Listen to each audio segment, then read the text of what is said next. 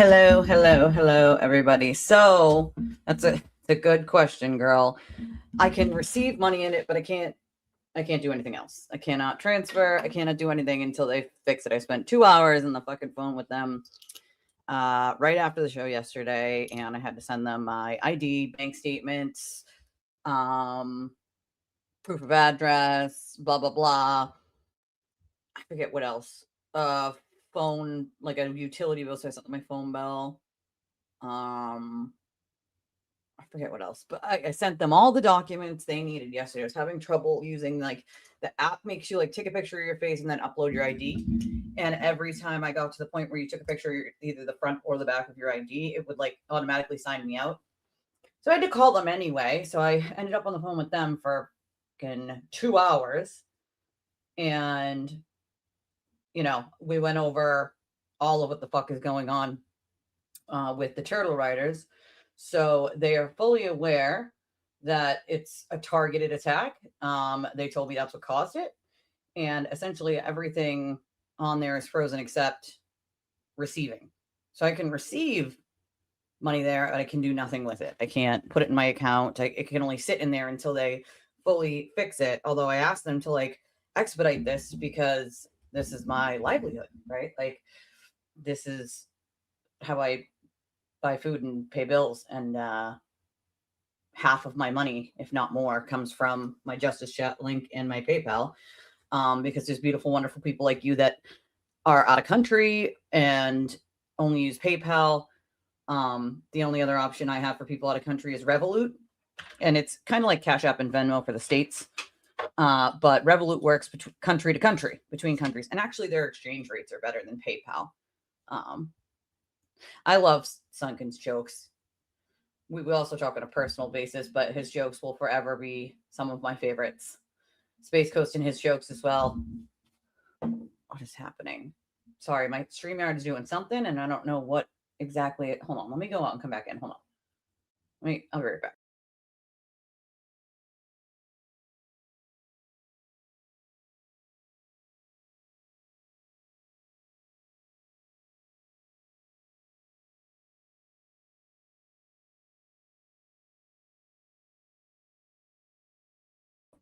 I don't know what it's doing. Like, what is... Sorry, I'm trying to fix this. It is doing something, and it's like buffering on the end of the StreamYard, and I'm not really understanding why, is the question.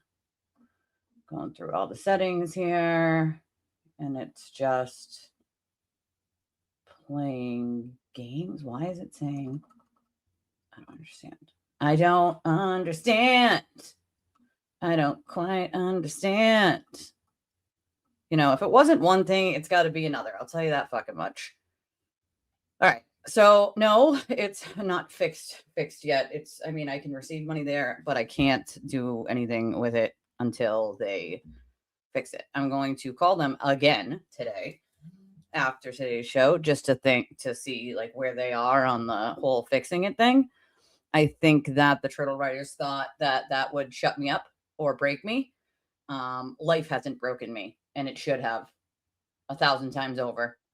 So that certainly isn't going to break me.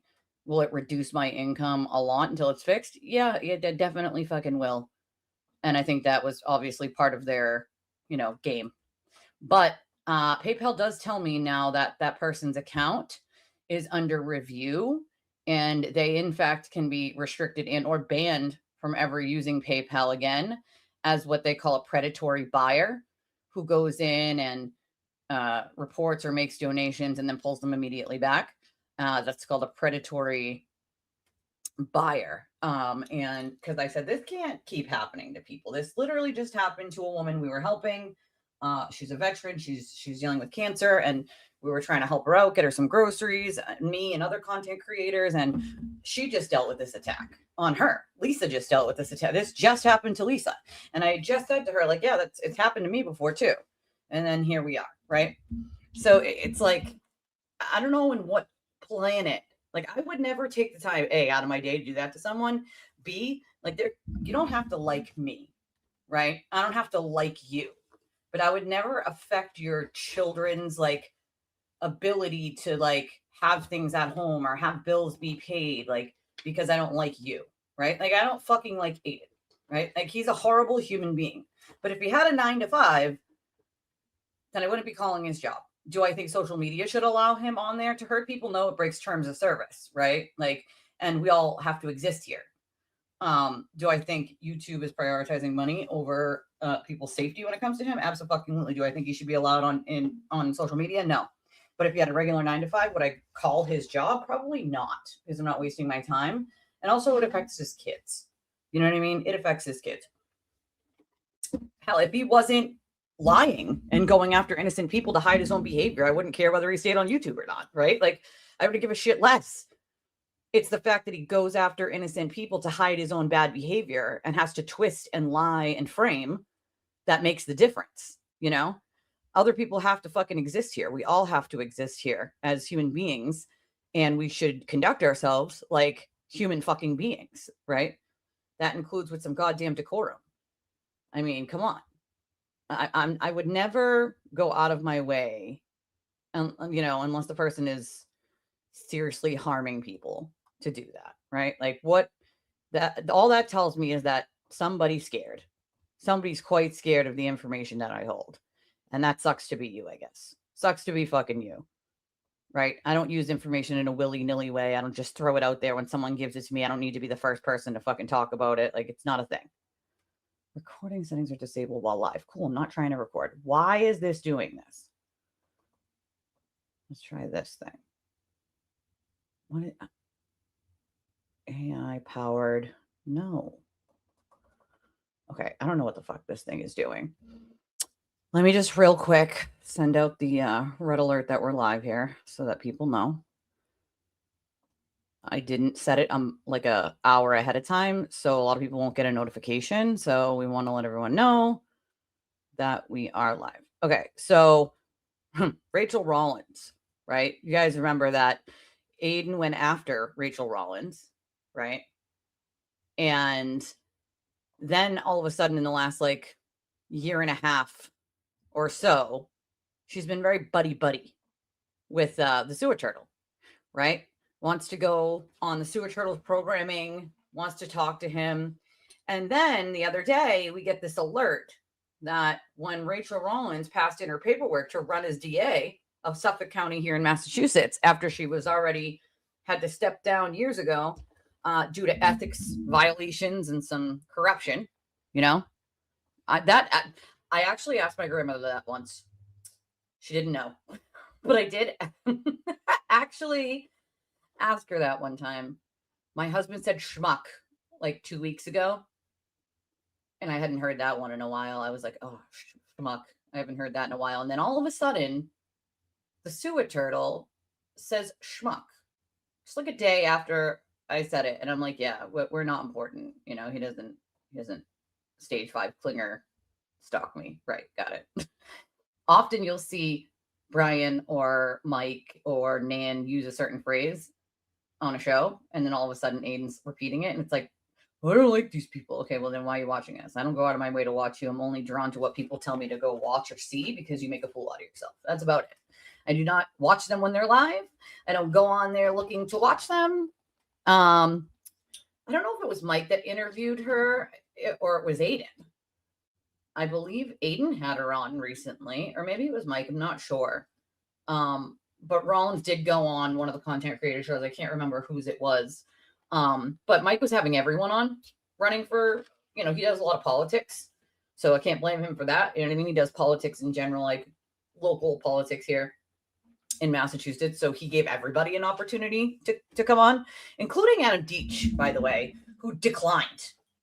He's declined to go on numerous shows, but made some public statement that, you know, he wants to go on all media and answer hard questions, except the problem is he won't answer any hard questions at all. So that's quite amazing to me.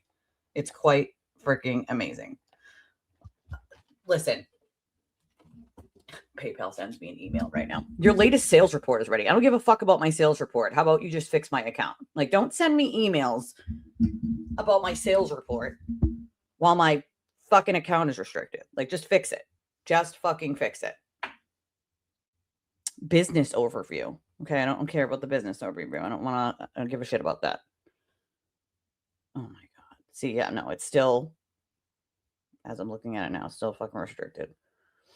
I can only receive. Like, this is bullshitaki, Mary Lou, bullshitaki.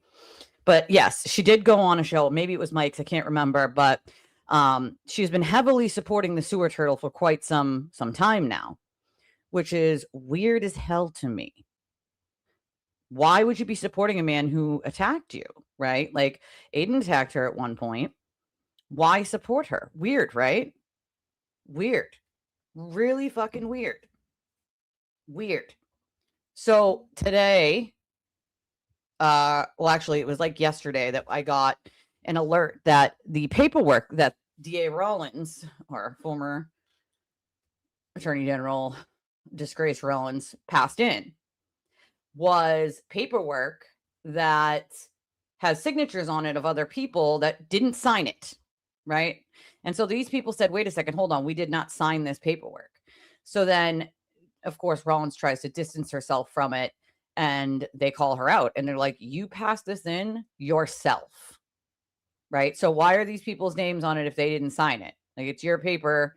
You're supposed to have it signed by whatever, whoever, and you can't even do that. So without further ado, I will show you that multiple city councilors said it appears someone else signed their names on Rachael Rollins' nomination papers. Rollins sought to distance herself, but records show the 2 sheets in question were submitted by Rollins herself. I know, shock, right? The shock and horror. So let's look at this.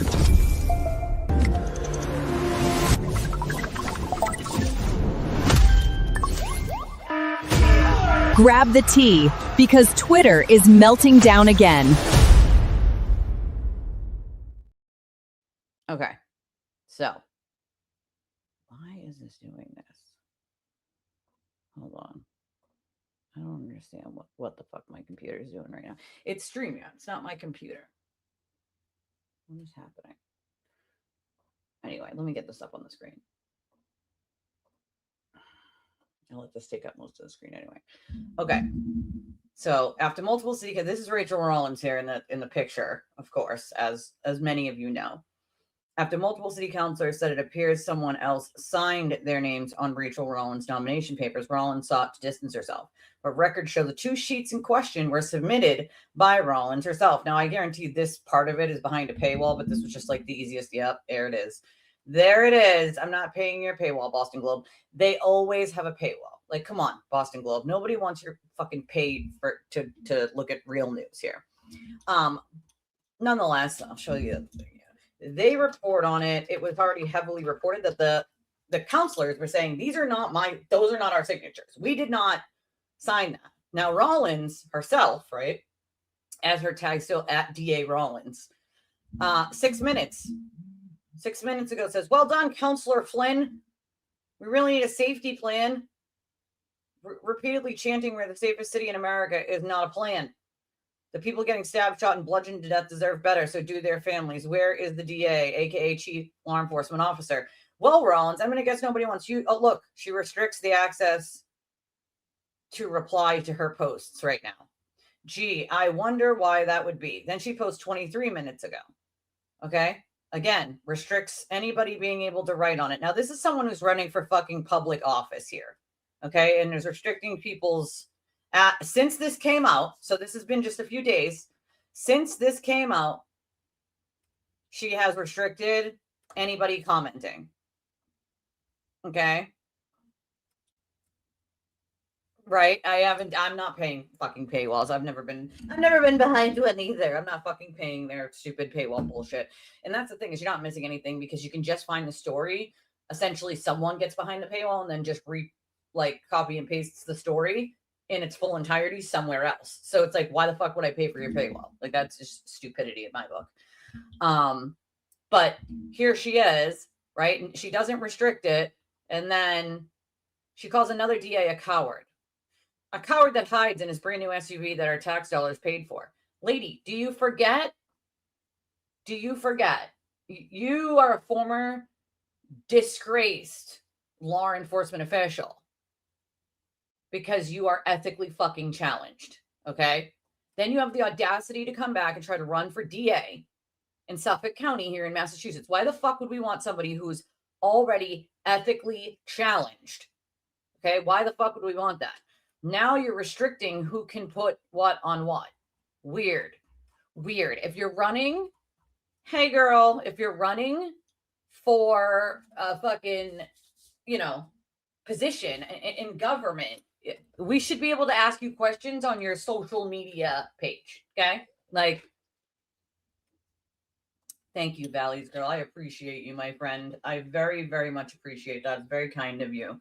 Listen, next month is help too. I promise. Like, super chats are a help for next month too. Even though YouTube takes a cut, like I essentially what I use my YouTube for is like the little bit of money that comes for the ad revenue, the memberships, the super chats. Like, I actually use that towards my rent money, right? So I appreciate any and all that comes in. And with the PayPal being down, I mean, it works. People can send money to it. I just can't do anything with it at the moment. I can't transfer it into my account. I can't do anything with it at the moment because of the turtle riders. So right now, if you do want to donate to the channel, our options are Cash App, Venmo, Chime, or Revolut if you're out of country. Revolut works like Cash App or Venmo, but it works country to country for 120 countries, something like that. So Australia to the US, US to Australia, or US to the UK, China to the US, US to Canada, Canada to the US. Like, it goes to 120 countries that you can send and receive money for, and their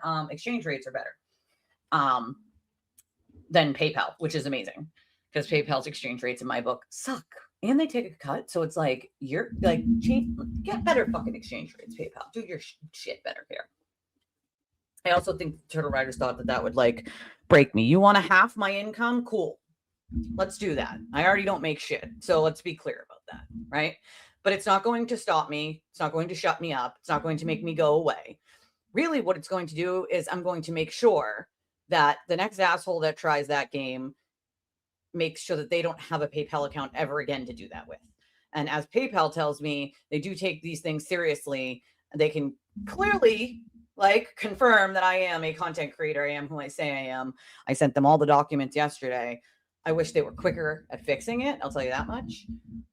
But other than that, like, now the person who did that automatically, like, their account is now being watched by PayPal. And once they do their quote investigation, like, it'll be restricted, and then you'll be banned from ever using PayPal as a predatory buyer is what they call it. That's what the guy told me, a predatory buyer.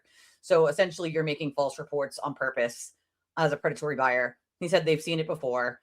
I said, great. Well, is there a way to sort of put a note on the account that often these are the people doing it, right? This is the content creator connected to, who's been banned from most places. Aiden's been banned from PayPal for a long time. And I think also from it's either Venmo or Cash App. He only has one of them. He was banned from the other one. So it's like, what do you think you're accomplishing?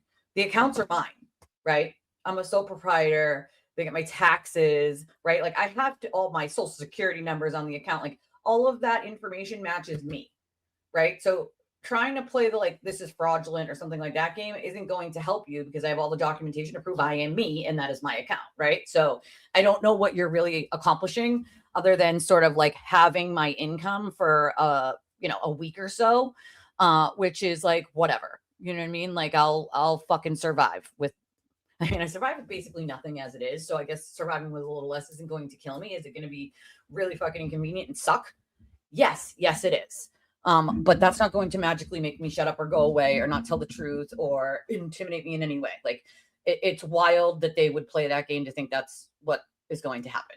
You know what I mean? Yes, of course. Only certain people can be asked questions of public interest, and then no one else can be asked, right? Like, Rachael Rollins here is a big, fan of the turtle at the moment. She loves the turtle. She loves him. And then, again, this is the lady who Aiden went after. Corruption, he screams, right? Ethics, corruption. She's bad. And then the second she showed interest of him, when she was thinking about running for Suffolk DA again, and sort of gave him like a little pat on the back, she's ethically challenged in the way that I believe that she's had communications with Aiden, as he's told people close to him that She's, giving him information on this, or this. So you're already ethically challenged. What is happening here? Already ethically fucking challenged, right? You don't want anyone in the public commenting on your social media when you're running for a government position. That is wild to me, Rachael Rollins. Why don't we explain ourselves? How is it that city councilors got their signatures on your papers to run for DA that they did not sign, that you passed in? Are you not responsible to get those signatures? I'm wondering. Distancing yourself now isn't really going to help you. And if I'm being honest, you should be disqualified from running just for that alone. Correct, Freeze. That is correct. That is correct. Looks like I don't, I'm about to take attendance. We're missing some people here. So wait, who's here? Can we see here's? Who's our here's? We have a Freeze. Freeze is here, right? Freeze is here. About to take attendee ounce. Space Coast, I don't see you. I bet you're listening, but you're not here. We have Grave, unless Grave bounced already. I see Go Duke, Chris, Valley's Girl, Claw, Jesse. I know we're missing some. Quite a few, actually. But again, it's my fault because I didn't set the live for over an hour ahead of time. And so a lot of people didn't get a notification. Oh, here, Robert's here. Yeah, I'm not a fan, right? I know. As soon as Lorelei's here, as soon as they roll call, bitches, I'm hearing it matters. It does matter. See, I knew he was listening. Just wasn't in the chitty chat. Roll call, bitches. Roll call. Here. We still love the first day of school. They would always say my name wrong, though. Alyssa, Elijah, Alyssa, Alicia. I'm like, okay, there's no H in my name. There's not two S's. There's no Z. So I don't know where they got Eliza from. Elisa. It's not that hard. Apparently, it was very, very hard for them. Now, hey, girl. Nice to see you. It was very hard for them to say my name on the first day of school. They never got it right. Never. It was like one teacher every 5 years that would get it right. Alicia, Alyssa, Eliza. I'm like, okay, none of those letters are in my name. You guys are supposed to be teachers here, okay? And you can't read Lisa with an E? Elisa? That's hard. Elisa. There's no H, there's no sh. So it can't be Alicia, right? There's not two S's, so it's not Alyssa, right? There's no Z, so I don't know where the fuck they got Eliza from, right? There's one teacher every 5 years would say it right. And I'd be like, oh my God, it's amazing you said it right. Thank you. Right? Thank you. I'm so proud. Hey, nice to see you. Yeah, we listen. I played it already. All right. You were late, sir. Okay. You were late. I played the bumper. It happened. Apparently, Ethel had a breakdown today of sorts, I guess. We have some clips and I have some questions. Okay. I have some questions. Oh my God. Okay. So hold on. Rachael Rollins is getting blown out of the water by Hayden. By raising a ton of money. And I think she'll be found to not be able to run. Dude, you're already doing shady shit. Come on. Because I see this as the TT Twitter segment, the UT Twitter segment.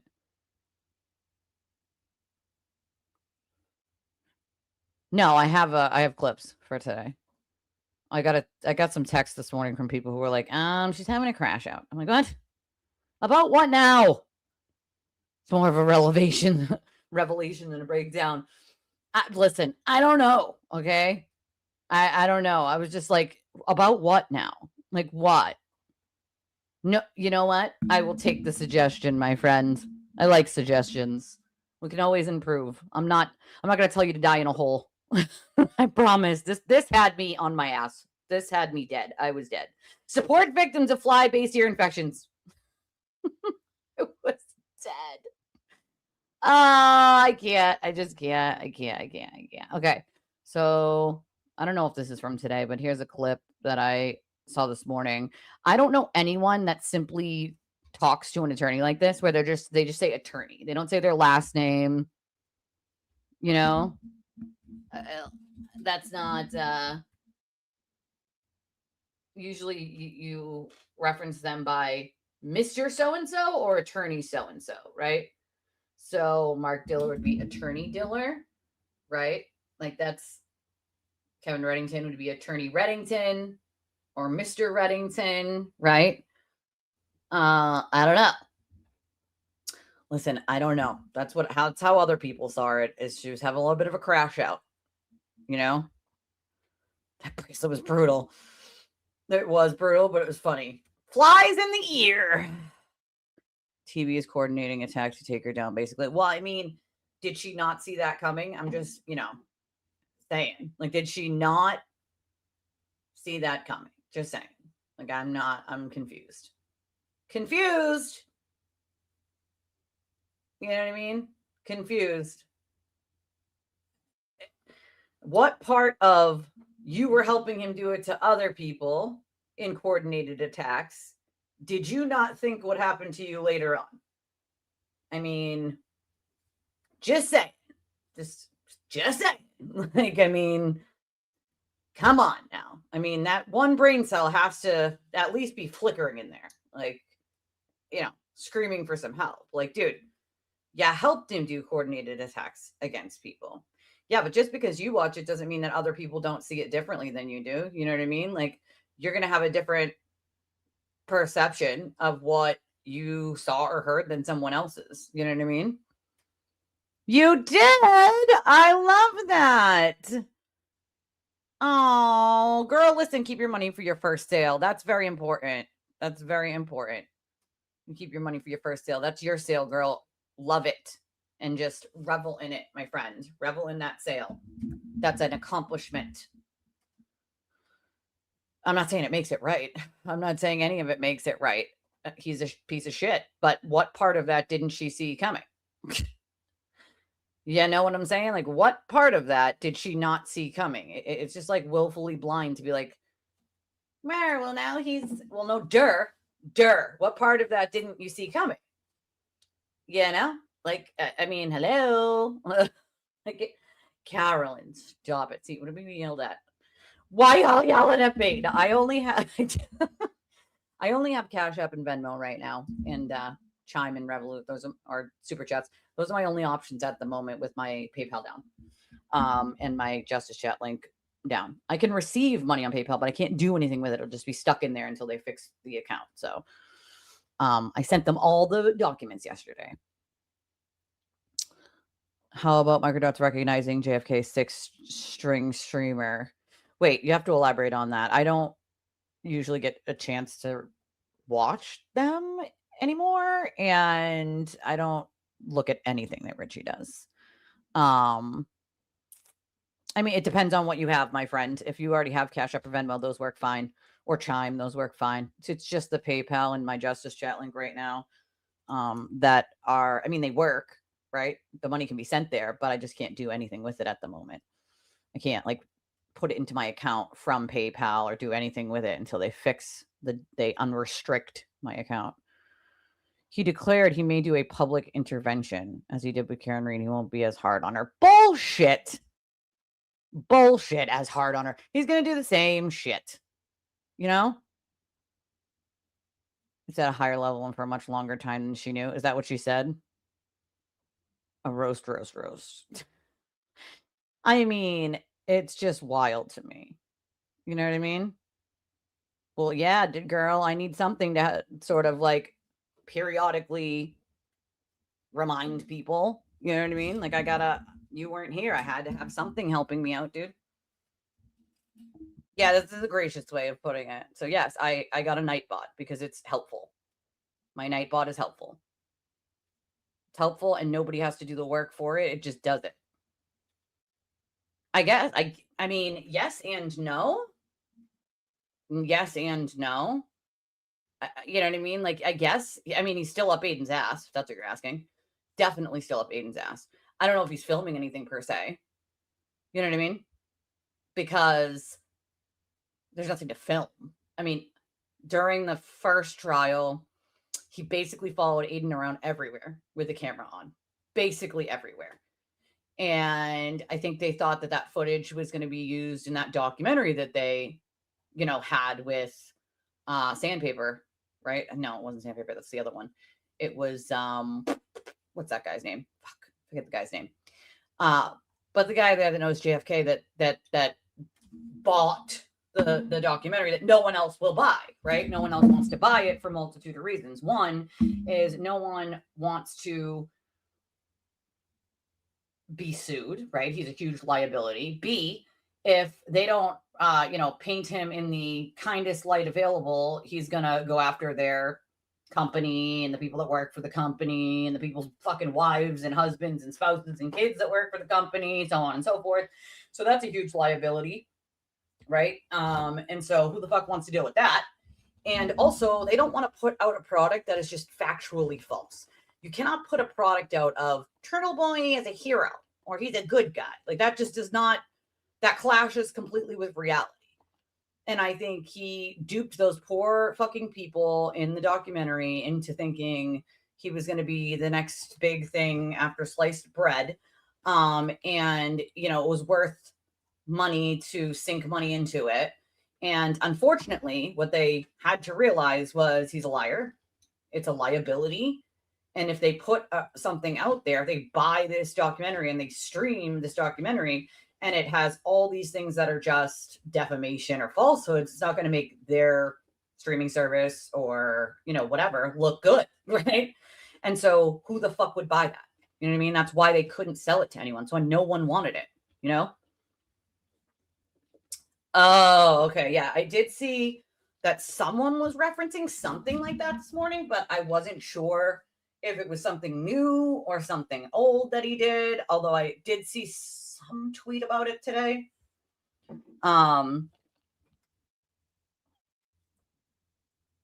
Yeah, the documentary. Yeah, I mean, yeah, right. It's not gonna be as rough as it usually is. Yeah, fucking right. Listen, he already basically, shit on her a million times over. It's like, at what point? Listen, when the coordinated attacks, when she was helping him with the coordinated attacks against all of his ex-girlfriends, Lindsay, Meredith, and then all the people he didn't like, each person, right? Like, what part of that did she not think would turn right back around? Like, and to be clear here, he wrote an article about her that she says, and I believe her when she says, like, some of it was a lie, right? And he twisted things and he didn't reach out to her, which is something standard that he does, right? So I believe her on that aspect. He doesn't reach out to the opposite party when he's writing these hit pieces on people. He takes gossip by one person and just runs with it, right? So I believe her when she says it's a hit piece and he wrote all this shit about her that, wasn't true and he never reached out to her. And that I can't remember if she said she spoke to him before he wrote it or after, but then he never changed anything or had an opportunity to change things and didn't. But it's like, at what point during that and after that happening and knowing what you felt like when it happened, right? At what point did your brain go, oh, you know what? Let me just accept him and be friends with him. And, he'll never do all those things to me. And then when you were watching him do the exact same thing he did to you, to other people, what part of your brain was like, yep, just keep, just keep hanging out with the guy. That's a great idea. Right? Like, the second you realize what he was, even if he lured you back into like, oh, I'll never, if you're friendly with me, I'm not going to go after you. Like, the second he started using you to hurt other people in the same way that he hurt you, you should have been like, yeah, started questioning things, right? And then the second that you realize you were being used for coordinated attacks against people, you should have stepped away, right? Like, at some point, you got to understand that running back to him, and this is what he does, which is like a deal. Like, oh, well, if you just help me, I will never talk about you again, or I'll leave you alone. Except the problem is once he gets what he wants or whatever he made the deal for, you're free range. He can just keep going after you all he wants. You know what I mean? It's weird. He recently released a video about himself in the Brian Higgins email and whatnot. And he's talented. Well, that's the thing, is he's squandering his talent on a fucking hack like Aiden. I agree with you, Lorelai. Actually, it's funny you say that. Someone else said that a very long time ago to me. And I remember, like, I think that the exact statement was, this will be one of the biggest mistakes he's ever made if he goes after women like you. And I had an inkling. It was like, because he was doing like these little digs at me for no real reason.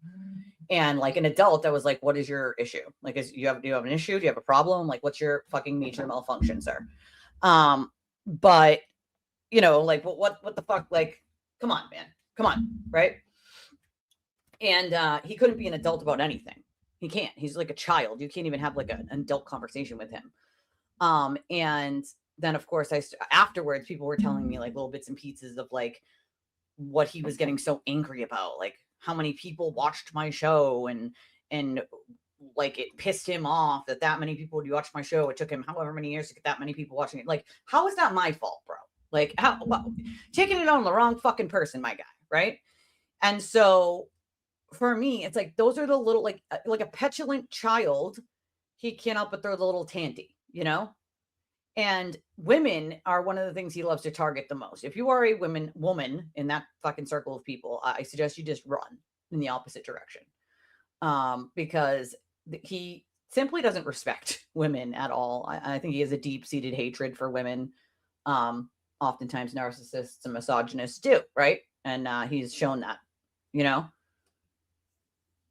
Maybe he did underestimate her. I think he also like maybe got jealous. You know, it's one of his standard things, you know.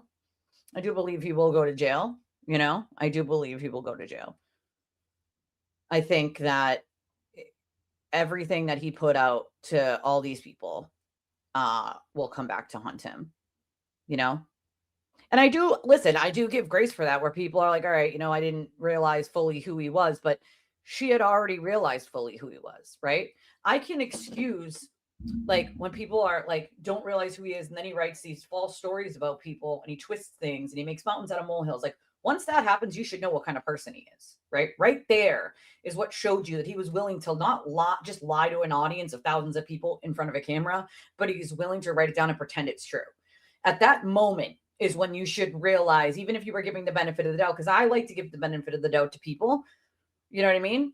But when someone keeps showing me that they're being hostile towards me, or they're being fucking shady or sketchy, like I might give them an extra like little bit of room, but I'm not going to give them too much at that point. You know what I mean? Like, my basic understanding of someone pretending and acting that way at that point is like, why the fuck do I need someone like that around? You don't, right?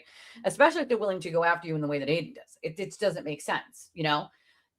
She knew once he wrote that story what kind of person he was, but she still had no problem writing that hit piece on Lindsay.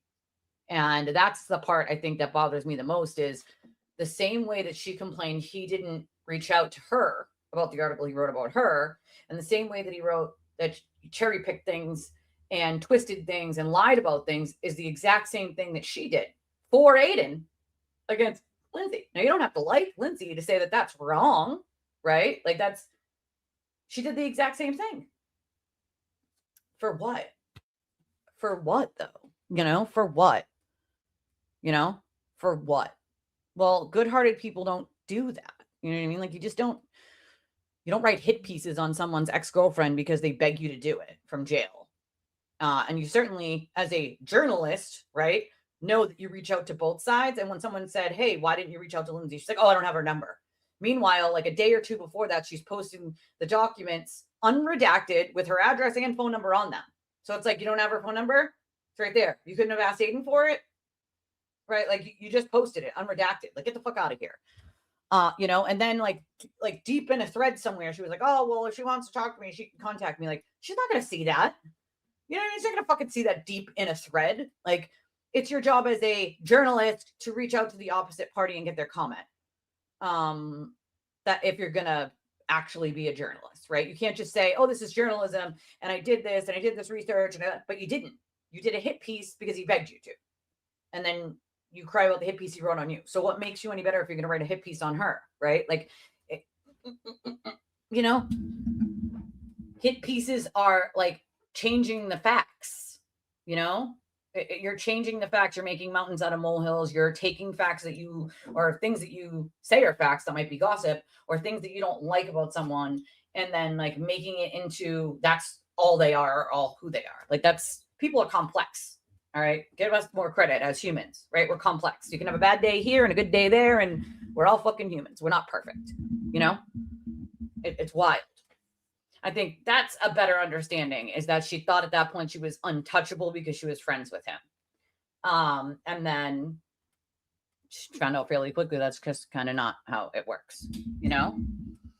I think she did start seeing it and did the exit interview, but I think she well saw it before that.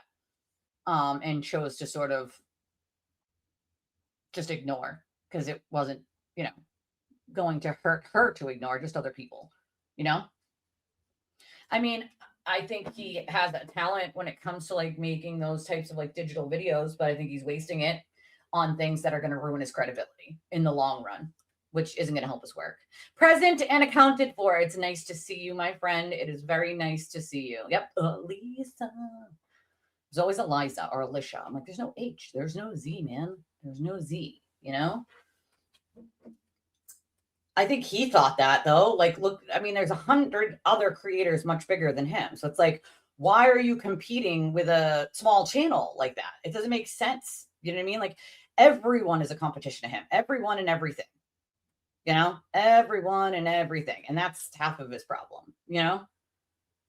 Her perspective is that's why she blabbed out about the wiretapping. She has a lot to be accountable for, to be sure. Well, that's the thing. I think she knew that she could clearly see that was going to go down a shit hill at some point, right? And was like, yeah, I heard it, right? Cool, you heard it. But you're saying that you obviously heard it from Aiden, and Aiden's out here saying that, you know, there's no recording or he didn't record anyone. Obviously, if you heard it, you heard it from him. You know what I mean? Like, come on. I noticed that when I was on Twitter and her reporting and commentary on the Karen Reid trial. Listen, this is, it's like, how do you not see? Last night's review about Lindsay Clancy and not understanding postpartum stuff was so telling of his heart. Tell me he did not talk about Lindsay Clancy yesterday. Someone fucking tell me he did not do a damn stream on Lindsay Clancy and postpartum. Oh my God, I can't imagine how much of a disaster that was. Right? I agree. I concur with this. Wake the fuck up before it's too late, dude. You know? Well, that's the other thing. What she doesn't seem to realize is not all the writers are very smart, right? So a lot of them just believe whatever he says, even if there's blatant evidence to prove that it's false. He did. Oh my fucking God. Yes, I think I see it as wasting talent. You know what I mean? Wasting talent.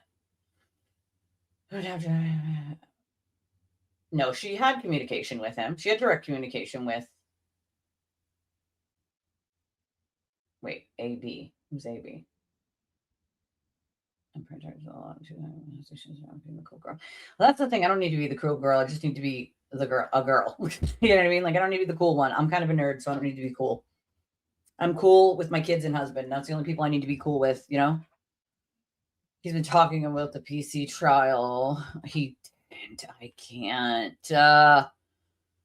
Did a stream and a spaces? Oh, for fuck's sake. I can't imagine someone like him trying to mansplain away postpartum. It's a very serious thing. Okay. I saw someone write this on Twitter, but I assumed it was just like a small portion. I didn't realize he did a whole fucking stream about it. Oh boy. Oh, okay. Thank you. I'm like, what's AB? I was confused for a second there. Maybe, I mean, I don't know why she told so much of her business. That's the other problem. Like, listen, you don't have to tell everybody's business, you know? Like, listen, I'm not going to get out here and start, you know, giving all the private conversations I've had with all of you. You know what I mean? Like, as a content creator, I don't need to make Jesse's life my fucking content. You know what I mean? Like, the conversations that I have with any of you, I don't need to, it's not content, right? Like, it's your life. It's your life. It's real life, which is fucking hard and stressful, right? Like, I don't need to make content out of you guys' real lives. I don't understand why she feels the need to do that to people. I don't know if she just likes embarrassing people or she thinks it's cool to talk about other people. Like, listen, you need permission from people to talk about that stuff, right? Like, permission. If you get permission to talk about it, then you talk about it. You don't get permission, you don't fucking talk about it. A personal conversation is a personal conversation, dude. Like, come on. You don't need to give it to the world. You just don't, you know? That's exactly what I was just about to say, Classic, is he doesn't even understand his own narcissism, okay? Never mind postpartum, right? Having someone like him talk about postpartum makes my fucking stomach turn. And I am sure that it was brutal because he has no real understanding of what postpartum is. I tell my sister all the time that she was super brave to come to me when her postpartum kicked in when she had my nephew. And it was just not everyone has that like comfort with someone to be like, hey, I'm suffering from postpartum. I need help me, right? It's embarrassing. No one wants to admit that they're struggling and that they need help, especially when it comes to mental health. There's so much stigma surrounding that. I fully believe if there wasn't, that my dad would still be here with us today, right? I fully believe my dad would not have chosen a permanent solution for a temporary problem of ending his own life if there wasn't so much stigma surrounding mental health, especially with men in SA, right? Women, yes, there's stigma with SA too, but men have a different kind of stigma when it comes to SA abuse, even as kids, that they hold. And I mean, Aiden trying to explain away something he will never understand and joking about it, like, that makes me sick to my fucking stomach. Imagine how brave you have to be to say to a family member or even a friend, like, hey, I am struggling here, right? I thank God every single day that my postpartum depression with my oldest was just on the lower level of like baby blues. I can't even imagine what it would have been like if it wasn't like on the lower level of baby blues. As you know, it's like a whole wide range spectrum of where postpartum can go, from just sad and stressy and depressy and tired to all the way to the other end of the spectrum, right? And I thank God every day that it was just like the stressy and depressy, right? Like, my sister had it like a little bit more than I did, not a ton, but like a little bit more. And for her, how afraid she was, like, it's brave, you know? It's brave. It is brave to say, hey, I am struggling and help me, right? And I remember setting my sister up with my therapist, because my therapist is probably one of the best at what she does. She's just unmatched. And I have a friend who I've known basically my entire adult life and part of my childhood. She was with me when I gave birth to my oldest, and we're still friends to this day. So we've been friends over 22 years, probably close to 25 years at this point. And, you know, when she was struggling with her PTSD, she went through a lot of abuse as a kid, a lot of trauma like I did. And so I set her up with my therapist, and my sister and my friend have both been seeing that therapist ever since. And it's been years now. So, you know, people can get better, right? But they need the correct support system and help. And a medication isn't a fix it all, right? I'm one of those people that never wanted to have to be on any medications long term, because it's not going to fix ultimately the whole problem, right? And then you're going to have all these adverse effects. I'm one of these people that have a ton of adverse effects from medications like that. SSRIs, they recommend when it comes to like depression and stuff. They've never worked for me. They actually also did not work for my mom and did not work for my sister. They did the whole like, oh, we'll do genetic testing to see like what might work well or what wouldn't. And they always do SSRIs. SSRIs did absolutely nothing for me. And I actually had adverse results from SSRIs. So they kind of did the opposite of what they're supposed to do. So there isn't a one pill or two or even three that fix PTSD. So it's like, you kind of have to just work on the therapy aspect of like dealing with, you know, how to cope with certain things and how to make your mind not automatically react to fight or flight as it's so used to doing, and sort of like retrain your brain in a way. Which is why I do cognitive behavioral therapy, which has really helped me. And it might not be obviously for everyone, but for me, it worked. And I think with the Lindsay Clancy trial, I can fully understand not wanting to be dependent on medications. I actually turned down benzos probably a half a dozen times. I will not take them. I forget, I was on benzos a very long time ago for my anxiety and panic. You forget whole bouts of time just disappears. You don't remember what happened. You don't remember what you did, right? And if it can actually cause like you to be angry, aggression, right? And so I refuse. I will not take them. I don't give a shit. I will not take them. I will not take benzos. I literally had my doctor like put in my medical, like, will not take benzodiazepines. Like, will not do it. I won't do it. So listen, everyone wants to get better, but 1 or 2 or 3 pills is not a fix at all, right? And if you're like me and you have adverse effects from a lot of medications, then you're kind of like limited on what you can take if you've taken everything. Like, listen, they said try it, I tried it, right? I did what I was supposed to each time, and then when I would have the adverse or back effects, I'd call and be like, "This is what's going on. This is and they would change it or they would up it."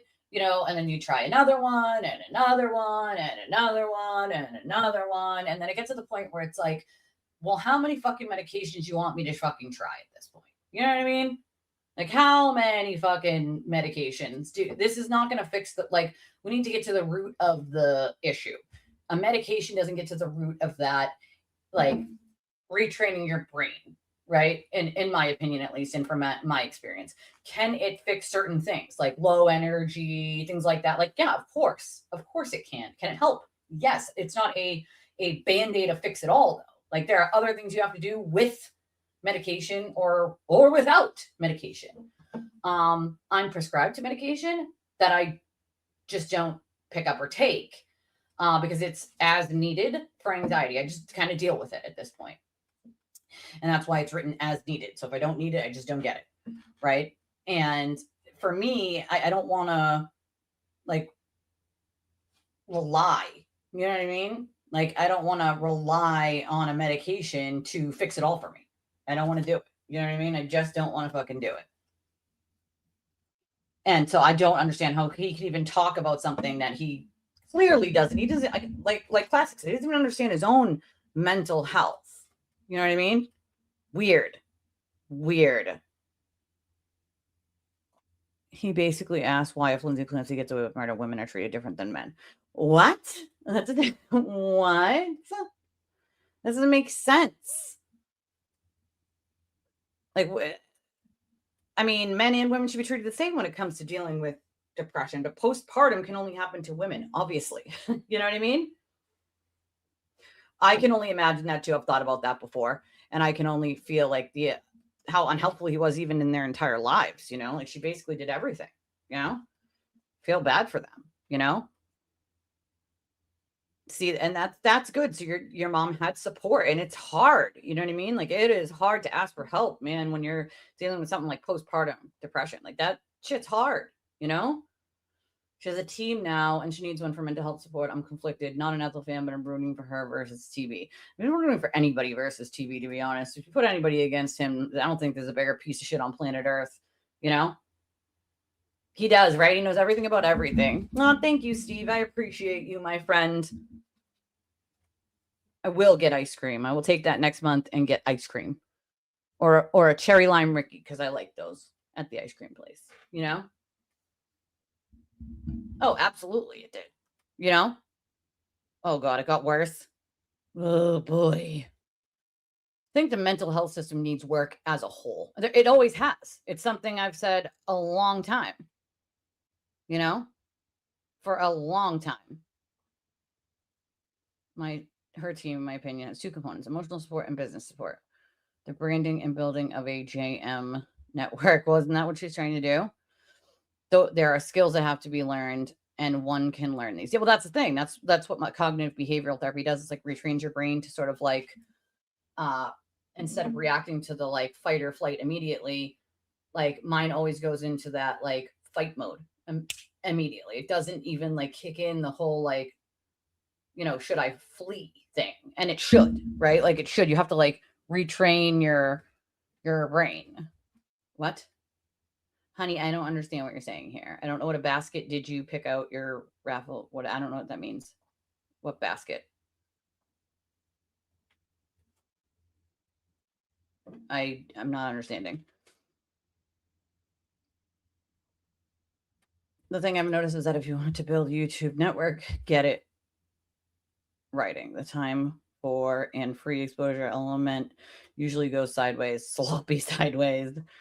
Yeah, we have to be willing to definitely learn and accept and do those things. You have to. Okay. So let's see.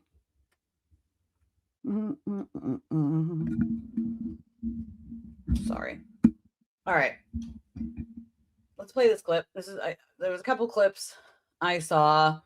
This was Ethel calling an attorney, but she just says hi attorney, or she claims she's calling an attorney. Some people are saying she's not fucking calling attorney. This was all for show. Second, please learn how to speak to someone. If you're going to call an attorney, dude, you call them attorney so-and-so or Mr. or Mrs. or Miss so-and-so, not just attorney. Like, I mean, that's weird. I mean, imagine just calling someone attorney. Like that. I mean, that's weird. I don't know. It's fucking weird.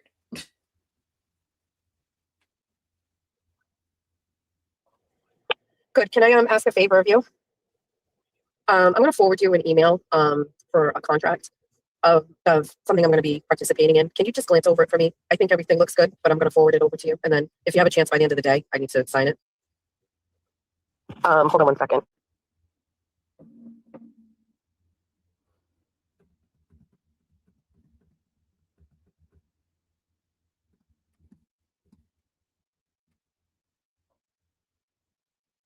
Thank you.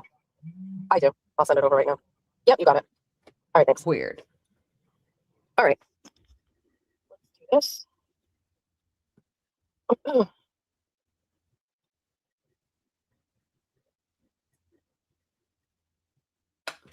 I'm your attorney, I'm asking several questions. Okay. Right? Like, why would you do that on live? Why All would right. you have that conversation? Forward it to my attorney. It's weird. Let's go get a bagel. That's what we came here for.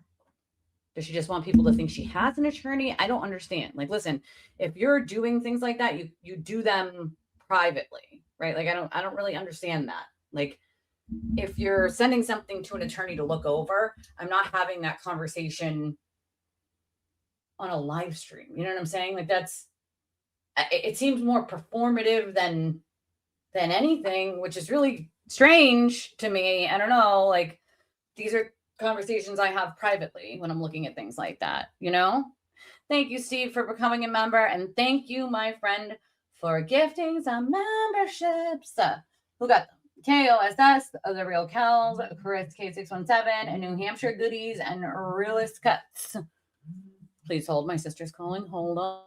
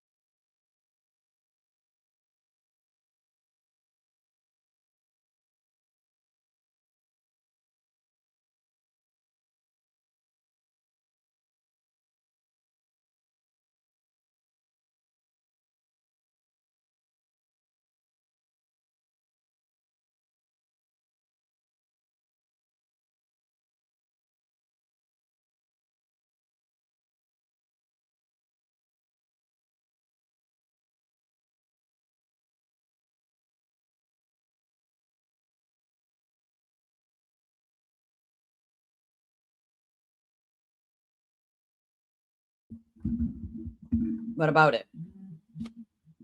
I still have to do her pillowcase and her thing. Okay. What about it? Also, wouldn't you think that that would be like, between me and the person that won? Like, I have to make the pillowcase and the thing with what she wants on it. Right? Like, that's not something that instantly happens. That's why they're personalized. She chose the earrings. She wanted the dangles and the charms on the open face. And she chose the color for the bag. And then I think the word, I'm just waiting for her to pick like a saying or like, not shapes, but like, what's the word I'm looking for? Like pattern, I guess, for the, I think either, is it the pillowcase? I think it's the pillowcase. As I think I have a good idea of what she wants on the canvas bag, but I gotta go see what colors I have left because I want it to stand out on the aqua. That's okay, girl. Listen, that is okay. Okay. I also found I know you picked the aqua bag, but I did just find a yellow one too.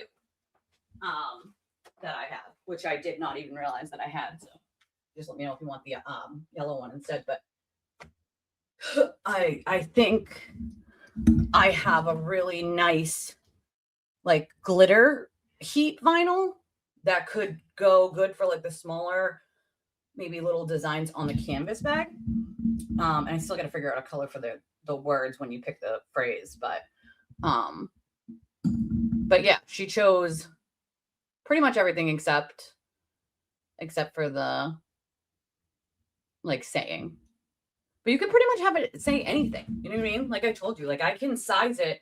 It's bigger, smaller. Like the vinyl I can make them tiny, like teeny tiny. Like the words can be this big if I needed them to be. I have a measuring tape. Not like this traditional building measuring tape, but one for like cloth and stuff. And so I measure about how big I think I would want the saying to be compared to where I want it on the bag. And then, I measure about where I want it to go. So like an inch, 2 inches, 3 inches, like how big I want it to be across, where, and if I want it to go below or above. And then I figure out like how big I want the letters. So it can say whatever you want. It can be one name. It can have like a funny saying. It can be like whatever, you know what I mean? It can be literally whatever. Why men weren't calling in. Well, I don't think, that's probably why men weren't calling in. You know what I mean? He was brutal last night on understanding PPD. Couldn't understand why no men were calling. Like, bro, how are men going to comment? Not for nothing. I mean, yes, there are scientists and people who study PPD who are men, obviously. My sister called because they want to go to, I think she said Six Flags, now Canopy Lake, on Saturday. So she was telling me how much it was going to cost for my little to go so I know how much I have to give her. I think she said she got the tickets for $25 for the ticket and then another $10 for the water parks. I think she said $35 for the ticket. And then the food is so fucking expensive at Six Flags. Like, Jesus, they need to come up with like a meal plan for the day. Like, like just a meal plan. Gucci bag. I could make it say Gucci. It wouldn't be real, but I could totally make it say Gucci, Hold on. Where's the cat? Cat's not in here. Girl, Dora's not in here.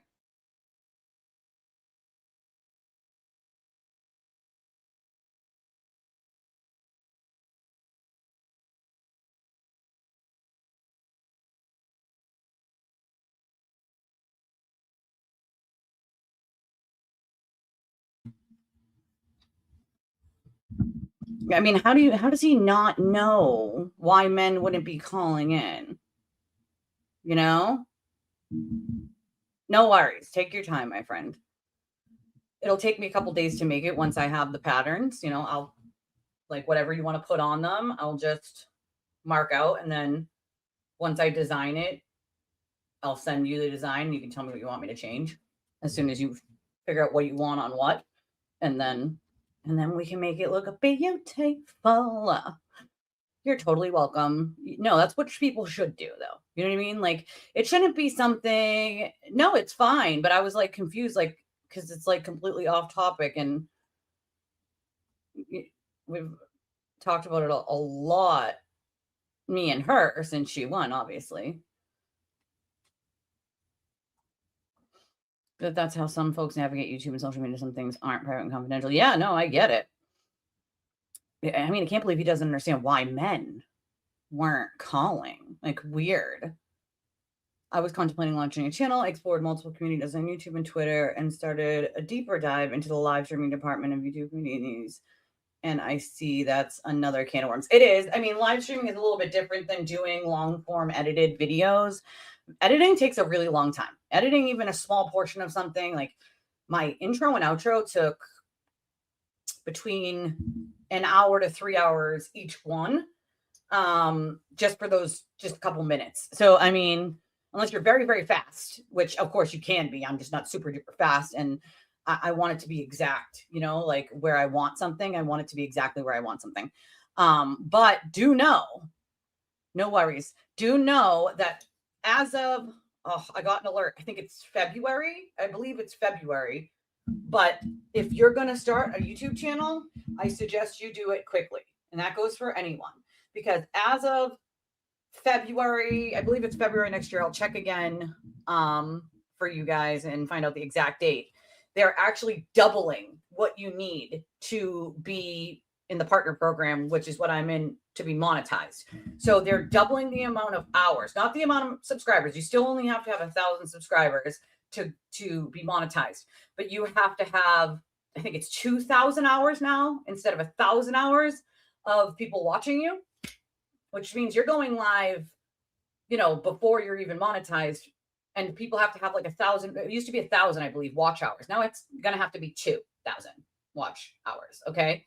And a certain amount of like impressions or whatever are in posts per month on shit. So it's, yeah, even short form videos or shorts now have to have like 30 million impressions or something like that within a 3-month period when they change it. So they're doubling everything. If you're going to try to get into the partnering YouTube monetization program. So if you are thinking about starting a channel, I highly suggest you guys do it quickly so that you're not locked into that doubling that they're about to do. Because that's difficult. Like getting the first 1,000 hours is a pain in the fucking ass anyway.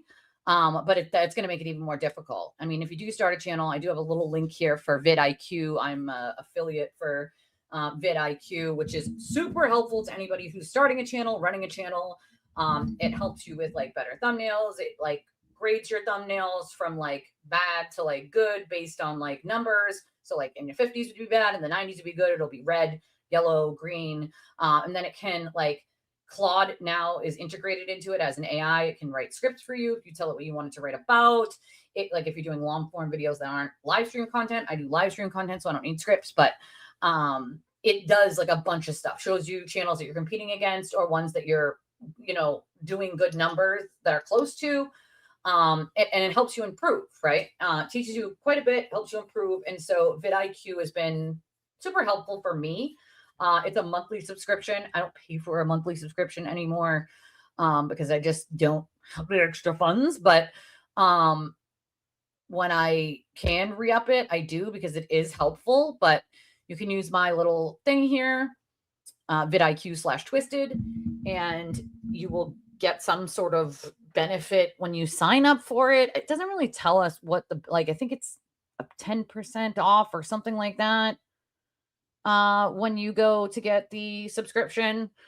And some people's goal isn't monetizing. Sometimes they just want to put the content out, you know? Sometimes they just want to put out fun videos. And if that's not, then you don't have to worry about it. If your goal isn't to monetize at all, like, you don't have to worry about it.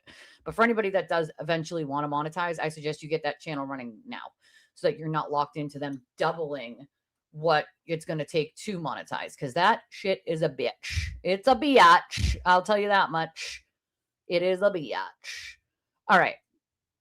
Back to my, hold on. What the fuck is happening? What did I just do? Ugh. My brain cells today. My brain is overloaded. I feel like that's my problem, is my brain is simply overloaded.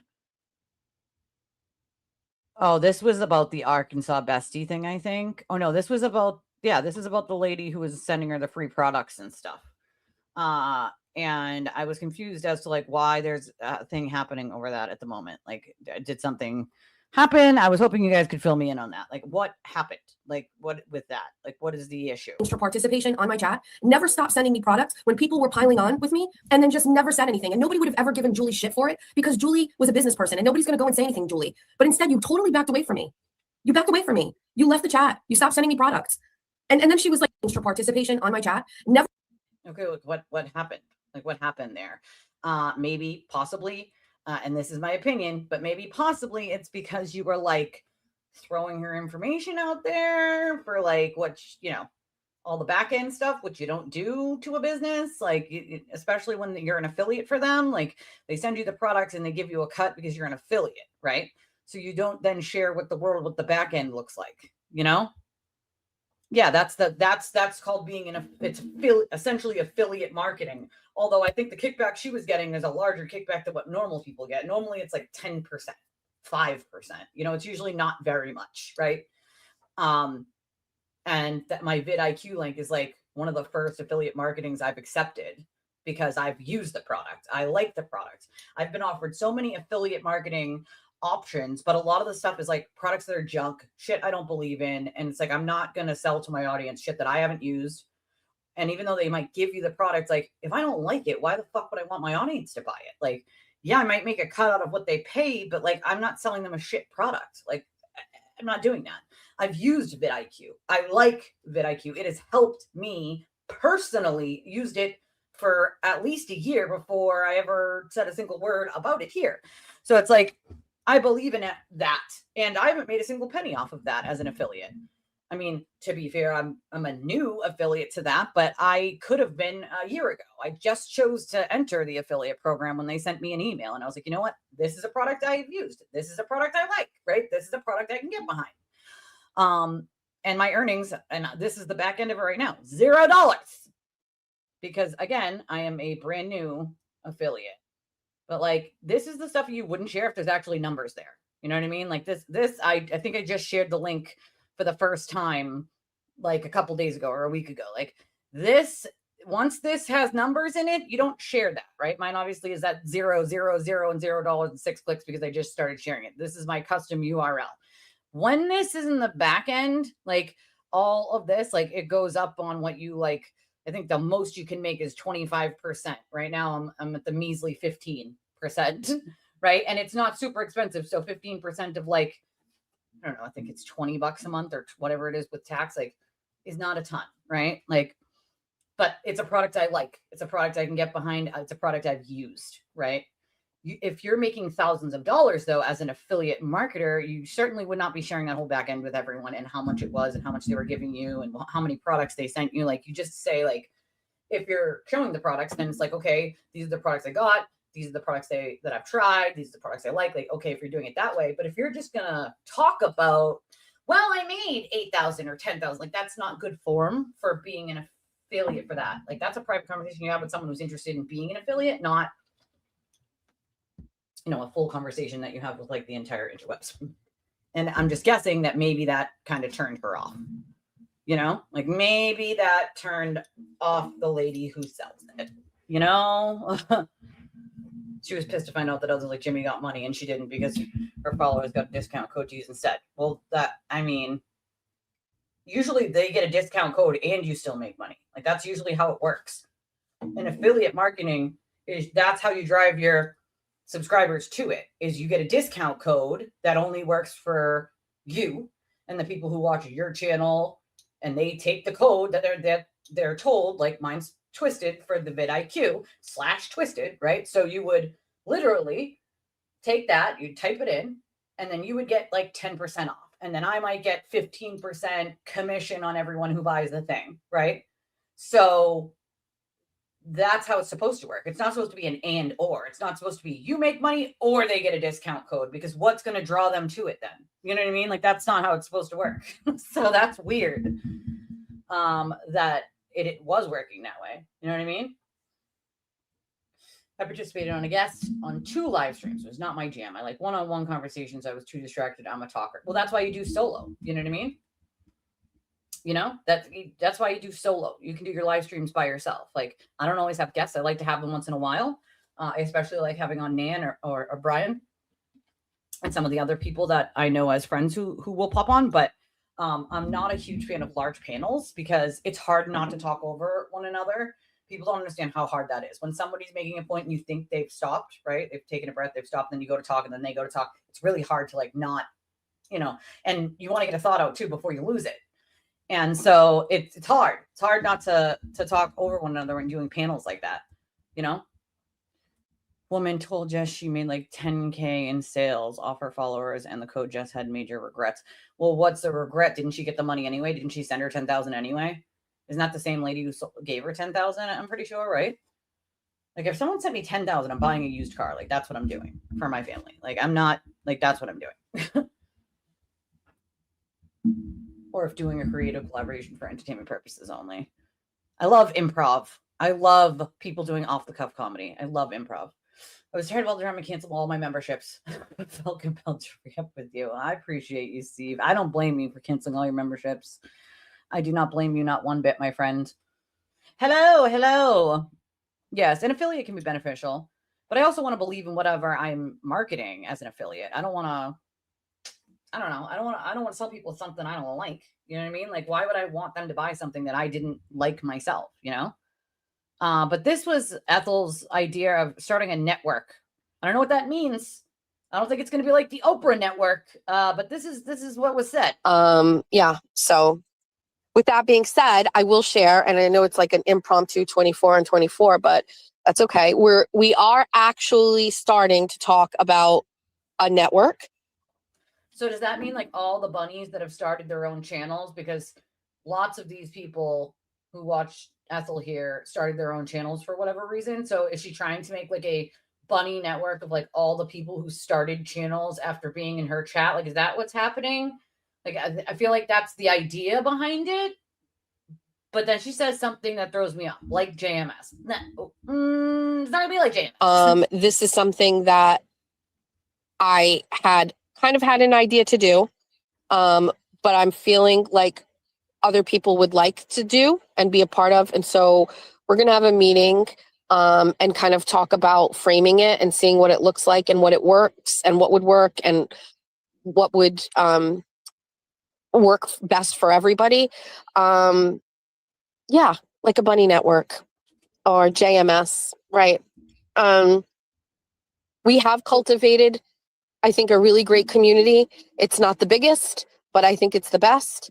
And I think over time, it is going to be validated in so many different ways.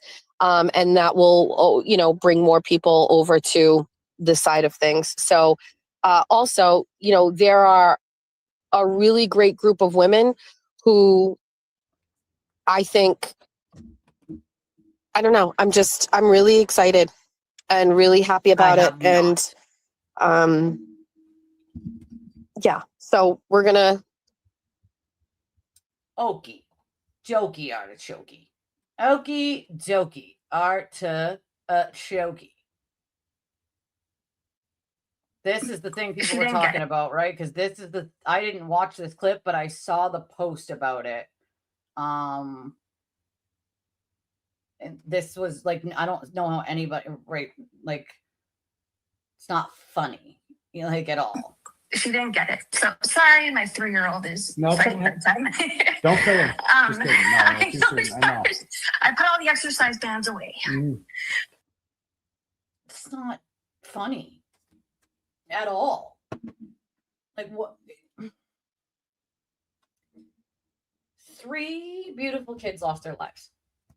That is not a funny, right? I'm going to bet that if that person had ever lost a child, that she wouldn't be talking like that. It's gross. It's really just gross. Hello, darling. I don't know how anyone could say something like that. I put all the Oh, I'm sorry. My 3-year-old is, I couldn't even hear what she was saying he or she was doing. And he's like, don't kill them. Like, what? So yeah, no, I put all the exercise bands away. Like, I'm sorry, what? How do either of you think that that's cute or funny or humane for that? Like just humane. Like that's not humane in any way. Too soon. Just kidding. She didn't get it. Like why? I'm just saying why. Also, I thought he had an ear infection. He was in excruciating pain, oxys and all. What happened? The flies, did they move out? They evicted themselves from your ear? I'm confused. Oh, look, it's Baby Betero. Cute. Cute. Baby Betero. Baby Betero. Writing all his little Dear John letters. It's cute. Look, he's even got his purple marker. He needs his purple crayon, but, you know. So cute, Baby Betero. Adorable. Adorable. I also heard that the Glyer was very upset about the Ice Bucket Challenge. Y'all remember the Ice Bucket Challenge, right? You guys remember that? I know that my kid took part in the Ice Bucket Challenge.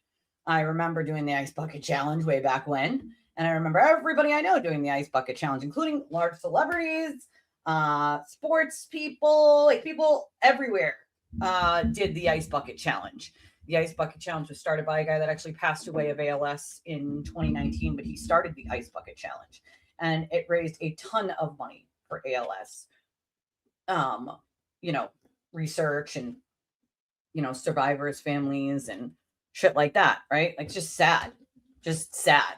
And so he apparently tried to clown Mike about Mike's show and talking about supporting the Ice Bucket Challenge, like an old video of Mike supporting the Ice Bucket Challenge. Like, why the fuck would you think you would mock anyone for the Ice Bucket Challenge? This is the guy that started it, and he passed away in 2019 of ALS, of that disease. It raised more than 220 million worldwide just from a social media. It's one of the most viral moments of that time, of everybody doing that Ice Bucket Challenge and passing it around and nominating someone else to do it and donating money. Like, it raised a shit ton of money for ALS, which is a horrible, horrible disease. Like, that's all you have to talk about? Like, that's weird, bro. You know, that's weird. Weird and dumb as hell to think that, like, you got a gotcha on someone for an old video of them doing the Ice Bucket Challenge. Like, that shows they're humane and human and have a heart, you know? Weird to me.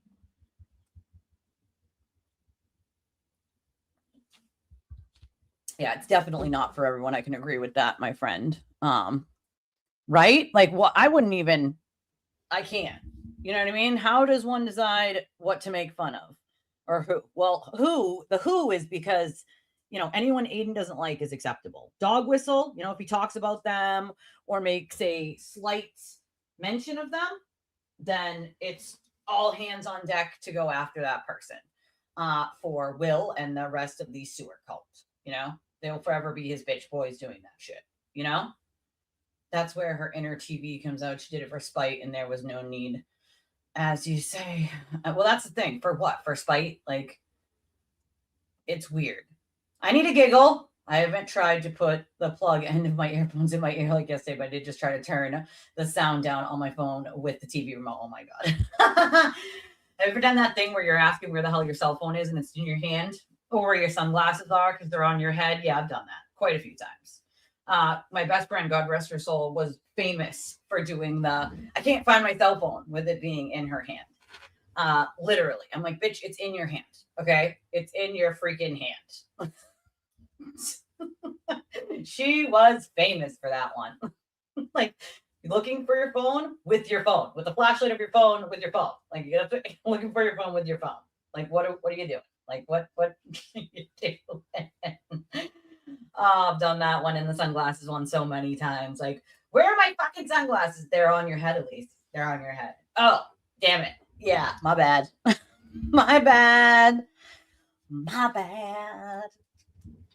Right? They left. I think they self-evicted. They were like, nah, bitch, we outie.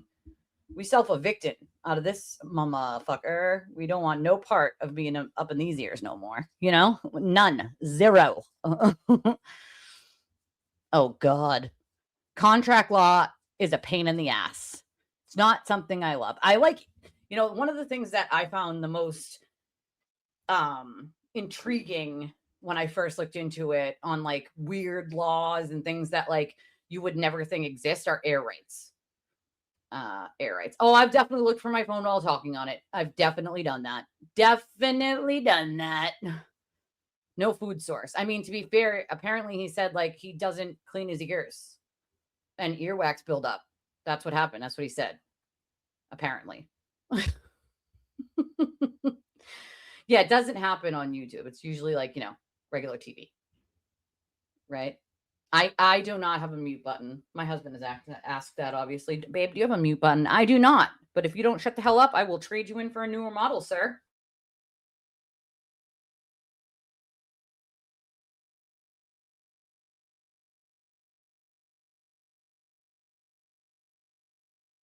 Sorry, I had to turn the AC on in here. I was getting hot.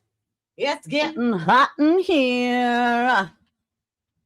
Yes, I told him I would trade him in for a newer model. Babe, do you have a mute button? I do not, sir, but I will trade you in for a newer model. Okay? You know, shut the goddamn hell up. I'm blonde, so I get a pass on my don't moments. The last time I said I would trade him in for a newer model, he was like, I would trade me in for a newer model too. I was like, I was kidding, obviously. I was kidding. Should have seen what he did last night. I was literally trying to send a voice note to Leah, and he came in from the shower and said something hilarious. He like had already brushed his hair, and it was like in a comb over. And he comes in with his towel also around his shoulders for what reason, I don't fucking know.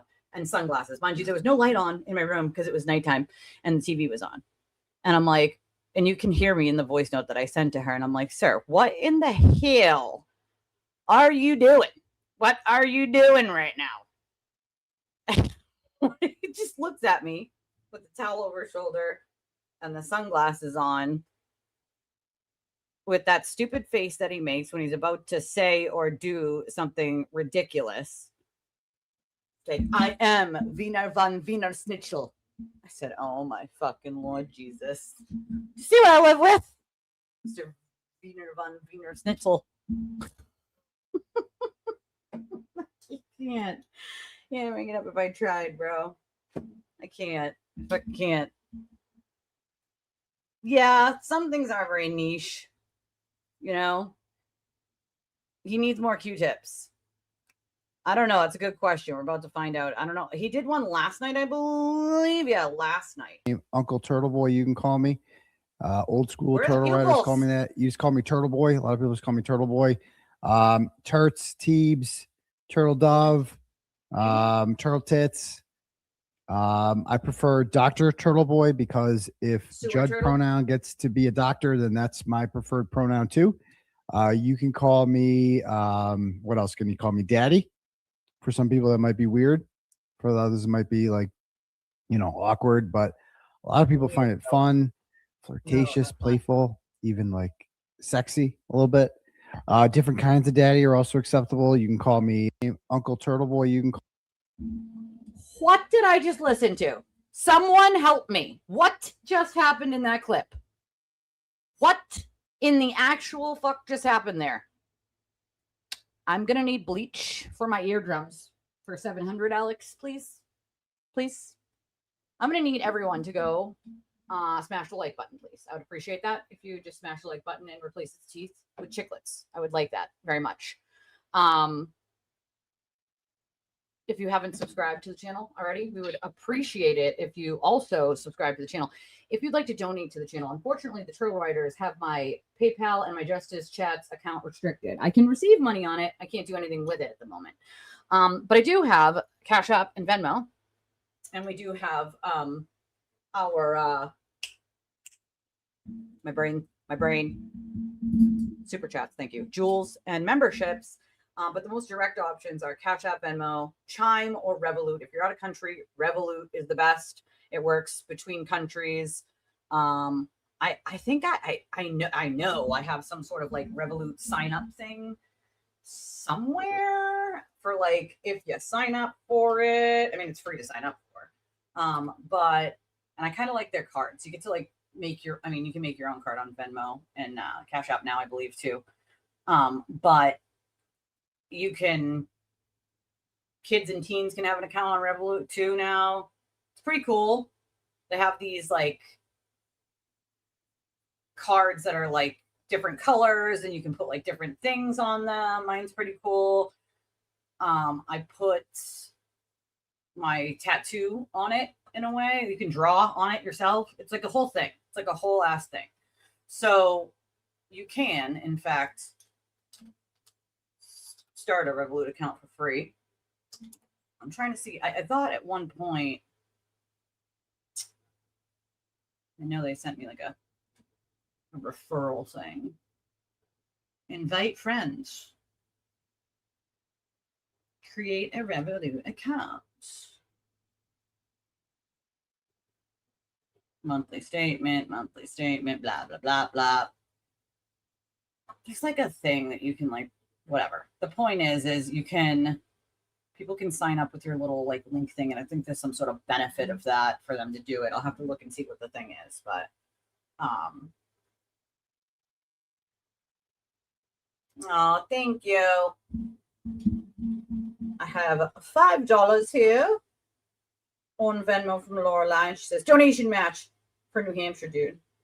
Well, thank you, Lorelei, for your $5 donation on Venmo. I appreciate you, my friend. I appreciate that very, very much. Standard brand opening. I mean, what is happening with those people? This is what I would like to know. I think this one's worse. This is the earwax one, right? Like, this is like, it's like the explanation of like why. Right here, all the way from there to there. And I'm like, what Okay. the hell's going on here? And I could, when you have like water in your ear, you could just feel it and it usually just comes out, but like it wasn't coming out right or whatever. I don't know. I'm like, okay, I've had this before. Like if you want to get your ears cleaned, whatchamacallit, Q-tips do not work. They actually make it worse. They recommend you don't. No, you're just not supposed to stick the Q-tips all the way in your ear. You're not supposed to do that. You're supposed to clean your ears and then you use the Q-tips, but you don't go all the way in there. It's because you're supposed to keep up with cleaning your ears. And they don't recommend that you stick them way in there. That's the whole point of Q-tips. They don't not recommend you don't use them at all. It's that you don't stick them way in there to clean your ears. You gotta know where to stop so you don't like puncture your eardrum and fuck around with your ears because you need them to hear. But that's not true that they don't recommend to use them at all. That's just like not a thing. But apparently he just doesn't use them. I don't know. Do that. So whatever. Sometimes you got to get your ears cleaned. So I go and I'm like, it was really painful, but not that painful yet. So I go to urgent care and they take a water gun and they flush out your ear and they shoot that shit hard and it's got like chemicals in it and shit. So it starts fizzing and then they have a thing on the side of your ear and it catches any buildup. It's gross. And, I'm like, they're like, okay, cool. Problem solved. That usually fixes it. Right. Wrong. That was like the beginning of my problems. So then they're like, okay, they gave me a prescription for some like eardrop antibiotics. And you'll be fine. Okay. So they gave it to me right here, all the way from there to there. And I'm like, what the hell's going on here? And I could, when you have like water in your ear, you could just feel it and it usually just comes out, but like it wasn't coming out right or whatever. I don't know. I'm like, okay, I've had this before. Ear. Like if you want to get your ears cleaned, whatchamacallit, Q-tips do not. Like swimmer's ear, sir. When it gets stuck in there, there's a swimmer's ear. So you don't use Q-tips. I'm confused. Well, I'm not quite understanding here. I don't get it. You didn't use Q-tips. Okay? Weird.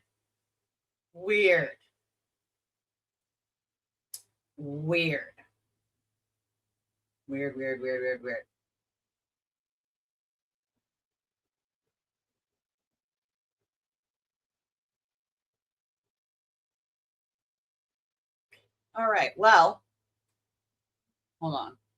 There is one thing that I had I was like, is this real fucking life right now? It's a clip that, let me see if I can.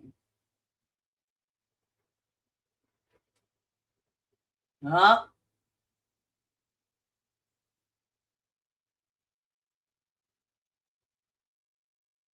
Hold on.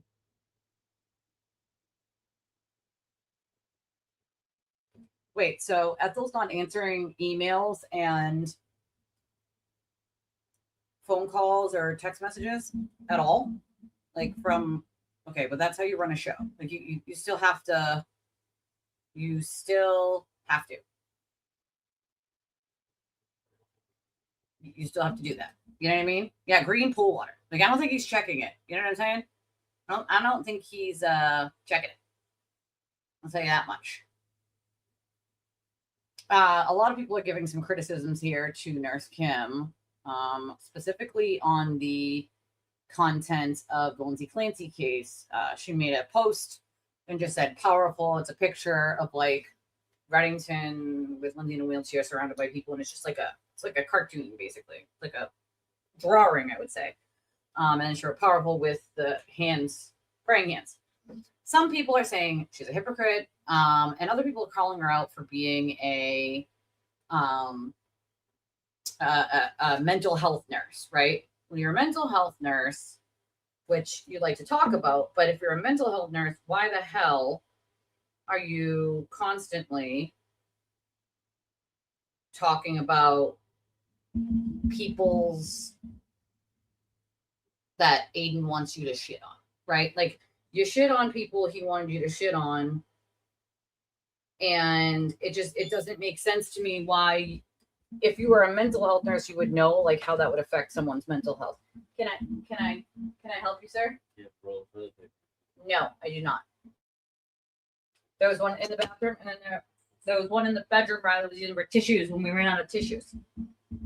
Looks like I'm probably gonna have to go to the store and get toilet paper. My daughter took one roll into the bathroom. I mean, into the bedroom because her nose was running. We ran out of tissues.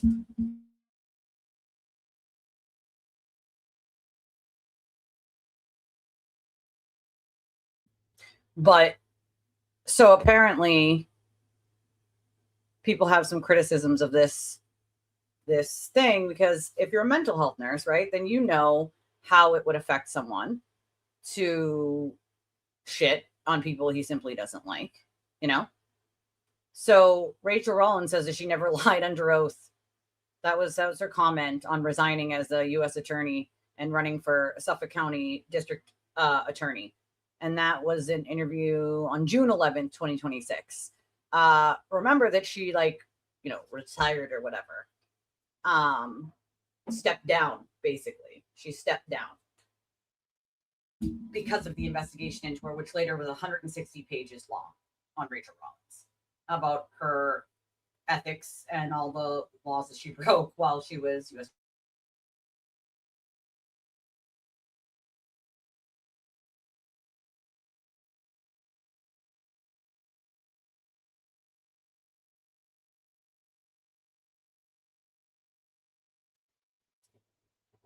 She thinks because she stepped down, she can say she's not disgraced, or you know, that she's not fucking ethically challenged because she stepped down before they charged her or before she was fired.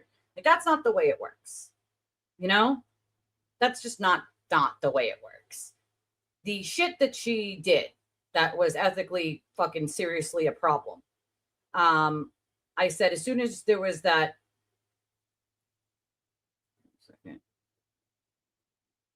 As soon as they said she's running again, I said, oh, I don't, no, thank you. No, thank you. If she was very ethically challenged, doing favors for her friends, doing shit she's not allowed to do, then she will do it again. She'll just be smarter this time about doing it. You know what I mean? Like, she'll just be smarter about doing it. There's nothing that's going to make her stop being corrupt. And the fact that she wanted to run again just blew my mind. Like, why would anybody want her as a DA? As ethically challenged as she is. That didn't make any sense to me, why anybody would even vote for her. I guess if you like ethically challenged people, then sure, vote for Rachael Rollins and leave the court system that's already a fucking mess in Massachusetts, in Suffolk County, to that lady. You know what I mean? Like, she'll just be doing favors for her buddies and her friends, and, you know, not prosecuting them and prosecuting other people instead. It's wild. It's wild. It's absolutely fucking wild to me. Court transcripts out for what? Rachael Rollins court transcript? No, but I think the 160 page, still 160 or 161 page report that was out on all the shit she did.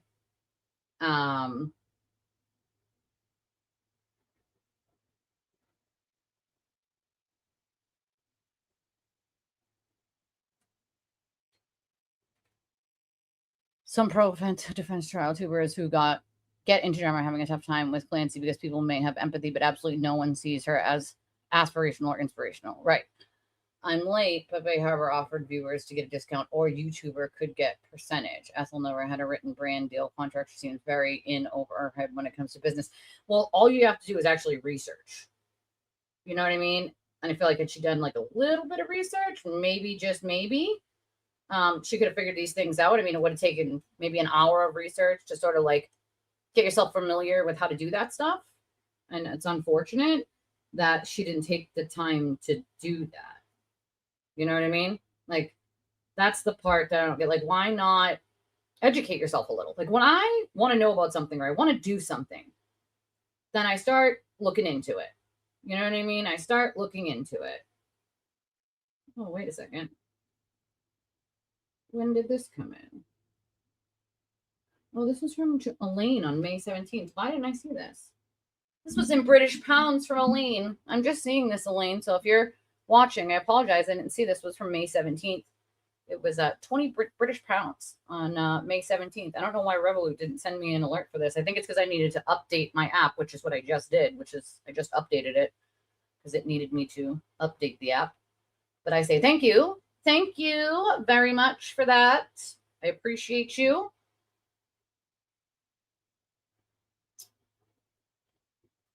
Thank you. Thank you. So yeah, I mean,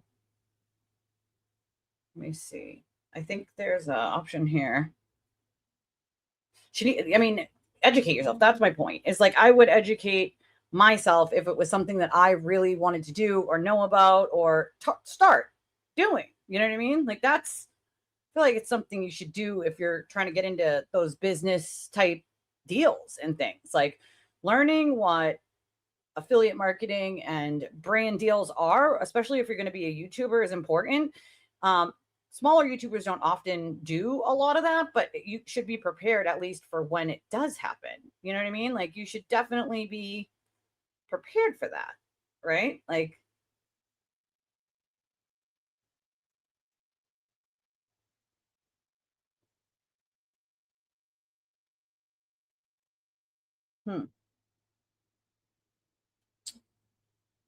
I'm going to put out the Revolut link here on X real quick. I'm just going to make a post with the Revolut link for those of you who are out of country who might want to sign up for Revolut. Set a PayPal. It has definitely options of better exchange rates than PayPal does. So I posted it just now.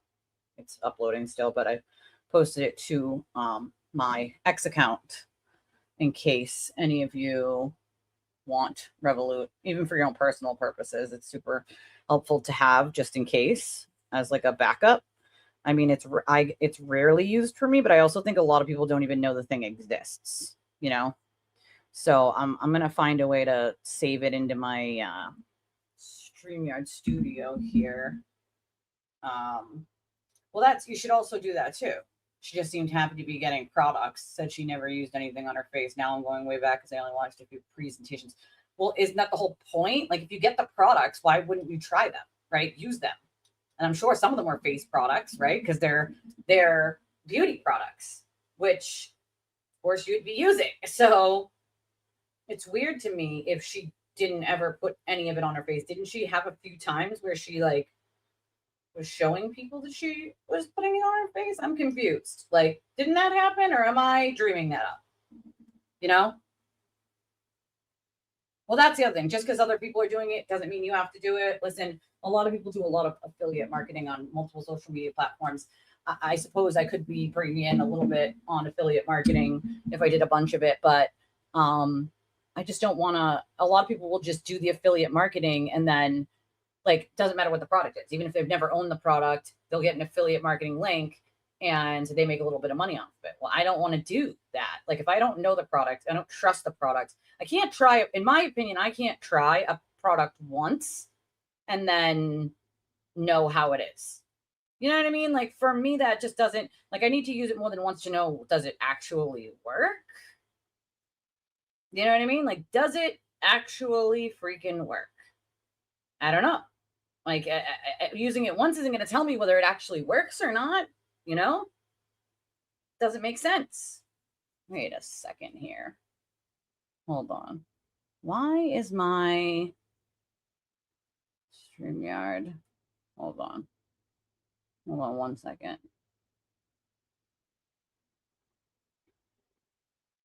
Aha. I understand what's happening with this. I understand.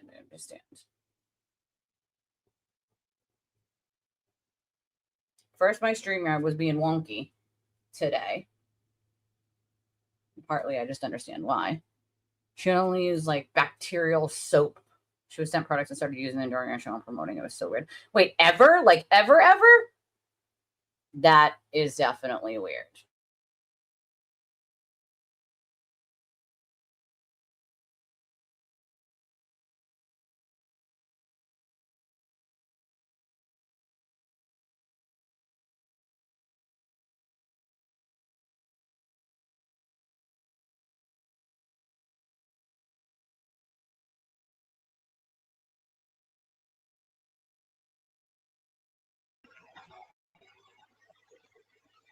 Sorry, guys.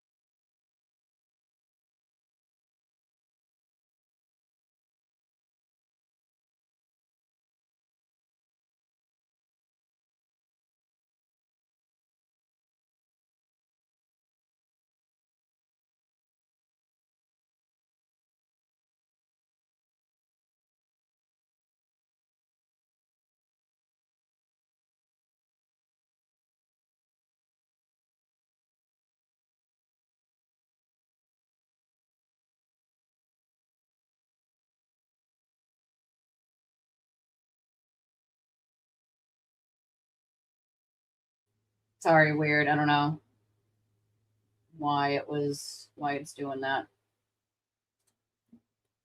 I don't know why it's doing what it's doing.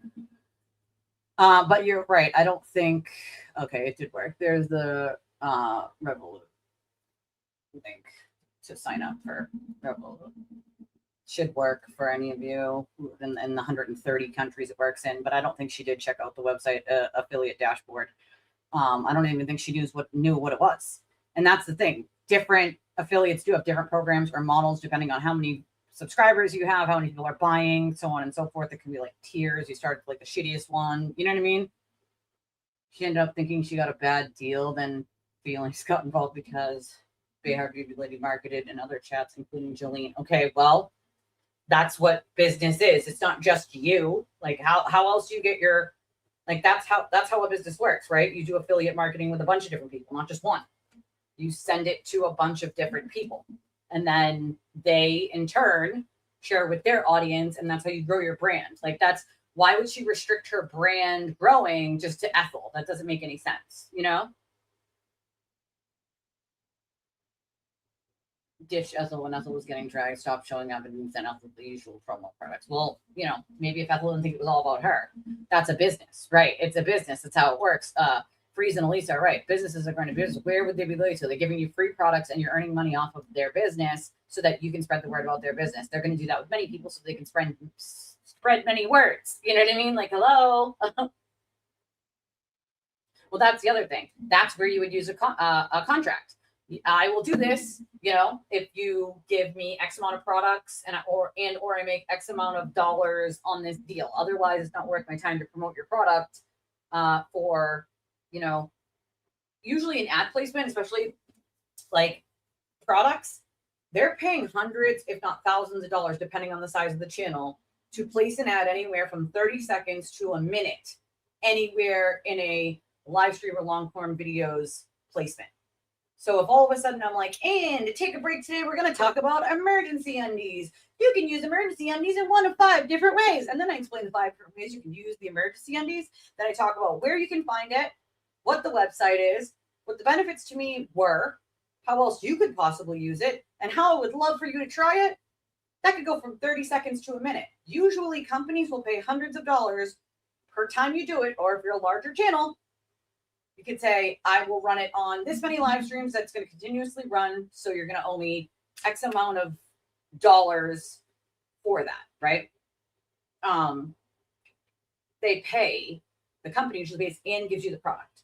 If you're a small creator like me, a lot of times they'll just offer you the product in the affiliate marketing, which is like, oh, we'll give you 5% or 10% of what your viewers, buy using your code. But they have to use your code, your link, your whatever, or you don't make anything. Even if they found it from your channel, if they type the website in themselves and they buy it themselves, you don't get anything off of that. And so that's why most channels charge a fee to just product place it and talk about it for 30 seconds to a minute or 30 seconds to 2 minutes, right?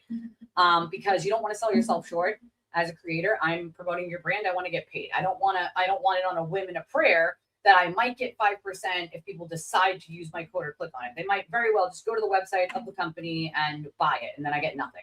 And so in order for it to be worth it for a content creator, most content creators, even small, are going to say, okay, I will do that. And sure, I'll be happy to join your affiliate marketing, but I need guaranteed income in this if I'm going to promote your product and show it on screen for everyone to see, so on and so forth. So I need this amount of money for that.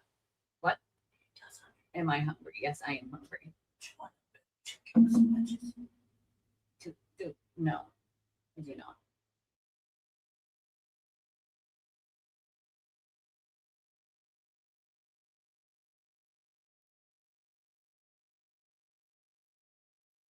Can I have a kiss? I think you forgot to give me a kiss. You can't give me a food and not a kiss. Thank you, room service guy. Thank you, room service guy. Wait, can I get a water? Can I have a water? Please, do you love me, please? The room service guy, everybody. The room service guy. In all of his glory. Sorry, my eye is itchy.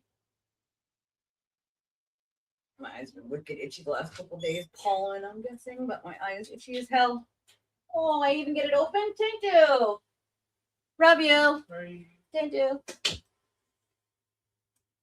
Room service guy, everyone. A round of applause for the room service guy. Thank you, room service guy. We appreciate you. So good to me. I love when he has days off and he spoils me with bringing me foods and waters. Okay. Yeah, I mean, it's a business. That's what it's, you know what I mean? Finally, Ethel messaged the Bay Harbor Beauty Lady and thought Bay Harbor Beauty Lady read it, but didn't respond, which is a hot button for Ethel. She gets PO'd when people don't promptly respond. Oh, I know. One time she sent me a message that said, what the fuck is your problem? And I left her on red. On purpose. I left her on red. My problem is you. You sat there and laughed and clapped like a seal while Aiden lied about other people, and you knew he was doing it. You knew he was lying. You knew he was manipulating. You knew he was playing fucking games, and you played along because it was beneficial to you. So that's my fucking problem. I mean, I didn't think it necessarily needed to be asked what my fucking problem was. That's my fucking problem. The same shit you bitched about him doing to you, you had no problem doing to other people with him, as long as it wasn't you. That's my fucking problem. So I left her on red because it was self-explanatory. I didn't need to respond to that. Like, common sense, you know? Thank you, Lorelai. I appreciate you explaining it. I've experienced that in business. People like to claim exclusivity over people, even if agreements, contracts are in place that don't have an exclusivity clause. Yeah, that's not how it works. You got to grow a business, you know? There is some dispute as to whether Bay Harbor Beauty did get the message and or responded due to Ethel's multiple phones, but I have a limit to the Bay Harbor Beauty trivia I can absorb in one listen. I agree, my friend. What's with Ethel and the messages? Oh, who fucking knows? She got really mad that one time and she was like, what the fuck's your problem? And I was like, man, leaving that on red. She got pissed. Jimmy took the percentage kickback and she did not. Well, how's that his problem though? Not that I'm like, you know what I mean? Like, how is that his fault? Why would you get pissed at him? It's not his fault that you didn't look into it or do any fucking research into what you were signing up for, bro. You know? Weird. Thinking she wouldn't work with other creators is not just bananas, but to me, that's a little delusional. You know? Yeah, loyalty definitely does mean different things to different people. Who doesn't watch Reacher? Good show. Good show. Yeah, it's true. To Aiden, everything works a different way, but he's delusional. You know what I mean? She didn't change the affiliate settings. That's on her. Well, it would be on her to not even do research about what affiliate marketing even is, you know? I don't know what the whole spat with Nurse Kim was about. A Twitter DM. It was that she didn't respond to. So how dare she? She saw it and she read it, but she didn't respond. Ethel was very upset about that. And then apparently she was telling people, I think it was today or yesterday, that she doesn't care to respond to emails or text messages or phone calls to people who reach out to her. Why the fuck? Why tell people that then? No, Jason Momoa is hot, but he's not my kind of, not my kind of dude. Give me like a Charlie Hunnam. I'm a big Charlie Hunnam fan. Love him. I mean, Jason Momoa is a good-looking guy, but not my type of guy. I used to like those big, muscly guys. Listen, dated many of those meatheads. Many. And, like, my husband is, like, strong like an ox, but I have a type, okay? Tattoos, light eyes, darker hair, some facial hair. Not always the beard that my husband has, but for the longest time, I hated that beard. I was like, yeah, you need to trim that thing. And then I got used to it over many moons. And then when he tries to take it off, I'm like, you're going to scare the children. Don't do that, sir. You're going to scare the babies. They're not babies, but I'm like, you're going to scare the kids. They don't even know what you look like anymore without a beard. My husband has a very baby face without his beard. And so even when he trims it all the way down to just like very, very low to his face, he looks super young. And good for him for that. But I'm so used to him with that beard now that I don't know what I would do if he didn't have it. Everybody sees his beard and they automatically assume he is a redhead because his beard is red because he's Irish and he's not a ginger. He's not a redhead. He's got dark brown hair. And actually he was a blonde as a baby, blonde for many years, but he's got dark brown hair with like these sort of like blonde highlights in it. Just like natural blonde highlights in it. And his beard is just like red. He is so Irish, it's not even funny. Like so Irish. So his beard is just red. But with a hat on, people are like, he's a ginger? I'm like, he's not a ginger. His hair is not red. His hair is not red. It's just the beard. It's literally just his beard.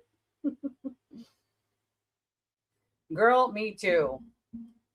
Listen, I'll forget. Like, if somebody doesn't, like, remind me. So, for instance, like, a lot of the times I let my little take my phone and play a game on it. And so if a message pops up, sometimes she'll swipe it. And then, so for me, I won't have any indication that there was a message that I didn't open. Or sometimes she'll actually open it, like, on accident, like, trying to swipe it away and then goes back. So I don't see that there's a new message. Like, I just automatically assume that I already saw whatever was there because it's not new. There's no notification that it's new. And so sometimes I do miss messages. Sometimes she'll tell me if someone is like messaging me and says like, go get mommy, or, you know, if you have the phone, tell mommy, blah, blah, blah. Then usually she will. But if you don't say that, then she'll just swipe. And then I won't look after unless like I see that there's, you know, notifications that I have messages. So sometimes I miss messages, but that's when, like, if I didn't answer, then you just need to like message again. You know what I mean? Because I always answer, even if it takes me a couple hours because it's late. The other thing is like time differences. So people on the West Coast might message me at 7:00 their time, but it's 10:00 my time. Like if you're texting me at like 8:00 West Coast time, I very well might be asleep here because it's 11:00 my time. Right. So oftentimes I'll wake up and have messages from what would be the night before. And for them, it's earlier in the night. For me, it's later and I'm already asleep. But at least then when I wake up, I know I have messages, right? So, and then I have to remember like the time difference always fucks me up, dude. Always. Cause I'm like, oh damn, like this person messaged me, but then I see what time they did. And it'll be their time at like 11 o'clock, you know, my time, or 1 a.m, my time, which is only 2 or 3 hours behind me, but people are still awake at that time there, not here. You know what I mean? So I try to keep up with all of them, and I'm pretty good at it, but you know, I am not perfect. I am human. I am human. But I've also have brain fog, part of my long haul COVID. And so sometimes I do forget. I have to be reminded of certain things, you know? I mean, beards are hot. Just depends on what it looks like, I guess. I mean, to be fair, for the longest time, I hated my husband's beard. I was like, take that fucking thing off your face, sir. But then I got used to it. And now I'm like, okay, now you can't. Sorry. Yeah, he does look so much younger when he shaves. Like, so much younger. Me and your husband are twinsies, you know? They're twinsies. That's what I'm talking about. Alan Richardson. Richson. I love that show. It's a good show. Hello, darling. Hello. All right. What's this now? What is happening? Oh, okay. Baker saying he's not a pedo. Okay. Why do we need to know that? Weird. Here are the signatures from Rachael Rollins. Here's the writing. They all look the same, in my opinion. All the Garcias look the same because they're all written the exact same. See the A at the end of number 8, 9, and 10? Garcia. All the names at the end are all written by the same person. I think Mr. My friend Steve here, New Hampshire guy, New Hampshire dude, got 5 subscriptions earlier and gifted them out. No, she doesn't have to be a guest on everyone's channel. You know, you could be a guest on whoever's channel you want, not on whoever's channel you want, for sure. You know, absolutely. I 100% agree. 100% agree. So it looks like these are the signatures that were on Rachael Rollins. I would do Charlie Hunnam. Yes, I would. Charlie Hunnam is it. One fine looking man. I would also ride a motorcycle next to Charlie Hunnam on my own motorcycle. I don't want to be on the back of his. I want to ride my own. But these look all the same, except, so I say the Garcia ones look the same. And if you look at the way all this stuff, first of all, who forgets how to spell their own last name, right? Leo Robinson, but it was an E and it got turned into an I. Like, who the fuck forgets how to spell their last name? Like, is that real life? I'm confused here. Like, I don't think anybody forgets how to spell their last name, right?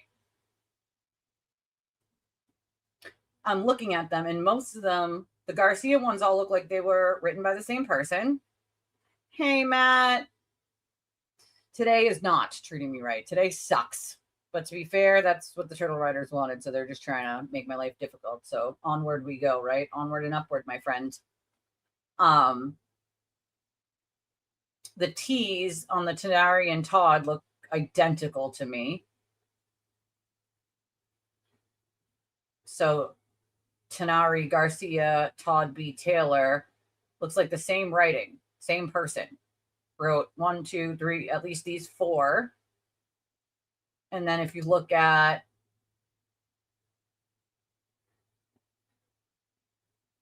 even this one, the second one here, it looks like they changed the second letter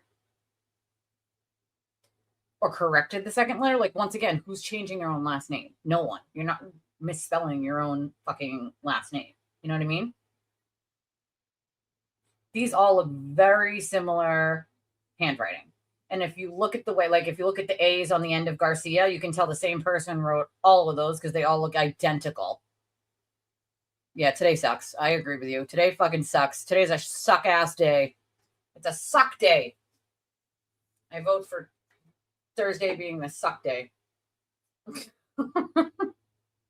I'd second that motion of it being a suck day. Thursday is a suck day today. Just today's Thursday, though. It's a suck day. Sometimes you drag yourself out of bed and you're like, why am I doing this? Because because you have to. That's why. So most of these look like they were written. And so I'm looking at number 12 here, this Lisa A. Santagate or Santa. Yeah, Santagate, it looks like, says the last name.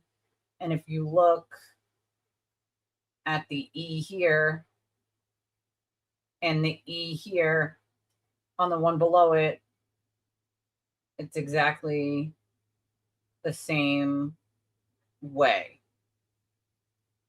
You can tell a lot from the way people write their names, even when they try to change their handwriting in ways. Like the A's here don't finish. See how the A's at the end of Garcia on all three of them? See how they're not like the full like circle of the A, how it like stops right there. That's somebody writing it quickly and writing it all at the same time. That's how they do their A's at the end. See how it's open? It's not a full circle of an A, but you can tell it's an A. Like you can tell a lot even when people try to change their handwriting. And I learned some of this from a handwriting analysis expert many years ago, who worked with a lawyer that did like law for like forgery on like wills and things of that nature. And they used the handwriting expert a lot.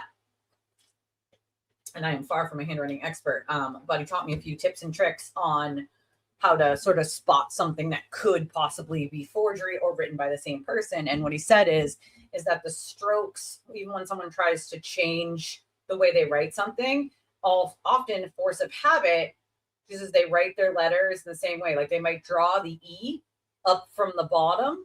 Other people might start, differently. Like this. Another person might do it like this. Another person might start here and do it like this. So you can tell that if one person, you look at all the E's and you see if they all, you can tell that the stroke started from the bottom here and went like this, right? That they all sort of look like that, even if like they try to change their own handwriting. The strokes are similar because it's what they're used to. It's like muscle memory. So it's what they do, Ooh, first day of school. How exciting. My kiddo starts school in like 14 days, 2 weeks. It's always fresh meat. I feel like there's always fresh meat, always. But these look like there's quite a few of these that look like the same person wrote them. If you're comparing, especially the ones that are Garcia, Taylor, and the Santagate, all look like they're written by the same person. The De Jesus and the like that one looks very similar as well as to the rest of these. I don't see another M to compare this M to, and the A doesn't finish either on manual. So it looks like, and you're looking at N's, right? E starts from the bottom, just like this one. Some of these are definitely written by the same person. They're different names. So that's already a fucking problem, right? That's already a problem. So did she simply just write people's names in, or have a family member write people's names in, or have 3 different family members write all the names in? Like, hey, you do 2, you do 3, you do 3. You know what I mean? Like, because the first 2 look like they're written by the same person, Leo Robinson and Giovanni, and both of the names look like the last names were spelled wrong, and then they had to go back and change it, which I don't know anybody who spells their own fucking last name wrong. Just saying. The only time that I have ever had an issue with that is when I'm putting my last name in cursive, like when I'm signing something and I'm doing the 2 T's in my last name because they're right in a row. And the 2 N's, like when I do the N's in cursive, like it'll sometimes like one will look smaller and it'll almost look like an M instead of 2 N's. And I might have to re-go over it with the pen just so someone knows it's 2 N's and not an M, because they look similar if I'm doing it quick. Or if I forget to I usually put like a wispy cross across the 2 T's at the end of my last name, just across both of them, instead of like one and then the other. I just do one line across both of them at the end of my name. But I've never spelt my own fucking last name wrong. Just saying. This looks like Robinson was changed from Robinson with an E to an I. And then some correction here was made to the third letter on the last name of the second one down. So it's like, who is supposed to check these signatures? Like, who's supposed to check that these people actually signed this? You know? Weird. I mean, why on planet Earth? Looks very similar, if you ask me. You know what I mean? So, first, here are some of the controversial signatures on Rachael Rollins' petition to be on the ballot for the DA from NBC.com. Taylor and Robinson in the signature are city councilors who did not sign the petition. 4 signatures have same left slant. I don't know what they mean by left slant. Like written with a left slant, I'm guessing, like the whole thing, which could just be the way they put the paper when they wrote it. But I could, like, obviously the top one is just already, yeah, they look similar to me, but the top one you can already tell is like a forgery because you don't spell your fucking last name wrong. Someone spelled the last name wrong, right? So no one's going to spell their own last name wrong. So clearly it was an E that was changed to an I. So that should have been looked into immediately anyway. That should have been a red flag. And so I guess that's one of the people. Robinson said, no, they didn't sign it. So Taylor was the other one. Todd B. Taylor. Here it is, number 11 on this little thing here. And that one looks like it was written by the same person that wrote the one above it. So weird. And the one below it. Lisa. See the A on the Lisa? It matches the A's on the Garcia ones. Exactly the same. See?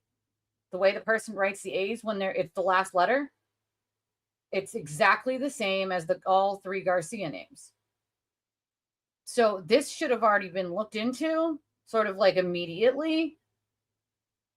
So what took so long? What the fuck took so long is the question that I have. And who the fuck is looking into the shit when they're supposed to be? Right? Like, we're supposed to have these checks and balances for a reason. So that someone like Rachael Rollins can't keep gaming the fucking system and getting elected into positions so that her ethically challenged ass can do favors for people. You know, like that's a huge problem. It's a huge problem, you know? I find that to be deeply, deeply concerning, you know? Well, that's the other thing. Like, their print, obviously, they're not, quote, signatures, but it says the signature is to be made in person with names substantially as registered, except in case of a physical disability as stated on the other side. So unless you're going to claim that all these people have a physical disability that they can't write their own name and someone else had to write it for them, right? Like, there's no excuse for that. You can tell that at least 8, 9, 10, 11, and 12 were all written by the same person. They all have the same handwriting. The A at the end shows you that it's exactly the same. No, why? Okay, keep it. You didn't get extra mac and cheese, did you? Boo! Tomatoes, boo! Kidding. I wanted mac and cheese. I like mac and cheese. Mac and cheese, mac and cheese. So, I mean, this is a deeply concerning issue. And living here in Massachusetts, I am like so embarrassed of what the fuck. Oh my God. Halloween candy. Here we go again this year. $30 for 56 pieces. Candy prices have skyrocketed. Halloween candy's prices have risen 78% since 2020. That's just wild to me. And Halloween's my favorite holiday. You guys know how I feel about Halloween. Okay? It is my favorite holiday of all time. And that's another thing. Like, someone was stabbed at South Station last night, and then someone was found dead at North Station last night. It's like, what the fuck? What is happening? Okay? What is happening in Massachusetts? Like, I am deeply, deeply embarrassed to be from here right now. We need to get our shit together. Okay? We need to get our shit together. We really do. Okay? We really fucking do. It is not okay. Simply not freaking okay. I don't like it. Luigi Mangione set to plead guilty to federal charges. He is set to appear in a Manhattan courtroom tomorrow in his federal case for an 11th hour hearing that has fueled speculation he's planning to plead out. Okie dokie. Looks like we'll be checking that out tomorrow to see how that goes. 11th hour means last minute, basically. Essentially, it means at the very last minute they're having this hearing tomorrow. And since the judge is allowed cameras, I think, in this one, we can check it out.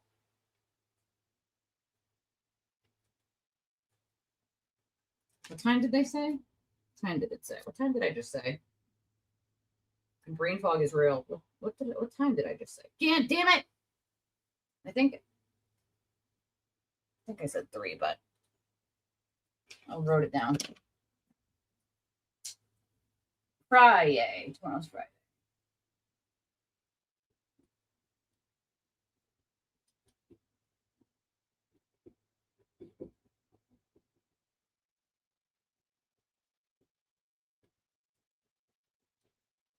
Maybe he pleads guilty, maybe not. Guess we'll find out, right? That's what we got a whiteboard for. So you can remember these fucking things, god damn it. Oh my god, I love this picture of him. This is what he's gonna look like, you know, when they cart his ass off. When he loses. And he looks dumbfounded that like he actually might go to jail, you know, prison for committing crimes. It's a very real possibility. Very real possibility. All right, where is, hold on. I got,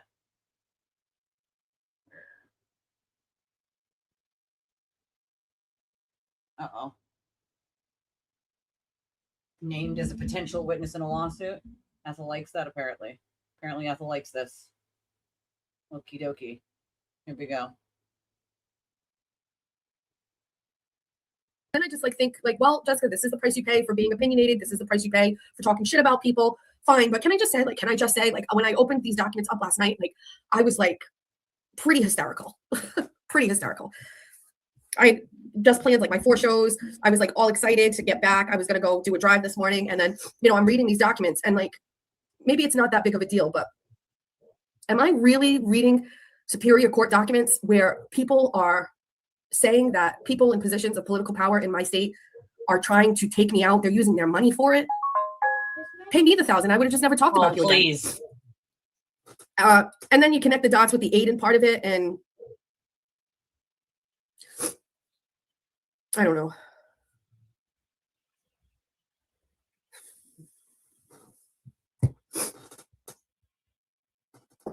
I need time to think this over. I mean, what? Like what? Like what? I can't. I don't know. You don't know. I have not yet hit the point where I find it to be flattering. I have not yet hit the point where I find it to be like, haha, I'm that powerful. You guys got to do this. Like, I haven't hit. Sometimes I feel like some people must be delusional or delirious. Okay? Listen, if you're a potential witness, it's because you were co-conspirating with Aiden to do dumb shit, and that will always bring you down. That's been abundantly clear for a long time now. I don't know why this is a shock to anyone. Also, like, I don't think there are political allies trying to take you out because you're not running for anything. You're not running for anything. You don't really have any influence in anything political. You've never won anything for any candidate you've backed. So I don't know why politically anyone would want to, quote, take you out. I think it's a personal thing where people you've gone after are like, this is not a good person. Like that. I don't know why she attaches politics to everything as if it has to be politic related, because I do not believe it is politic related.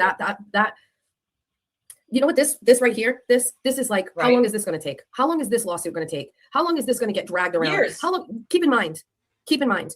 Don't do dumb shit. Fuck around and find out. You know what I mean? Like, don't attach yourself to people like Aiden who will throw you under the bus in 10 seconds. You know what I mean? I don't get it. I don't get what we don't get. You know? Right? I don't know. It's a good question. You know, it's a good question.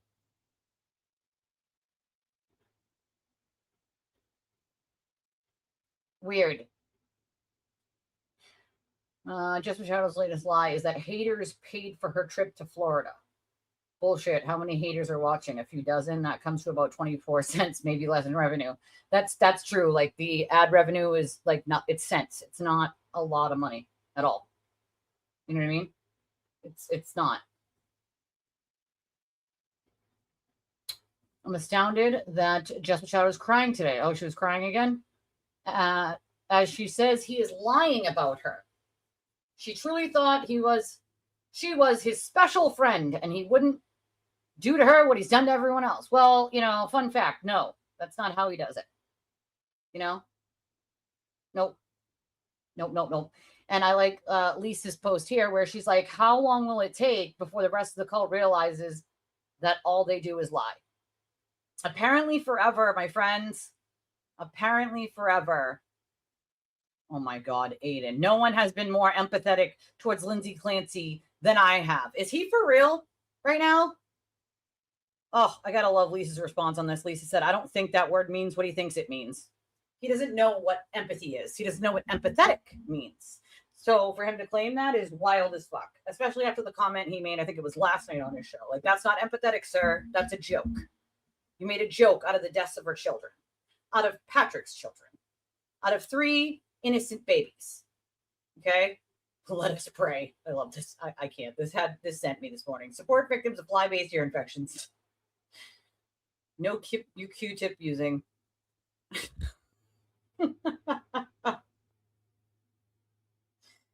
In this case, a former state legislator is suing the former state legislator for sexual harassment being the cause for her dismissal. JM is named as a witness in that suit. How the fuck would she be a witness to that, though? See, that's my point. Like, if someone told her something, it doesn't make her, I don't know. You know what I mean? Like, I don't know. How was she a witness? Was she there? I don't think so. You know what I mean? Like, that's the part that gets me. Like, what is she a fucking witness to? And if that's the case, and like, you're just a witness in that, like, what are you freaking out about, dude? All you have to do is tell the truth. What's the problem? If they're not suing you, why is it a problem? If you're a witness, all you got to do is testify to the truth. Not that hard. Not that hard. So what is the freak out session about? I'm confused. Like, what? I don't get it. I'm not understanding. I don't understand.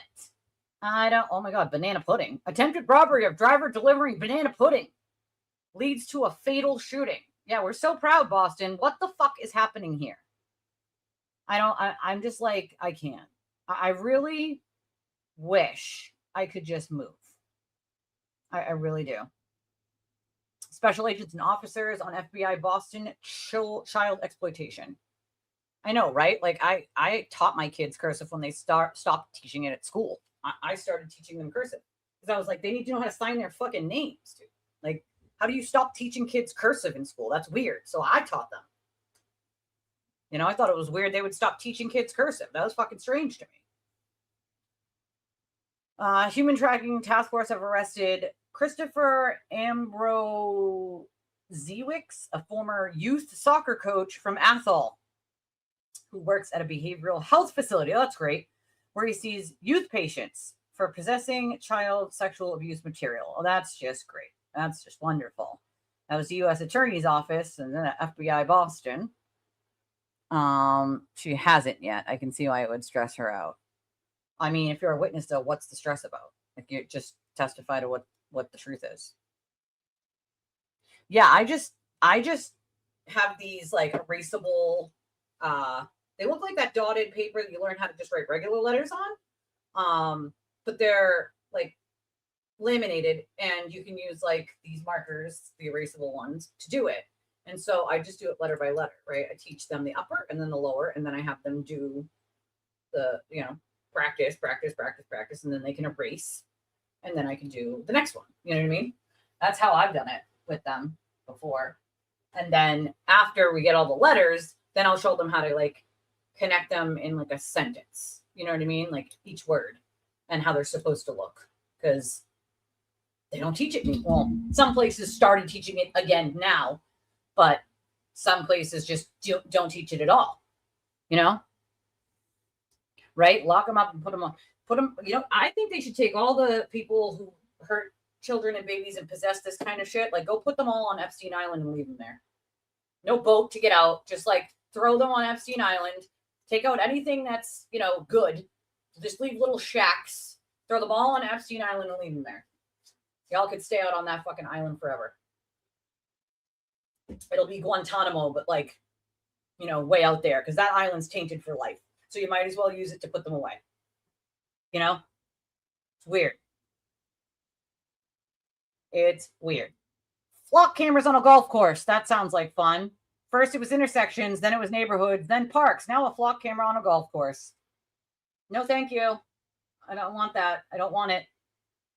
Meet Aiden's new friend. Oh God, what's this? Oh, this is the a prosecutor in Atlantic County. She seems nice, and when they meet, she'll bring him 15 plus years of experience handling serious prosecution, sensitive victim matters, grand jury proceedings, and complex criminal litigation. A perfect kind of new friend for Aiden in New Jersey. She may get to introduce him to 12 more new friends. Like Jerry. I think they would like her too. I fucking can't. That's amazing. Amazing. Listen, the shit that pops up on my feed nowadays, I'm like, what is actually happening? What is happening?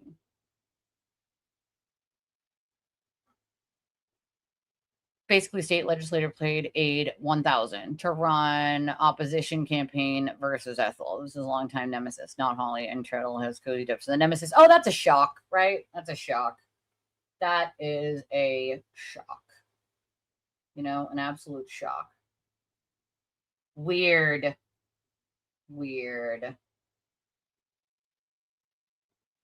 Really strange.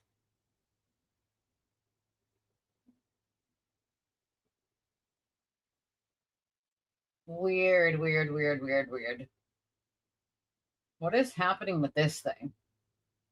Trisha Griffiths of Web Sleuths still trying to claim she's a creditor of one of her former subscribers who have Trisha tens of thousands of dollars over the last 10 years. The estate, according to the will, is meant to go to an animal shelter. That's sad. Listen, I don't know why people are just trying to steal dead people's stuff. That's weird. But I'll tell you this much. I do not understand. And listen, if somebody's a subscriber of yours, they don't owe you anything. They don't owe you anything. They don't owe you a goddamn fucking thing. It's weird to me. And also, an animal shelter is gonna... The estate, according to the will, is meant to go to so whatever is left in this woman's estate is supposed to go to an animal shelter, which is a worthy cause. Sad she had nobody that she wanted to leave it to, or nobody that she did leave it to. But what I can say is, if you are going to inherit something one day from your parents, your grandparents, whatever, just be so grateful. Be so fucking grateful, because I hope one day to have something to leave my children, to help them get ahead in life. But, when my dad died, he had life insurance, but he, unalived himself. And so part of the policy was, if you commit suicide, family gets nothing. So we didn't get any part of his life insurance. And he was only 42, wasn't much to leave at that point in his life. And so unfortunately, I'm never going to inherit anything. I'm not going to inherit a home. I'm not going to inherit a car. I'm not going to inherit money. I hope to one day have those things for all three of my daughters to inherit, and sort of, when I'm gone, at least give them that boost in life that they need and deserve, with everything being so expensive the way it is. I also hope that at least in many years from now, to be making enough money to also leave a chunk of change to someone like me who won't inherit anything from anyone. That's my goal, is to find a complete stranger, someone I don't even know, and who has no boost in life. They're not going to inherit anything. They're not going to get a home from their parents when they pass away, or a car, or an IRA, or anything else. And to put that stranger in my will as someone who will gain something when I pass. They'll inherit, whatever amount I have at that point, to allot to them. But I wanted to and I've talked to my husband about this many times, pick somebody who's just like us, who isn't going to inherit anything, you know, when family passes. There's nothing to inherit, right? And I want to give someone that boost in life who's just like me and just like my husband. And so I'm going to find someone. I'm going to find someone that when I pass, it'll give them the boost in life they need. And they won't know. They won't know until I pass, until the lawyer comes to find them and says, hey, this person passed away and you don't know them and they're a stranger to you, but these are the reasons why. And I intend to leave a letter on why I'm leaving this stranger anything, right? But I also have to get to the point where I have things to leave, right, when I pass. But that's the dream one day, to not just have things to leave my kids, but to have a portion of something to leave to someone just like me who isn't going to get that sort of extra little boost in life that might help make things easier, or that might help them sort of start life even over, you know, because it makes all the difference sometimes. You know, I've seen friends whose parents passed and they went from really, really struggling to at least, like, you know, now owning their family's house and having a little better, like, financial insulation, with now having a stable home instead of renting. They're paying on the mortgage if there's a mortgage left at that point. And then, you know, there's equity, right? So they have something they can now leave their kids. And then a little bit of money their parents left them, which they're, you know, insulating, whether they're investing a little to have it come back to them or whatever.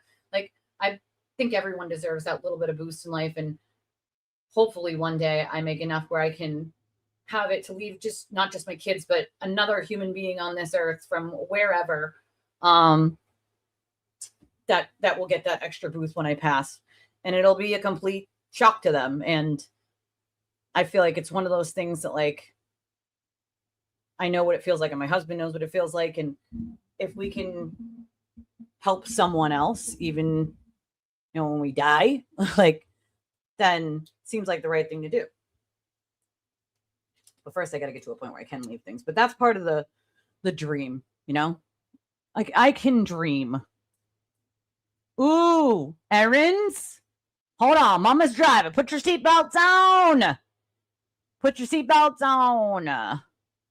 Yeah, that is how the turtle rolls. He just finds people that don't like you and then goes after it, you know? We don't really have a lot of indie media. It's always mainstream media, and they don't cover things that they should and that are important, in my opinion. There's not a ton of investigative journalism here, and there's not a ton of them talking about things that should be talked about. You know, it should be a grave concern to all, especially law enforcement. And I think we have a lack of that here, which is why I turn to people like myself for, like, independent media sources for information on things that simply aren't getting covered in mainstream at this point. You know, everybody put your seatbelts on. Justice is taking us for a field trip. Mama's driving. Mama's driving. I've covered Sandra's case a few times, quite a few times. It's an important case in my book, but I also believe that the whole entire Stoughton police force needs to be replaced, because I have people I know who live in Stoughton, and to this day, they're still not really doing what they should be doing, and aren't well trained, and are overlooking things that are blatant and in front of them, not charging people with, like, threats to kill, for example, when it's recorded. Recorded threats to kill. You can prove who it is, what they said, when they said it, and the tone that they said it, and you choose not to do anything. So when that person ultimately does get killed and that threat becomes truth, and you chose not to charge the perpetrator with a charge of threats to kill, what happens then? Does Stoughton not think that at that point that their police department is going to be under hot fucking water? Just wondering, asking for a friend here. You know, I have some real large criticisms of Stoughton PD because I don't think they do their fucking job correctly at all. And I think they need to be replaced. I think they should all be shipped off somewhere else, retrained, and you send in a whole new department at this point, because even if 2 or 3 people who are higher up on that food chain are still acting in the same way that they were acting when the Birchmore case was happening, then guess what? All that trickles down to the people below them. And they know they either do what the fuck they're told or what is expected of them, or their higher ups, or they lose their job, or they are shipped off as a cop to the middle of nowheresville. Or they lose their career. So that, like, behavior just trickles down, right? Even if you take out the chief and say, hey, you can no longer lead here, what about the rest of the people below her? They're all going to hold the same attitude. And even if the chief is good, right? And you have two lower ranking people that suck, right? Those two lower ranking people under the chief are then bleeding that kind of attitude out into the regular force. And the rest of the cops are going to behave in the same manner that the uppers are behaving in. So, like, that's the problem. Also, we wouldn't allow murderers to investigate themselves. We wouldn't let, the state do an audit on itself, right? That's why we asked Diana, who was independent, to do that, right? And they still won't let that happen. We would not, like, that's common sense, is you wouldn't investigate yourself because there'd be a bias, right? So we cannot have cops investigating cops in the same way that we shouldn't have lawyers investigating lawyers, right? The BBO, in my opinion, is a joke. It's an absolute fucking farce and a joke. And something's got to change. Something's got to change at that point. We can't have cops investigating themselves. We can't have politicians investigating themselves. We can't have the state investigating itself. We can't have fucking lawyers investigating themselves. There has to be independent entities of all of that doing the investigating to get the correct answers that we seek. Or you're always going to get a biased answer. Things are always going to be buried. It's always ripe for corruption. Common sense, right? It would be common sense. But, we the people, the people who pay the tax money, the people who get taken advantage, we demand X, Y, and Z. And then our politicians just do whatever they want anyway. So even if all of us went to city council and said, we do not want flock cameras, be gone flock, city council can go, well, we're doing it anyway. Oh, well. Right. And yeah, you can vote them out if you want, but does that always happen? No.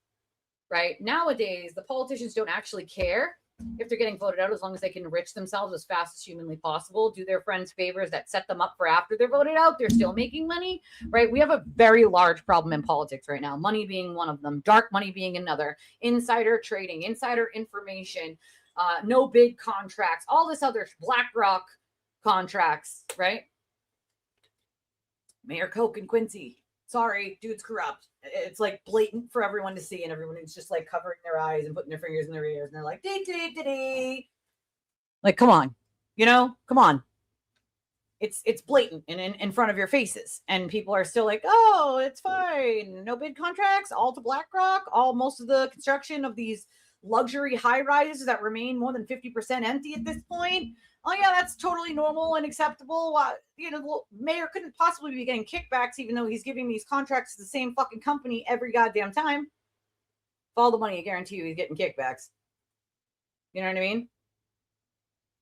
I just don't trust mainstream anymore because of all of the things I've learned, all the stuff I've found out, all the evidence I've seen that also has been provided to the mainstream media. They look at it and go, oh, no. So-and-so knows so-and-so who's a part of this company. We can't do this story.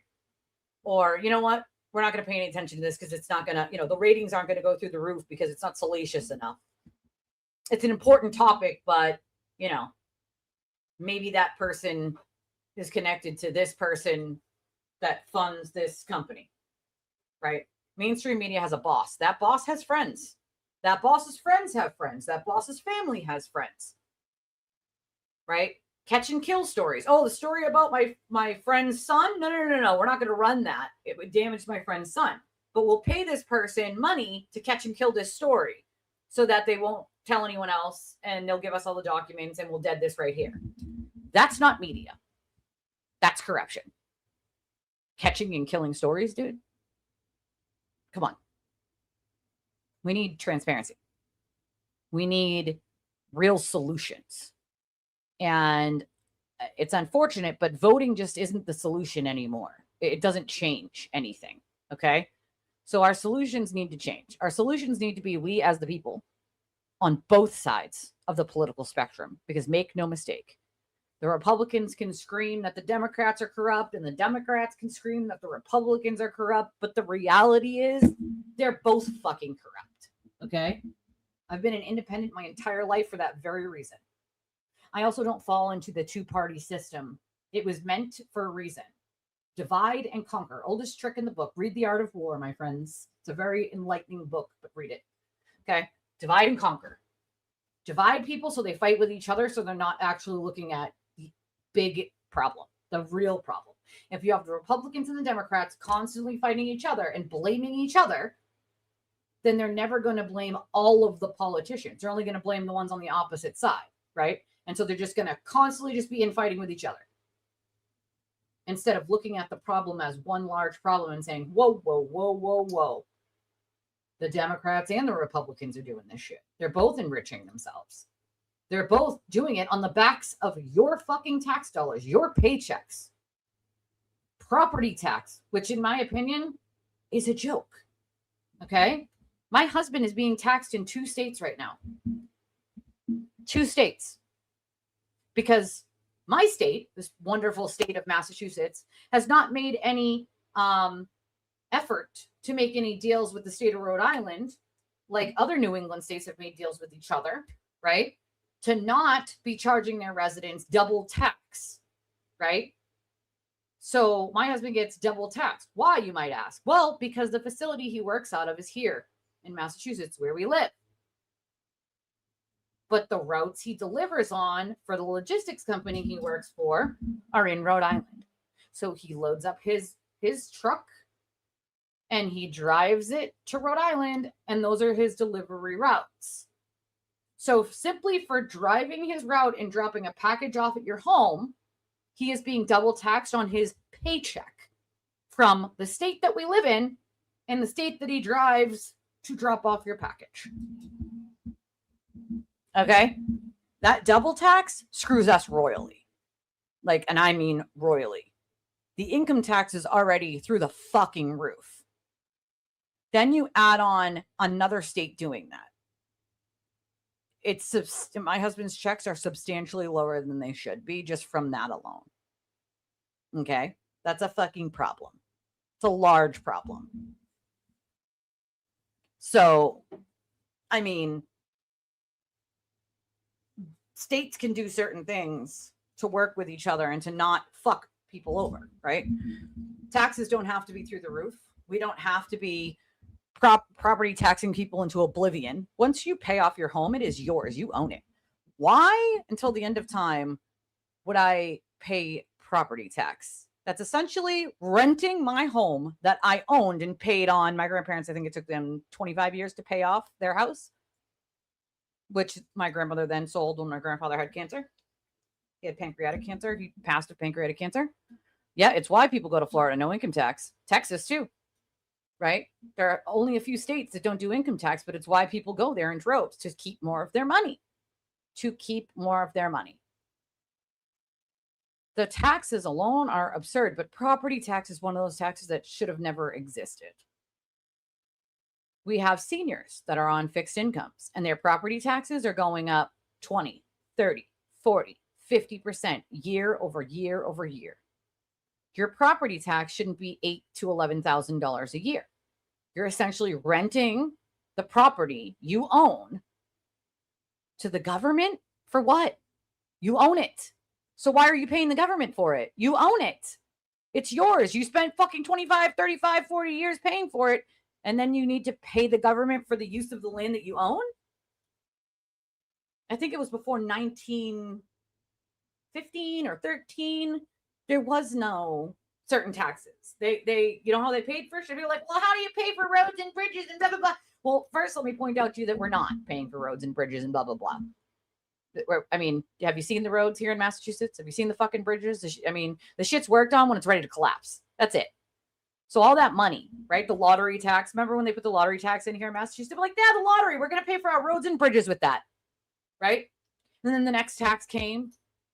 Gas tax, alcohol tax. And they were like, yeah, we're going to use that for roads and bridges. That's what they always say. We're going to use it for roads and bridges. How much of it has been used for roads and bridges? Realistically. Nada. Like, they're not fucking using it for roads and bridges. Every tax is for roads and bridges and cops and firefighters and teachers and blah, blah, blah, blah. They paid for it in tariffs, right? They paid for it in excise tax. They paid for it in a multitude of different ways that did not include these high-ass income taxes, okay? And then property tax.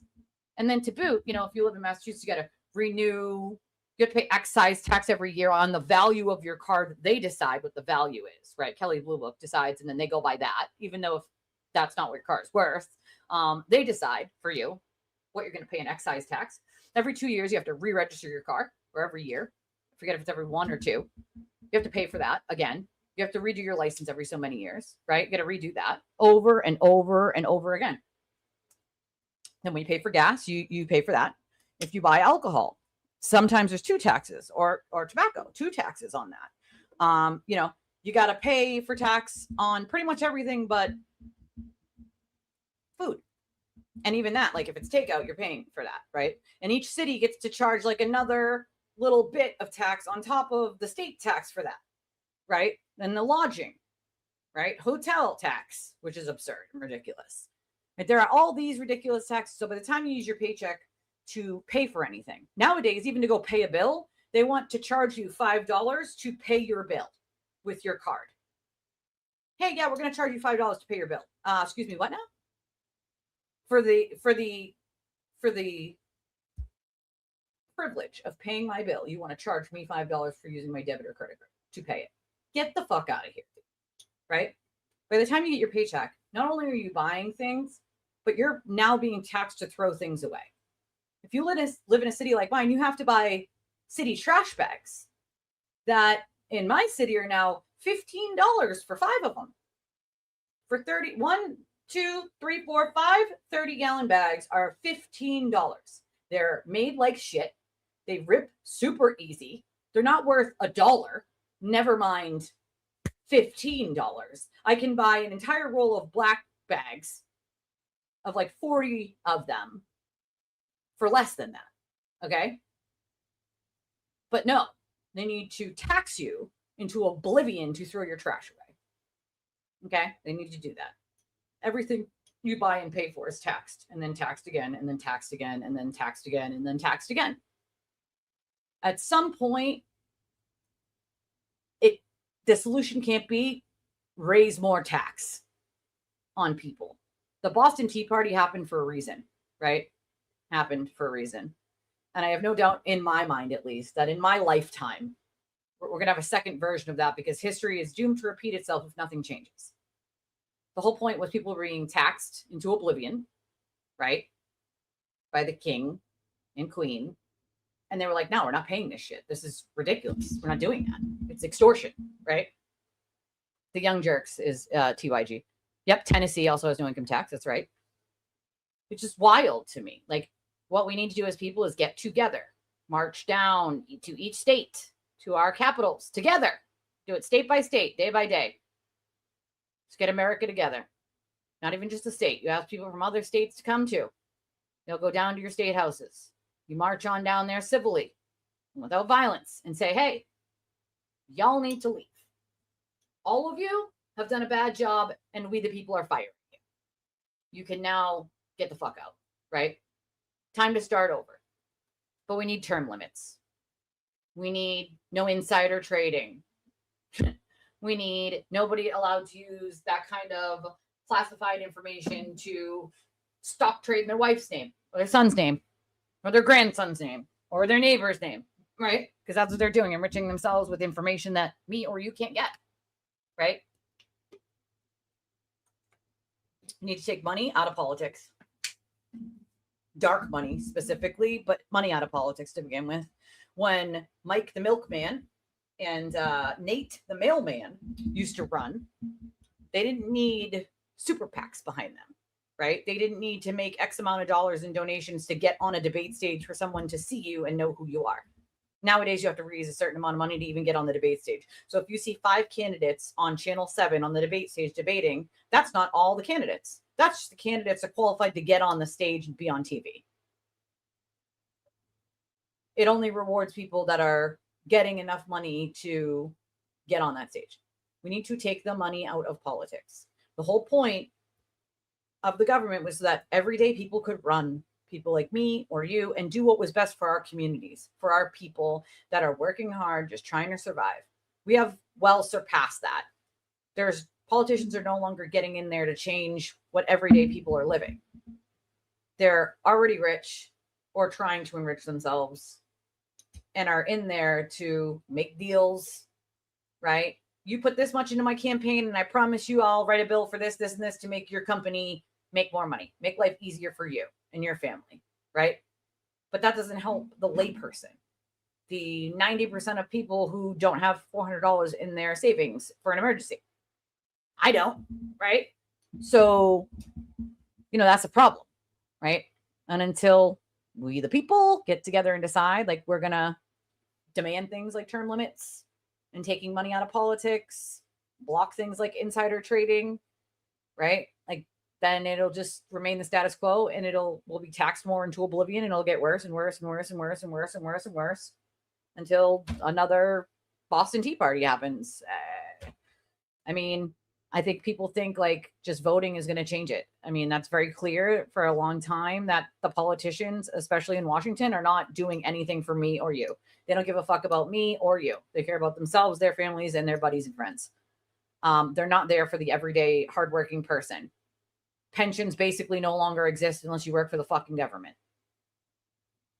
Our parents got pensions. That's how they survived. Not just with Social Security when they retired, but because they got pensions from their jobs. Okay? Those are basically fucking non-existent at this point. All right? There are things that our parents survived on. They could pay for college by working a job, and they could pay for an apartment while they're going to college by working a job. No longer possible. You'd have to work 3 jobs to do that. And even then, you'd be struggling. And obviously, one person cannot work 3 full-time jobs, right?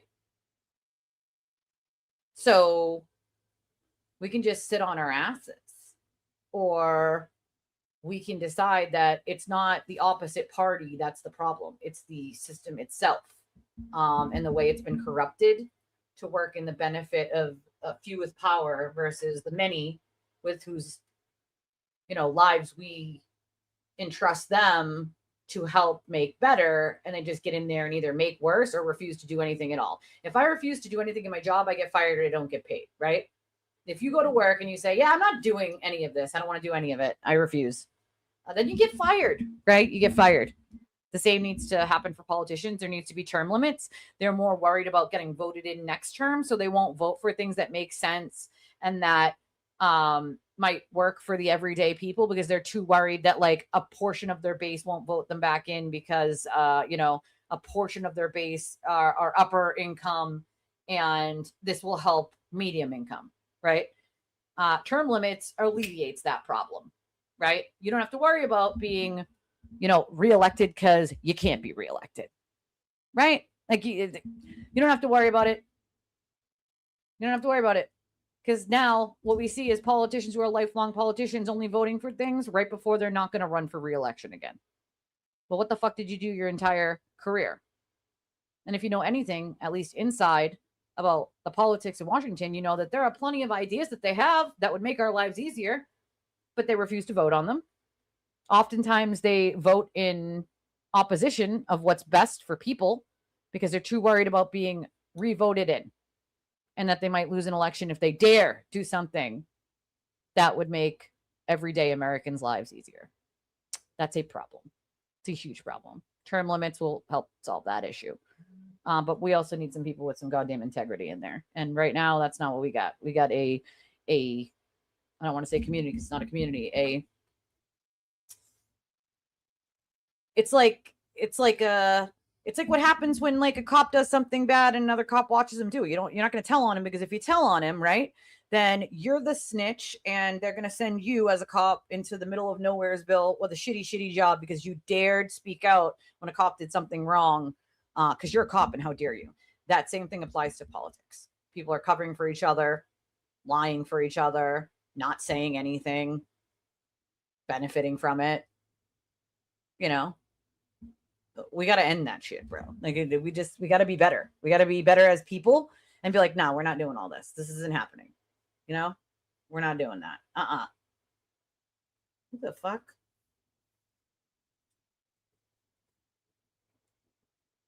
What the hell?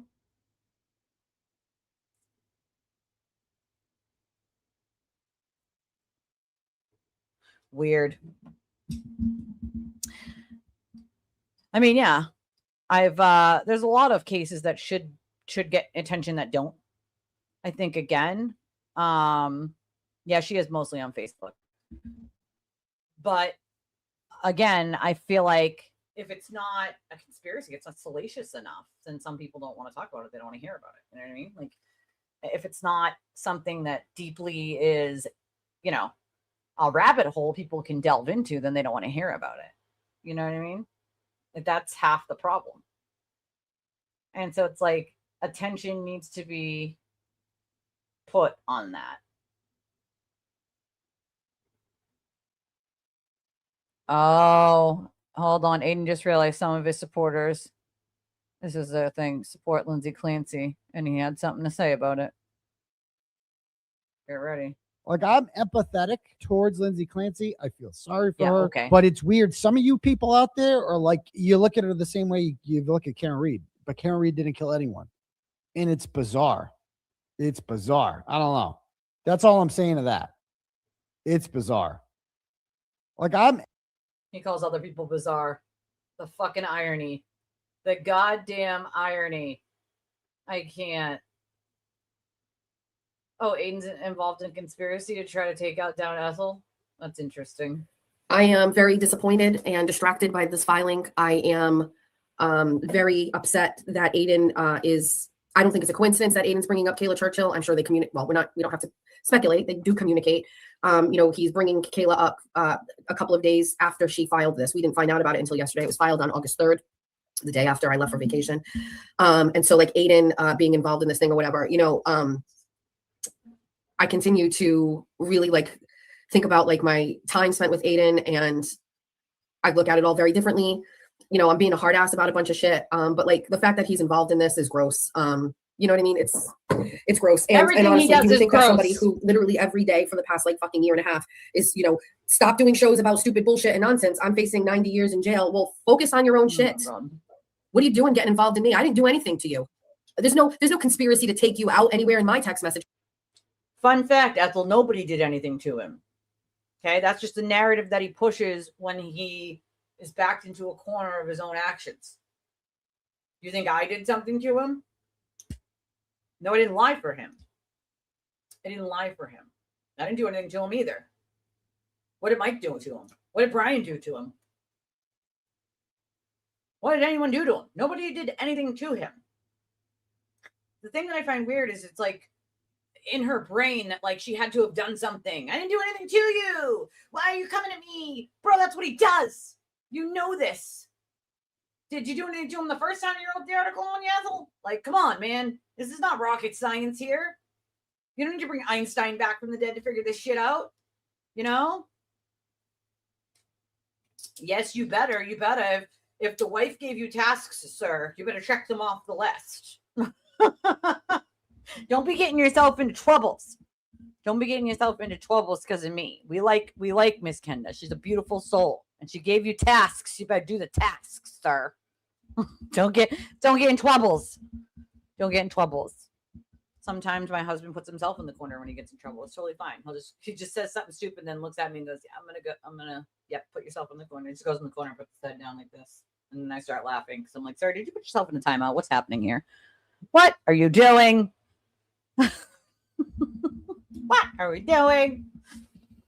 Definitely do your tasks, sir. Don't get in trouble on account of little old me. I'm going to be leaving here soon anyway. Today's been a shit day. It's Thursday. I just concur today is a shit day, but I think this is what they intended for me. So, I just got to get through the shit days and get to the better ones. You didn't do anything to him. So no shit. No one did. Yeah. So he did to himself. That's ma'am. Did forward it to my attorney this morning. But in this matter, I will most likely have to find a different attorney, as my attorney is currently suing Holly McNamara for defamation, and she is mentioned in this. I don't know if it's going to be a conflict, but I'm going to have to. Well, yes, that's a conflict. So yes, that yes. Seek another attorney. Oh, My stomach is a mess since last night.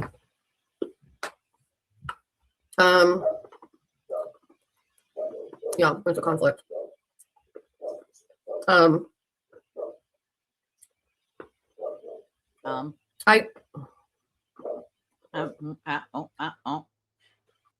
Okay, dokie. She thinks apparently that I agree. You don't have to go down the rabbit hole of all that shit. I think that's where people get lost. You know, you can just cover one case and not sort of tie it to 72 other things that have nothing to do with it. You know, just say, not everyone. I feel like not everyone can do that freeze. They need all that. They need all that for it to make sense in their brains. They need to go down the extra rabbit hole that doesn't make any sense. It just is. You know. I mean, no, I've covered it. It's listen. Even saying the word suicide is a difficult task for me, but I think it's important to talk about, right?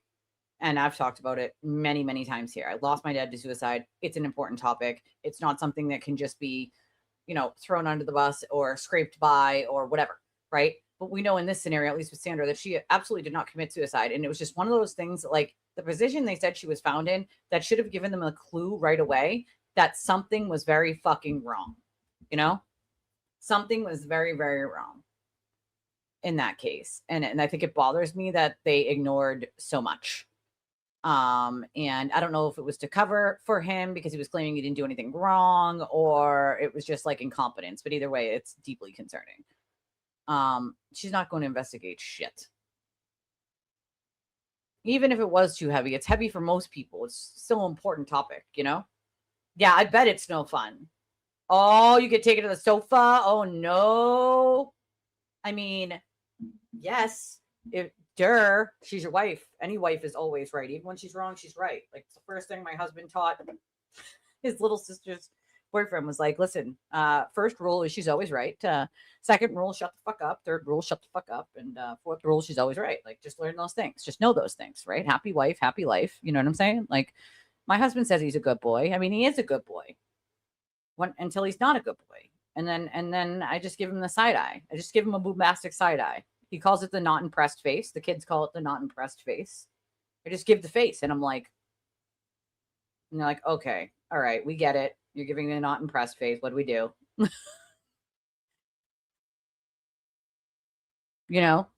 And definitely don't want to sleep on the sofa. It's probably not fun or comfortable, I can't sleep. Even if I wanted him to sleep on the sofa because he was in trouble, I don't think I could make him, because then I wouldn't be able to sleep because he's not there. I would have a very hard time sleeping the little bit that I do sleep if he wasn't there. I mean, if you have somebody in the bed next to you for over a decade, closer to a decade and a half, and then they're just not there one day, it doesn't sit well. You just like toss and turn. It's weird, Even though I will say the room service guy is a huge bed hog and a blanket hog, and he's very needy. Okay, he needs all the love all the time. He's very needy, and I love his needy ass. I do. I love his little needy ass. I love that he needs my love. I love that. It isn't obviously a case suited for all to cover and report on it, but I do think it's an important one, especially in this area, at how badly some things can go. I feel like it was something that wasn't sort of hard to investigate, though. If you just knew where to look for the documents, and you knew who to talk to, and you knew how to corroborate certain things, and if you had some sources, like it was one of those cases that like people just didn't want to talk about because it was heavy. But that's half the problem with really heavy subjects, is you don't want to talk about them because they're heavy. But if we don't talk about them, that stigma remains. And then the people who don't talk about it or won't tell anyone suffer in silence because it's so heavy, and they think it's awkward to talk about, or they think it's awkward to like come forward. I'm pretty proud of the work we did when talking about childhood sexual assault. When Alex's stuff came up, we had several viewers that had dealt with it and hadn't talked to anyone about it in 40, 50, 60 years of their entire lives. They never told a soul. And then when we covered that subject heavily, I had a handful of wonderful viewers that felt safe enough, at least, to either tell someone in their life and then me, or me and then someone in their life. And no one should ever walk that road alone.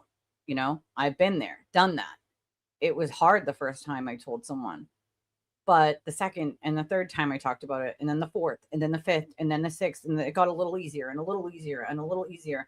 And slowly but surely that stigma of being a victim of SA as a kid, or even at all, kind of lifted itself from my brain, where it was no longer something I was afraid to talk about or felt embarrassed to talk about. It was more empowering to let other people know that they're not alone in that, right? You don't have to suffer in silence or alone. It's not an awkward subject to bring up to me, right? Like sometimes I'll get an email where somebody's like, I heard you talk about this thing or that thing, you know?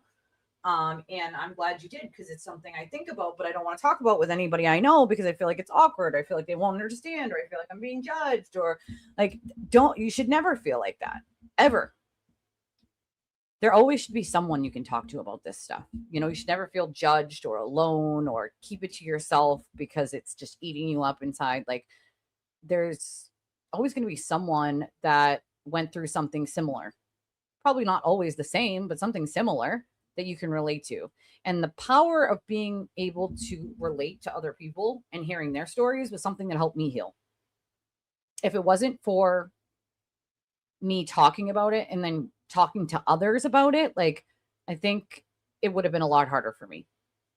But being able to talk to other people who understood the feelings and emotions you're going through, or the trauma that you suffered while dealing with anything from SA to domestic violence to addiction to losing a loved one to, you know, any of the above, right? A missing person, right? It'll be just next month, just about a month's time. My friend Mickey's been missing, and it'll be 20 years next month. 20 years he's been missing. 20 fucking years.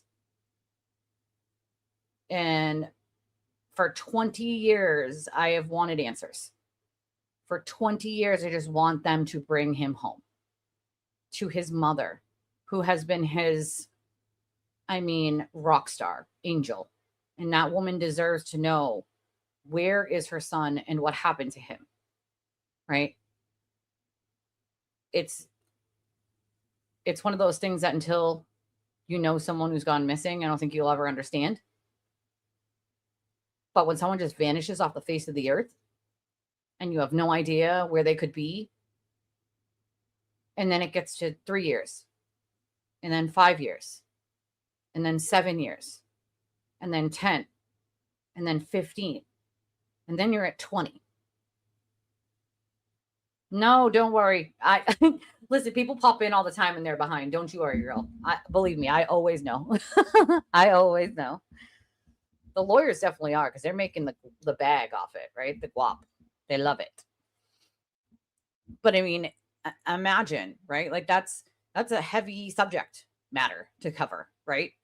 And I think people can empathize, they can sympathize with that, but I don't think you ever understand fully like what one human goes through thinking about where is that loved one, the places that they might go to look, right? You might find yourself in the middle of the night, in the middle of the goddamn woods, or, running your feet across a retaining pond, or checking behind buildings, or bringing a metal detector or a shovel into areas where you think maybe possibly you could find something, just you by yourself, because you're just desperate for answers as to where is your loved one. Where? That's a hefty subject matter to talk about. And I don't think people enough really speak about the emotions that you go through when someone's missing and the things that you're willing to do to try to find them, including, going through cornfields and finding yourself deep in the woods and, calling psychics and finding yourself near every water source from here to Kalamazoo and trying to get drones and cameras and metal detectors and ground penetrating radar and, cadaver dogs and, going through all the options. Can you get this? How much will it cost? Will someone help you? And most of the answer is not unless you have an area of like you suspect it could be, not just like on a hunch, maybe here, maybe there, we got to check all these places, but like you have to have some sort of evidence that it's possibly in that spot, right? Then most places don't want to waste the time to come out and check random everyday spots. So you just find yourself checking random everyday spots, you know? It's until you like have been through it, you just kind of like, it's one of those things that just goes unsaid, you know, people don't talk about it. And you know, you're traipsing through the woods doing searches.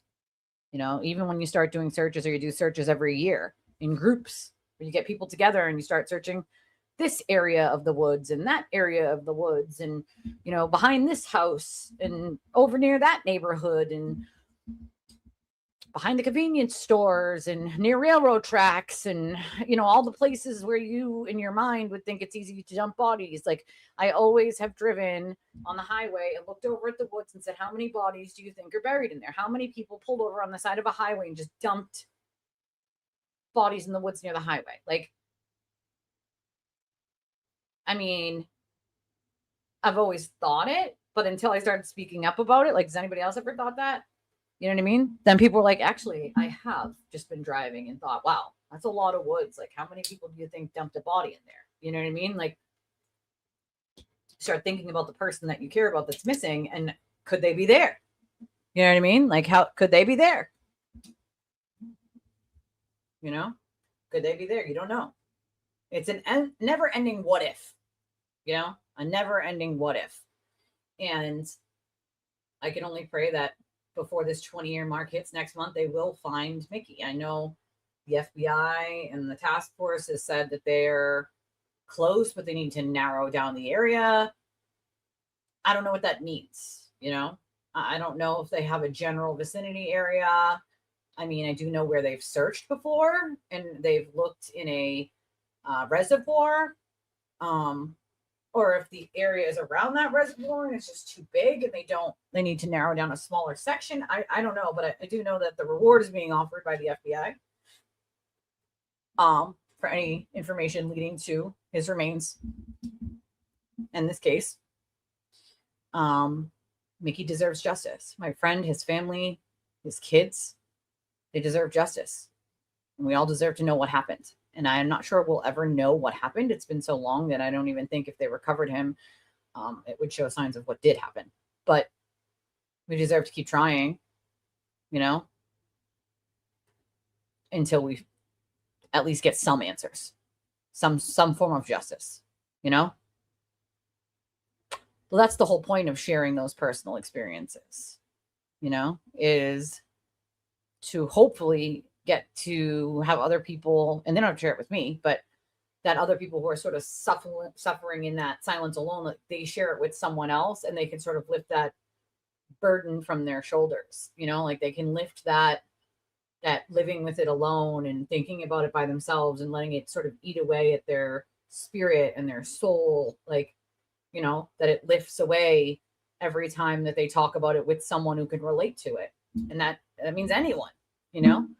I learned a long time ago that sort of talking about the shitty things that have happened to us or the traumatic things and being able to talk to someone else who's been through it is priceless. It is healing to have someone listen and talk to you about what they've been through that is similar to what you've been through, the feelings, the emotions, the things that happen, what you go through, all of that. And for my healing journey, and your healing never ends, it keeps going. For my healing journey, it was so important and still is so important. And I just hope that other people take that and try to bring it on their healing journey, right? So if it helped me, that means it can help other people. It might not help every other person, but if it helps one person, then it's worth it, right? So if what I learned with being able to talk to other people in private about what they've been through and how it's similar to what I've been through, if it helped me, then it could help anyone else. And again, if it helps one person, then it's worth it for me. But I think some of the things that we all go through are pretty shitty, right? And there's always going to be somebody who had it worse than any one of us, right? But I think the whole goal is to not let someone suffer by themselves and let it eat away at them in the way that it ate away at me. I let it eat at me and at me and at me and at me until I turned to drugs to numb that pain, right? And if I can stop one person from having to deal with that, then I'm gonna, right? I was young, and so I wish I had all the tools in the toolbox back then that I have now, which I don't. But I also didn't have anybody sort of telling me how I should navigate it or what helped them. I didn't hear anybody talking about how it helped, how they healed. All you ever heard about was get therapy, right? That's what people would say, just get therapy. But there was never really any, well, you should try meditation or talking with people who have been through things that are similar. Even that, how do you find people who have been through things that are similar, right? When you're young, you just don't have the answers to that. Even when you're older, you don't have the answers to that. Where do you find said people, right? And this was back before, of course, like all social media that exists now. It's much easier to find those people. But back when I was, dealing with all this, it was early 2000s. So it wasn't super easy to, find other people that were dealing with that. And so I hope at least that the knowledge that I have and what I've been through can help one other person. And then that person can then help one other person. And then that one other person can help at least one other person. And then like so on and so forth, right? Like mental health is a big thing. And it doesn't need to, like people think the word mental health and they think it means like everyone has to be crazy, right? Panic, anxiety, PTSD, those are all mental health, right? I didn't ask for any of that. I didn't want any of that. I sure as fuck did not ask for PTSD. I don't want it. I don't need it, right? But I have it. And it's something I'll live with for the rest of my life and have been living with since I was a kid in foster care. And I think it's important that people know that they can use their voice and they don't have to keep things a secret and let it eat at them until they're looking for alternate ways to numb that feeling or that pain. That there are people, even strangers like me, that will happily get on the phone with you or text back and forth if you're comfortable or email and not just be like, okay, cool, doesn't matter. Get a therapist. Like just sharing with another human being, it does wonders for the soul. It really does. Being able to just understand that someone, even though you're not alone in some of the trauma you've dealt with, like everyone knows that someone's dealt with a trauma that's similar. But your mind goes to that place where you feel alone. Even if you're not, you feel alone because there's no one else that you're talking to about it, right? Like, and oftentimes I've heard from people that it was easier to talk to a stranger than it was to talk to the people that they love and they care about. So friends, family members, whatever, for whatever reason, whether it's judgment or they feel like a burden or they don't want to trauma dump, whatever, that it was easier to talk to a stranger than it was to their own family and friends, which I totally understand. So to me, it matters that people know that like they don't have to suffer that alone. They don't have to suffer it by themselves. My emails are always open. My DMs are always open. I am always willing to talk to anyone. And I might not be able to relate to the exact trauma you went through, but I certainly can relate to trauma in general, and everyone's got a different one, and some of us have multiple, unfortunately. And nobody asks for this. Nobody, drew a Monopoly card and was like, yay, trauma for 10 years in your life, especially starting when I'm a kid. Yes, I want this. I love this. It's great. It's going to be great for my life. No one wanted it. No one asked for it. No one drew that card, right? It's just the cards you're dealt, right? They're dealt to you. You certainly didn't go through the card deck and be like, yep, I want this one, trauma for 700. And, okay, yep, PTSD, anxiety, panic, missing friend, abuse in foster home, SA as a kid, domestic violence, make it through addiction, suicide of a parent, on and on and on. No one asked for any of that. All that shit, unfortunately, is hands that are dealt to you that you didn't ask for, you didn't want to be a part of, right? But you are, and you did. And so the only thing you can do at that point is sort of learn how to deal with it in a healthy way. And not every day is going to be dealing with it in a fucking healthy way. Not every day. And that's okay. That's fucking, you know what? That's okay. That is okay. If, on a Sunday, you're like, I'm not doing the 5 dishes in the sink today. I'm not doing those. I did a fucking million dishes yesterday. These kids keep making more. You know what? Today's Sunday. I'm not doing that today. Today, I just want to do nothing. Like, you have the right to do that day. And no one can judge you for that. Because everyone needs a fucking break. Every freaking one. Everyone. Exactly. They might have felt inspired to talk to the authorities or look for other resources somewhere, talk to their own family and friends, find a support group. There are support groups now that are virtual on Facebook, right? Or any other place. There are whole literal websites that have like chat rooms and emails, and you can make friends with people and and end up having like little groups where you meet up and go out and do things like go to an art exhibit or, a paint night or whatever, Even if those things happen and I never hear about them, like, makes it worth it to me. You know what I mean? Like, it makes it worth it to me.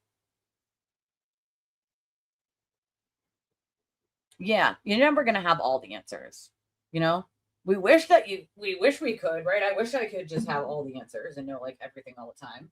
Although, fellas, just so you know, and full disclosure, your wives know everything all the time, and they're always right. Okay, so even though I might not have all the answers and I might not always be right, to my husband, I do have all the answers and I am always right. Same for your wives. Okay, just know that. Learn a lesson. All right.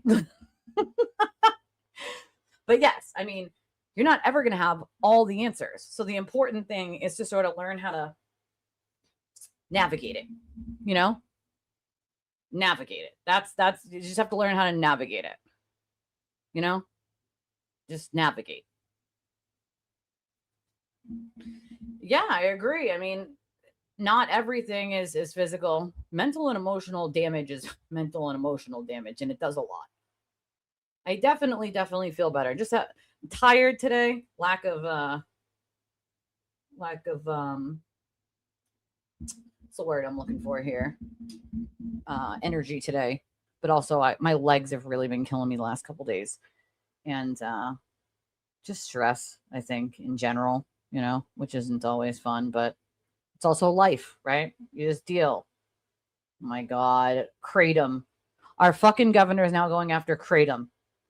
Lady, you need to be voted out, okay? I'm taking action to get it off of the store shelves, protect our kids, and prevent needless tragedies. Too many people, including young people, are buying dangerous Kratom products without knowing how potent they are or the health risks. Lady, you need to do less about Kratom and more about fucking lowering the amount of electricity and gas being the most expensive in the country and doubling all the other states here in Massachusetts because of your policies. Like, time for Maura Healey to go, right? She needs to focus on something besides fucking Kratom. She's got a billion other way more important things to work on, and she's worrying about Kratom. Are we for real right now? I'm so confused. Like, what the fuck are the priorities here? I can't. What is happening here? It's very hard. I talked about how I was sitting across within 4 feet at one point from someone who we know strangled 3 small children. Okay. I was having a hard time being in the presence of a murderer. Works. Okay. She didn't just say that. Lady, every time you go to a trial of someone, they're an accused criminal. If it's a murder trial, they're an accused murderer. Okay. That's kind of how it works. Just saying. Never felt that with Karen Reed. I never felt that Karen Reed killed John O'Keefe. So I never felt like I was in the presence of a murderer. Now, I hope I'm never. Yes. Okay. Okay. Bye. I never. I hope I never become so jaded as some of these like true crime people and these like mainstream media and political reporters, where being in the presence of somebody who took the lives of children seems like it's not that big of a deal. I mean, it's not that it's not that big of a deal. It's like that's how the court system works, is they have to be there for their trial, and if you're going to cover it as a reporter, you better get used to it. That's kind of like how it works, lady. People don't often acknowledge the caregiver's trauma that's transferred to the children. No, they don't. They sure don't. right? You got lazy and you didn't want to go. You want to go on vacations instead, which is fine. Like everybody deserves a vacation, but she literally just had a vacation like a few months ago. So it's like, how many vacations do you need? Dude? Just wondering, asking for a friend. Or you're not unnerved by it, or you can't separate that feeling from work. I personally could not. I personally couldn't get past the fact that I was in the room with somebody who it's very hard. I don't know. I'm not buying that excuse. You know, I mean, that's what she's claiming, but I'm not buying it. And again, that's my opinion. It's not a fact. It's just my opinion. My opinion is I don't buy what she's selling. I couldn't be in the room with Lindsay Clancy and cover the case. You knew she was an accused murderer when you chose to take the case. That's what happens when you cover cases. What the kind of fucking excuse is that? You know what I mean? Like, not everyone who's accused is guilty. So you have to understand that when you're in a courtroom, you're either sitting with a murderer, if you're doing a murder trial, or an innocent person on trial for murder, right? Like, it's one or the other. One or the other. And even people who are innocent usually get found guilty, and then after fucking a decade or 2 decades or 3 decades, then they might get out. They might. Possibly. Maybe. The system is not meant to let you out, even if there is evidence to prove your innocence. As a matter of fact, even if they proved your innocence right this very second, it's very, people are expected like, oh, they're just going to be let out. No, what if they exhausted all their appeals already? What if they exhausted all their, like, you know what I'm saying? Like, it is very hard to get out, even if you can prove you're innocent after it happens. So don't cover trials then. You know what I mean? Don't cover trials. Every person you're going to cover in a trial is an accused something. Rapist, murderer, fraudster, whatever. Right? Everyone is being accused. That's the whole purpose of a court system. You know? Like, come on, man. I don't know. I'm not buying. I'm not buying it. I'm not buying it. Not fucking buying it. Wild how it seems 99% of women prefer men over 6 feet tall, yet only 15% of American men are over 6 feet tall. My husband does not need to be 6 feet tall. He just needs to be taller than me. I'm only 5'4". I'm fun sized. So my husband just needs to be taller than me, and he is. So apparently, I don't know. That's what she said. She said it. I'm just not buying it. You know? I'm just not. Someone needs to come get their cat. It's a lizard. Come get your cat. Get that goddamn thing. It's a lizard. I can't. So the Clancy case stopped for the day today. Unclear if the Commonwealth will rest first thing Monday or not. The way the judge is talking makes me think they will. Okay. I feel like it is the first trial that she covered, but God knows she claims that she's covered all sorts of things that I don't think, you know what I mean? It probably is, but again, if you're going to be an investigative journalisming, you're going to journalisming, and you're going to, you're honoring your honor, your judgeness. You're going to keep calling attorneys just attorney, not attorney, so-and-so, but just attorney. Okay, attorney. Thank you, attorney. Not attorney Reddington. Thank you, attorney Reddington. Thank you, Mr. Reddington. Just attorney. Thanks, attorney. It's weird, bro. I've never heard somebody do that. That is fucking weird. I don't know if she thinks it sounds smart or if she's just dense, but like, what in the planet Earth would ever make you think to talk to them like that? It's either Mr., Miss, or Mrs. last name, or attorney last name, not just attorney. Like, weird. Probably not anymore, right? She'll have to be a witness on her own, She'll have to test a lie, maybe. Maybe she will, decide that test-a-lying is a good idea. She already thought test-a-lying was a good idea in the Meredith scenario. Let's see if she test-a-lies again. Wouldn't be surprised if she test-a-lies. Aiden's mad about earwax post. Oh, that's sad. Oh, the blue-eyed bandit. Do you know how many sock accounts that man has? I fully believe he is the T-Bone account, of course. Just a fucking clown. You can tell when it's him. And it's like, bro, you must be really bored. He makes it so obvious which sock accounts he is. And I don't know what planet Earth people can't pick up on it because he uses the same, like, sayings and the same kind of, like, satire. And, like, it's like, painstakingly obvious when an account is him. He'll use women's names on accounts now to try to throw people off, but often he tries to like make up a funny satire name or name after like Bubba. That's why he did the T-Bone account instead of Bubba. He did T-Bone. You know what I'm saying? Like that's, come on. It's very, very clear which accounts are him. Uncle Turtle fakes an injury to get Percocet. Classic Franklin story. Yeah, same vernacular. It's the same bullshit. He loves to pretend that he is a person of color and then pretend that he knows how people of color speak. That shit pisses me off to no fucking end. Right? And then he gets behind these sock accounts. Like, bro, you've done that like 6 or 7 times on different accounts. Like, we know what you're doing and it's getting old at some point, you know? Maybe it's not for her, and that's okay too. You know, no one has to be for live trial coverage. Listen, if I'm in a trial live, I want to be listening. I want to be watching. I don't want to be live tweeting. I could record if that was a choice, but I would rather be just in there listening and watching, right? If I'm going to cover a case, I want to see it all. I want to hear it all. So I prefer to cover it from home because I can, screen is here. Like, right. I can see everything. I can go over everything. I can rewind it a little if I didn't quite understand what they said or go back. I prefer to do it that way. There's one that I will be in person for. That will be the Sewer Turtle.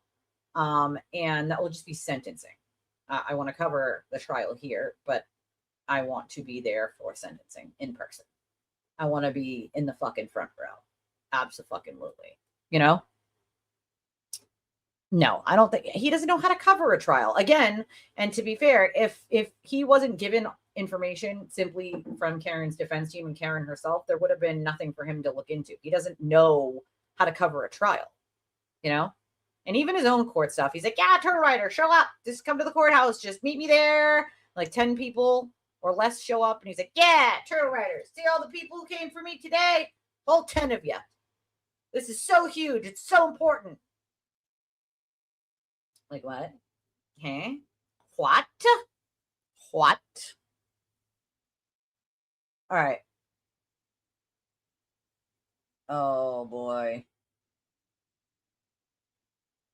Grant made a motion to dismiss the eviction proceedings against him and it was denied. The court issued a preliminary finding that he is not a tenant and has court ordered him to stop living in filth. The man is nearly 40 years old. Okie dokie then. That's not good. November 6th is a vacation to go to his eviction trial. Oh boy.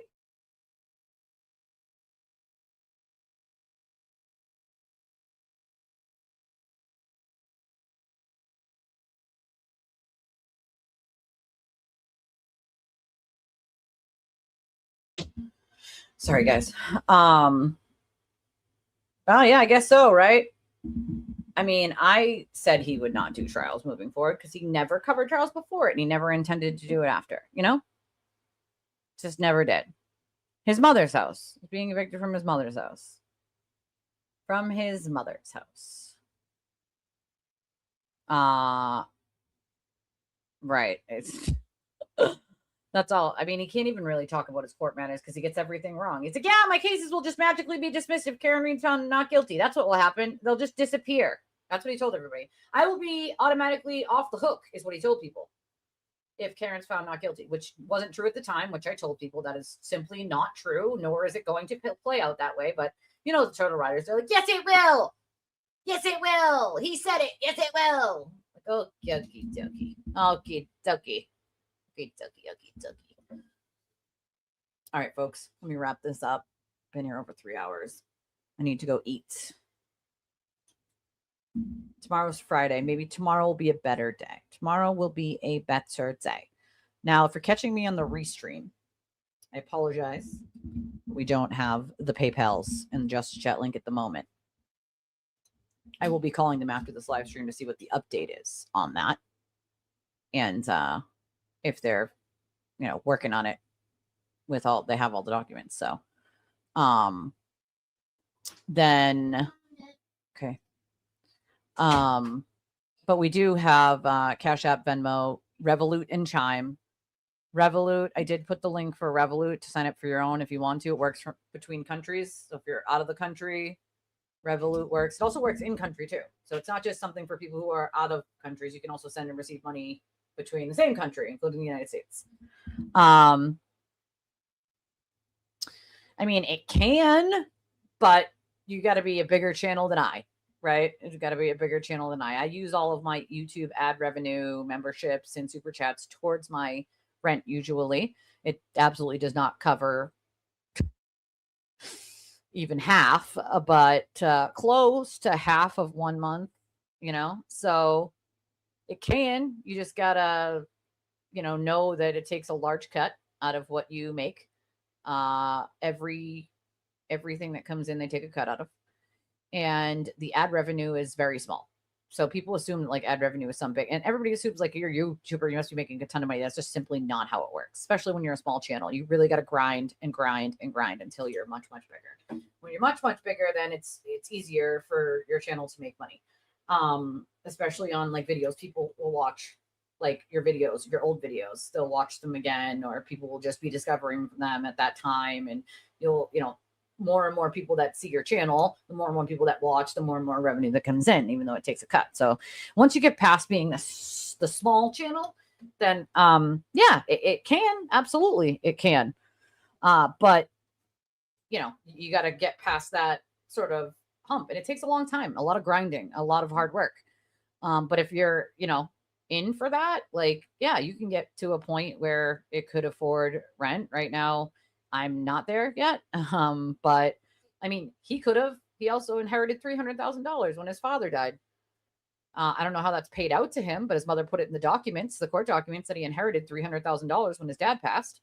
So he can afford to pay rent. He's living at his mom's house. She wasn't charging. She paid for his, and he's the one who told me this. And then she told me this. She's the one who paid for his college, his schooling. He didn't pay for that. They paid for that. And they paid for the car that he drove, her car that he drove. The only thing he had to do was put gas in it. There's food in the house, just not everything that he wanted to eat. Right. Like, so sometimes he bought his own food because he didn't want to eat what was in the house. But I mean, he also gets Social Security. So, I mean, I'm sure she knows exactly how much he gets in Social Security, and wasn't charging him a full Social Security check worth, but you know what I mean? I think she already tried doing that though, and he just simply won't do it, And even without a credit rating, it is hard. But at the same time, it can be done. Most of us still figured it out. You know what I mean? It might take a long time. It can be done though. It might not be in the place that you want to live, might not be in the area that you want to live, but hey, we got to make sacrifices. You want a roof over your head, you got to make sacrifices,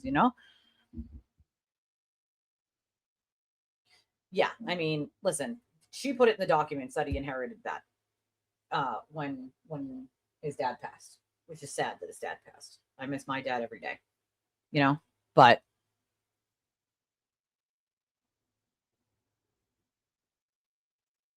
you got to do what you got to do. You got to keep a roof over your head. If you have to cut down on the food that you eat to pay your rent, like, that's what you do. You know what I mean? Like, you got to make sacrifices, man. Like, you just do. That's life. But it is traumatizing. It's exhausting. That's the word I like to use, exhausting. It's like you can't breathe. I just want to get to a point where I can breathe. You know what I mean? Like I know that the bills will be paid, and I know that there'll be plenty of food in the house, and like, I don't need extra. I just need to like just breathe and not stress. You know what I mean? It's like constant stress. Poverty is just constant stress. It's constant.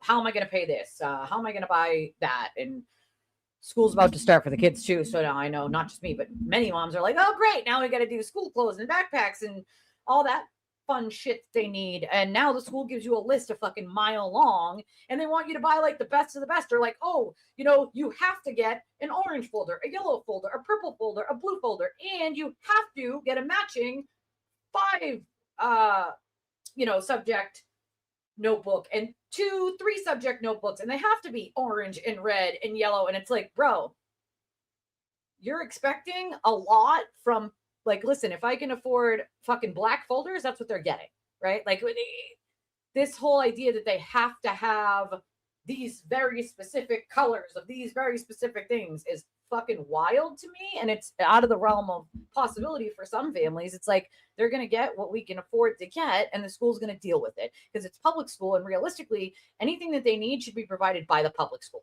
because that's what public school is, free, right?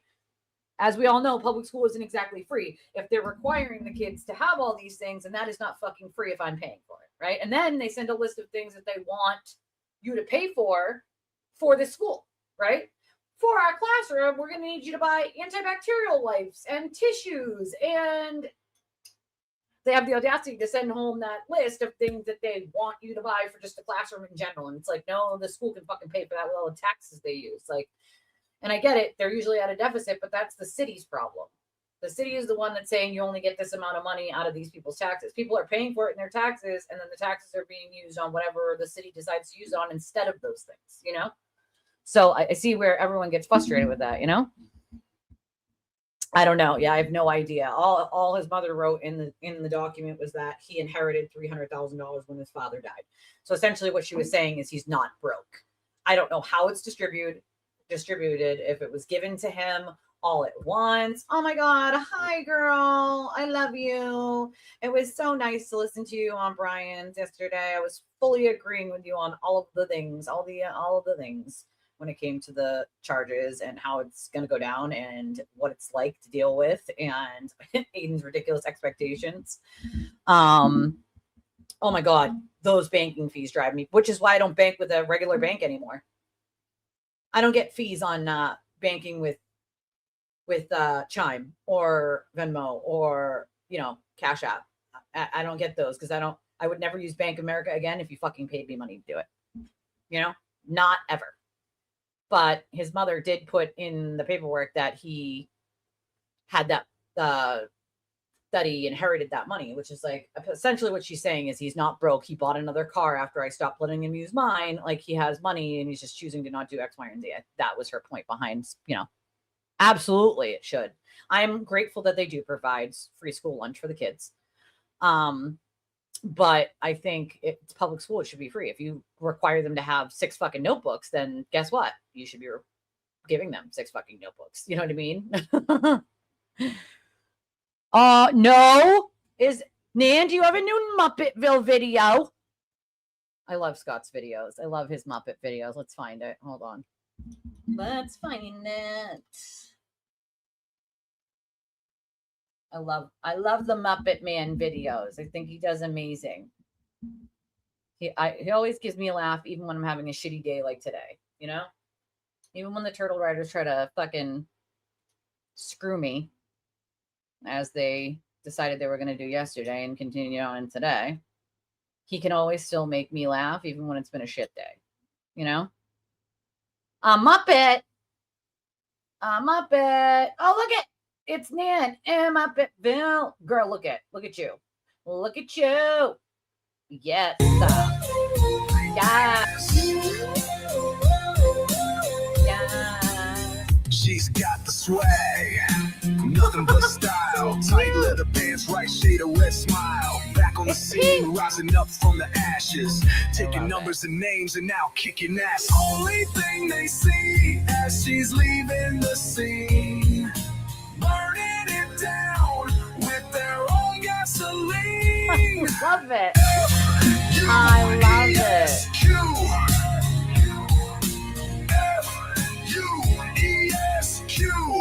She got her shades on with the top down. Favorite song blasting as she rides into town. Haters, detractors, it's nothing new. Can't reason with clowns, so fuck you. Only thing they see as she's leaving the scene. Burning it down with their own gasoline. F-U-S-Q.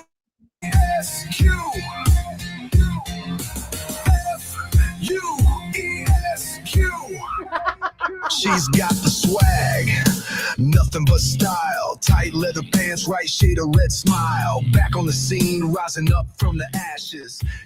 I love it. I always love Scott's videos. Look at, yes, the queen. Yes, yeah, you do have to follow instructions in the will. I freaking love it. Oh, that's amazing. I always love Scott's videos. Look at you.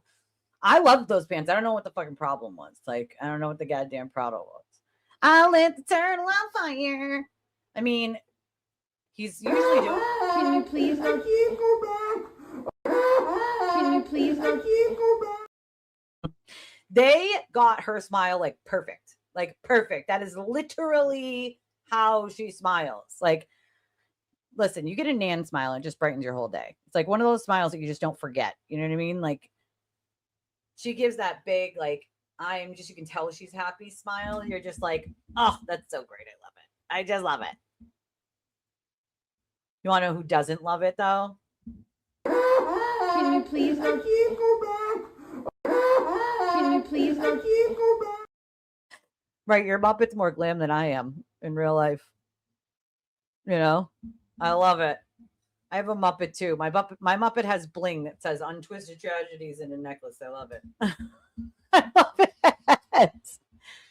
They do create the problem. I'm the problem. It's me. It's me. Hi. I'm the problem. It's me. At tea time, everybody agrees. I'm going to stick to my day job. I'm definitely not going to, go to. My husband was telling me the story about how his dad used to tell his sister that she was such a fabulous singer and she was going to go to American Idol. So now we have this joke that, like, we're not going to American Idol. You know what I mean?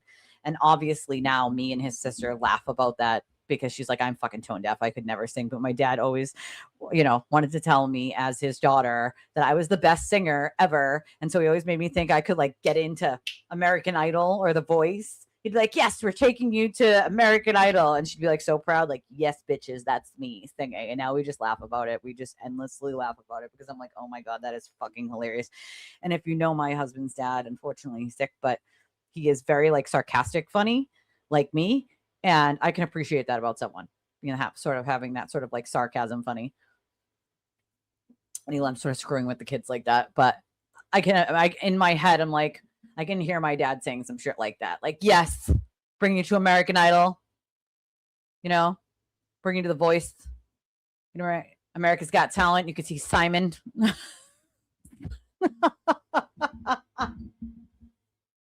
Listen, Felony Little as a jealousy problem in general of anybody with a brain cell. I think, her brain cells were lost long ago. Maybe they ran away with Aiden's missing pupils. I'm not sure, Maybe her brain cells ran away with Aiden's missing pupils. It's cringe level for me when I have to listen to someone talk about criminal law that's very, very clearly has no idea what the fuck they're talking about. And then they go, oh, well, I'm an attorney. I'm a lawyer that hasn't practiced in over a decade. And one that clearly knows absolutely not a fucking actual single thing about criminal law, because every time they open their mouth about criminal law, I'm like, what the fuck did she just say? That's not even a thing. That's not real life at all. That is not a fucking thing. Like, what is she actually talking about, dude? And it's like, how do you not do the research? Or do you just lie on purpose and then go, haha, they're too stupid to figure it out? Like, I wonder to myself, like, as a civil attorney, she doesn't ever say, like, I was a civil attorney. She's like, not like, hey, I'm Melanie Little and I was a civil attorney and I don't practice anymore. And I just haven't practiced in over a decade. She doesn't disclose any of that, right? So then people watch her and they're like, oh, well, she's a lawyer. She knows better than you do, Elise. She's a lawyer. And I just laugh. Sure. We'll go with that. We'll go with that. Oh, God. Take 5 minutes of her analysis of something and her predictions on something that's going to happen with Aiden's cases, and then take 5 minutes of mine and see who's right. Brains absolutely confuse weak men, 100%. In the video where Nan's driving and runs over the turtle, I was cracking up. That is fucking hilarious. I gotta go back to that. That's great. This is fucking amazing. This is the best video ever. Best video. She's got the swag, nothing but style. Tight leather pants, right shade of red smile. Back on the scene, rising up from the ashes. Taking numbers and names and now kicking ass. Only thing Yeah, we taking numbers and names. She's leaving the scene, burning it down with their own gasoline. F-U-E-S-Q. I love it. Comes up with such smart words for the song. Zone with the top down, favorite song blasting as she There's rides a turtle. into town. Bye-bye. Haters detractors, Bye-bye, turtle. it's nothing new. Can't reason with clowns, so fuck you. Only thing they see as she's leaving the Bye-bye. scene, burning it down with their own gas.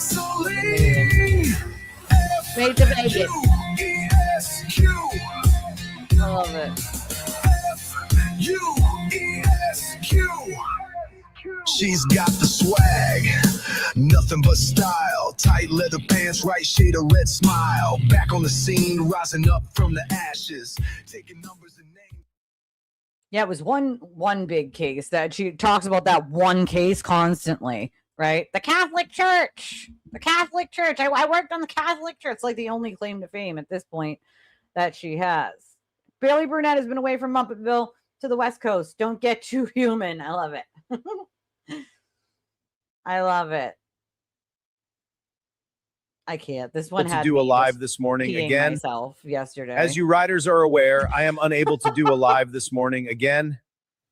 I should be good in 24 hours. Maybe. I think my ears are getting better. Don't pay attention to these clowns on X. I'll be fine. He's fine with his oxys and all, which is not standard for a fucking ear infection. Let's just throw that out there. Again, it must be the flies. They must be laying eggs in there, you know? You actually can download it and save it. On Twitter. You can download it and save it. Welcome. I think it was a good go through. The statute is clear. Aiden broke the law. I mean, even Will, we've seen the clip, arguing with a stream of me, right? Says, no one's saying he didn't break the law. Okay, so what's your argument then? Right? Like, when I realized that he was arguing with my stream, right? Because I'm not in the thing. I must have gotten up because all you can see is like my picture and my setup from my old apartment. And I watched that clip and I'm like, whoa, roll that back. Like that's me he's arguing with, essentially. He's arguing with me saying Aiden broke the law. Well, no one's saying he didn't break the law. Then what's the rest of your argument, sir? If he broke the law, then guess what? You're guilty of the crime, right? You broke the law, you did it. That's kind of how it works. Did you break that law? Yes. Okay, then you did it. Like what's your argument after that, Will? Like what's your fucking argument after that? You know? You're never derailing the chat by talking in it, ever. I can always just skip over things when you guys are talking to each other. I do have a Venmo. I have a $250 Venmo. This is very, very generous and very nice. Today's August 13th, 2026, says, and Barry Joseph Lewis of Port Orange, Florida, is an unhinged, meth-addicted lunatic who is wildly obsessed with one particular and exceptionally gorgeous attorney from New Jersey who was never, ever, ever going to be with him, ever. Law enforcement is watching you, asshole. I believe it's not just law enforcement. I also believe the federal government has been told and has an eye on that fucking behavior, that cyber stalking mess over there. And I think I saw, was it yesterday? Someone made a tweet about something yesterday, and he was going on and on and on about some conspiracy that never happened, and he has no idea what he's talking about. But I was like, this motherfucker is still on. I think it was a new account too, because I think I have the other ones blocked. And I'm like, is he's still existing on X with these wild conspiracy theories? Like, what planet do you live on, sir? Like, I'm sorry, but like, did the aliens take you and probe you and then send you back? I'm asking for a friend because it seems wild as fuck. All right. No, he doesn't. He said that. I can't. Barry, you're confusing her. I have a former husband that passed away. My first husband passed away. Maybe he's confusing you with me. You know, he does that all the time where he doesn't seem to grasp reality. You know, reality is a problem for Barry. He's not very good with reality. You know what I'm saying? It's not very good. And maybe the aliens, that's the next thing we're going to hear from him. He's going to tell us that the aliens probed him and that Tupac's not dead. And then he was just hanging out with Biggie Smalls. And then he was going to say that Epstein brought him to his island and showed him all the evidence that he was innocent from the dead. His ghost. It was the ghost of Epstein. That's what he's going to tell us next. Like, what the fuck? What in the actual fuck? There's something seriously wrong with him. Like, what in the actual hell is wrong with you? You know? Yeah, it's definitely not her case alone. There were a lot of attorneys working on that case. I mean, I'm serious. I think they probed him. Like, what the fuck? I just don't believe one human can be that fucking gonzo and still be in society. without like, you know, someone, anyone, even the workers at McDonald's noticing and calling the cops and being like, this person doesn't seem right. They're screaming at themselves in the McDonald's parking lot. They're talking to themselves with a sock on their hand about conspiracy theories and the Bourne Identity and how the CIA and the feds are going to bust through the window any moment. He has now threatened the fry guy. He said if the fries aren't hot enough, the feds are coming. You know, the feds will be crawling through the window in 23 hours, 12 minutes, and 22 seconds. That we need to hurry up and give him the evidence of the aliens, or the FBI is going to bust through McDonald's window because the fries aren't hot enough. Like, that's the reality that he lives in. Okay. That's the, I know, right? We're just so easily confused. It's like, what the fuck, dude? It's weird to me that anybody at this point can live that gone in society and not one person in real life notices, right? Like, if I saw someone in that amount of like delusion in real life, I would have to like call someone to help them, obviously. So how does he go about everyday life anywhere and no one goes, either this guy was hanging out with Methany too much or needs a hospital, one or the other. Like, something's not quite, you know, he's brand new out of the box, not quite plugged in yet. The batteries are dead and it's, you know, it's frozen in place, you know? It's like one of the toys when the batteries died and it's like, and just freezes in whatever position it was in. Like, I feel like his brain cells do that on a daily basis. Before and after he threatens the feds are going to jump through everyone's windows on ropes and arrest us all. Or before he does a countdown, you know, you have 48 hours to come clean to the interwebs about your non-existent dead husband and child. Or I'm telling everyone that you met Ronald McDonald and had an affair behind a KFC.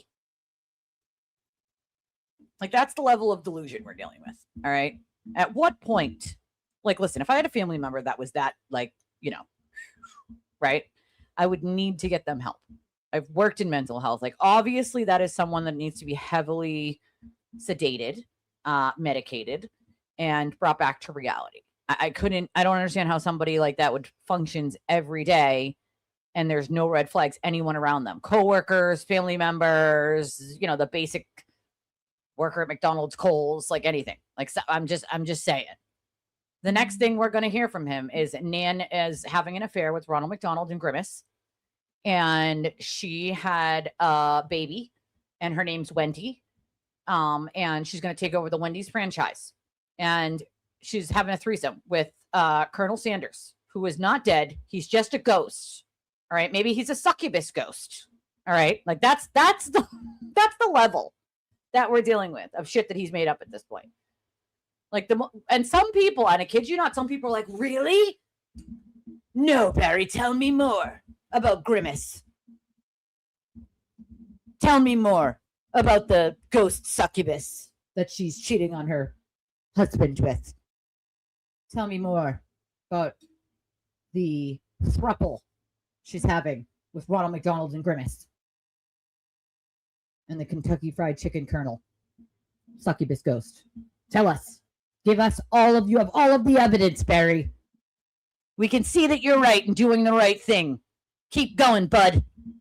Like, there are actually real people that are like feeding into these grant level fucking conspiracies, dude. And I'm like, I question the sanity of some of the people doing it, you know? Okay, sorry. Sorry, don't spit it out on the keyboard. It may not work. Not work. If you spit it out on the keyboard. I'm just saying, all right? I'm just saying. Like, there are actually people who are like, tell us more, Barry. We need to know. Really? You were a CIA agent in Area 51? You saw the aliens? My God, Barry, you're amazing. You're too late. They're like, my God, you're a government agent. You work for the CIA. You're a lawyer. Oh, you're a smart guy. What else you got for us? He's like, yeah, watch out. I leaked out some stuff about Area 51, and the FBI is still coming. They're coming for you, Nan. You. They're coming. You got 48 minutes, 7 seconds to let everyone know I'm releasing all the evidence. All of them. All the evidence. I might even give Aiden his missing shoe and key fob. Imagine Barry's in the bushes just collecting Aiden's shoe and key fob. Wasn't Meredith, it was me. Like, I just like, I have the evidence. It's a key fob and a missing shoe. I got it. It's me, Barry J. Lewis. Super important and smart. And the FBI is coming for all you conspiracy assholes.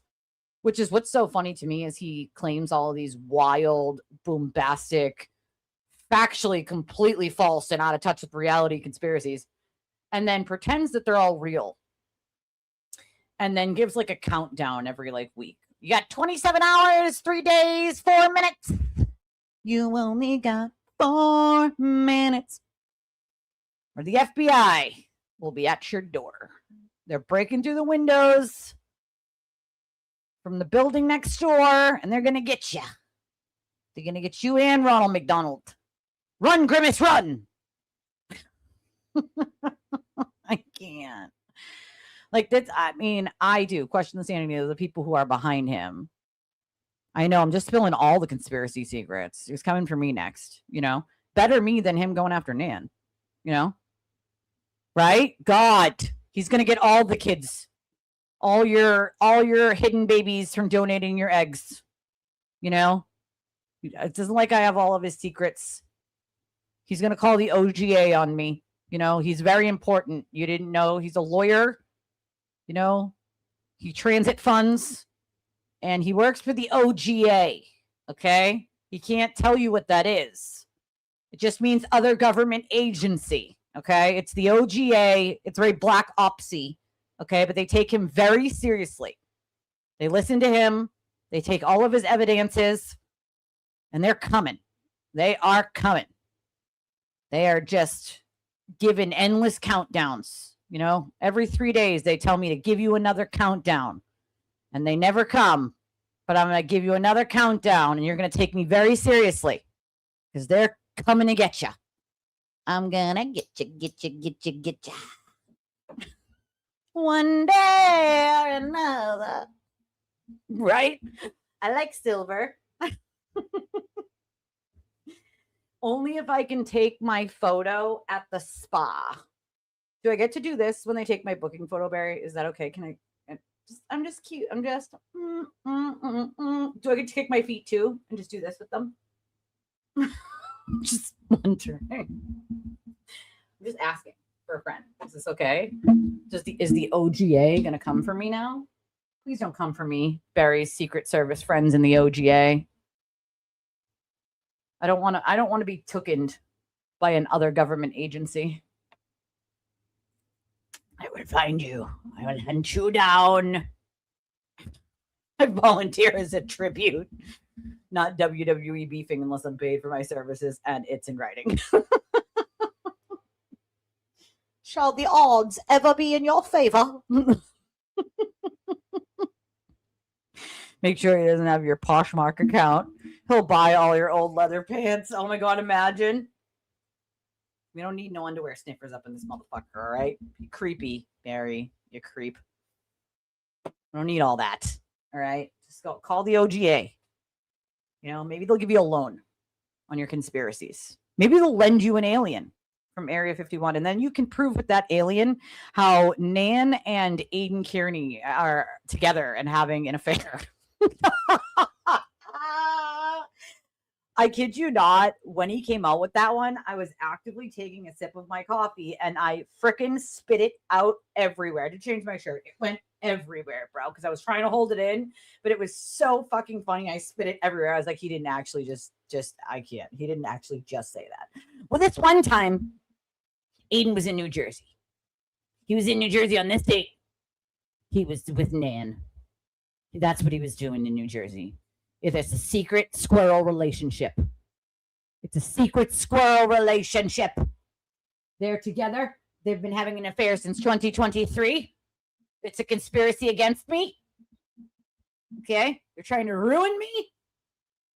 Well, how, Barry? How are they trying to ruin you? I mean, how?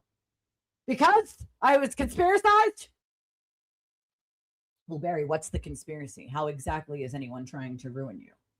Because the aliens, Ronald McDonald, Epstein, OGA, the feds are coming. You have 12 minutes, Elise. You better shut the hell up. You got 12 minutes. They're coming for you. They know all about you.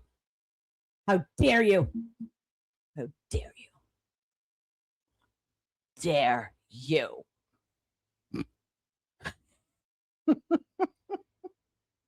He still can't explain to the world what the conspiracy is against him. You know, he keeps saying he was catfished, which is so funny to me because you can't catfish someone you've seen on the computer screen, sir. See, I can't catfish anybody because here I am, right? You can all see me, right?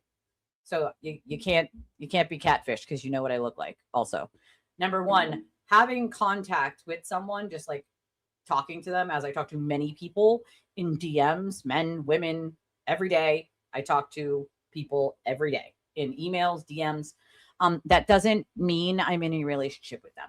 Like, you might think that in your head that every person that talks to you, Barry, is in a super secret OGA relationship with you, but that's just not how it works. When someone's being nice to you and they're just talking to you, that does not mean you're in a relationship. I think you're going to need to get therapy for that. I don't think you understand the difference between like just being friendly and, you know, also it's just not a good look to like fabricate text messages that don't exist, right? Like, he's went to the length of actually fabricating text messages that never happened between him and Nan and saying, look at this, guys, it's a conspiracy, it's real.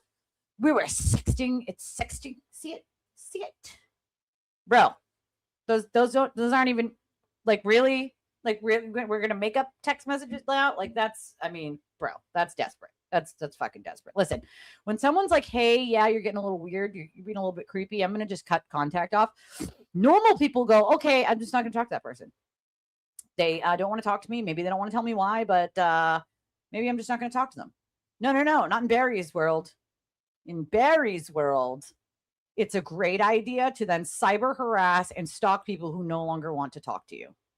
Yep, that's the idea. You know, you got to give them limits, you know, time limits. If you don't speak to me now, I will call your job. I will call your boyfriend's job. I will call your children. I will call your ex-spouse.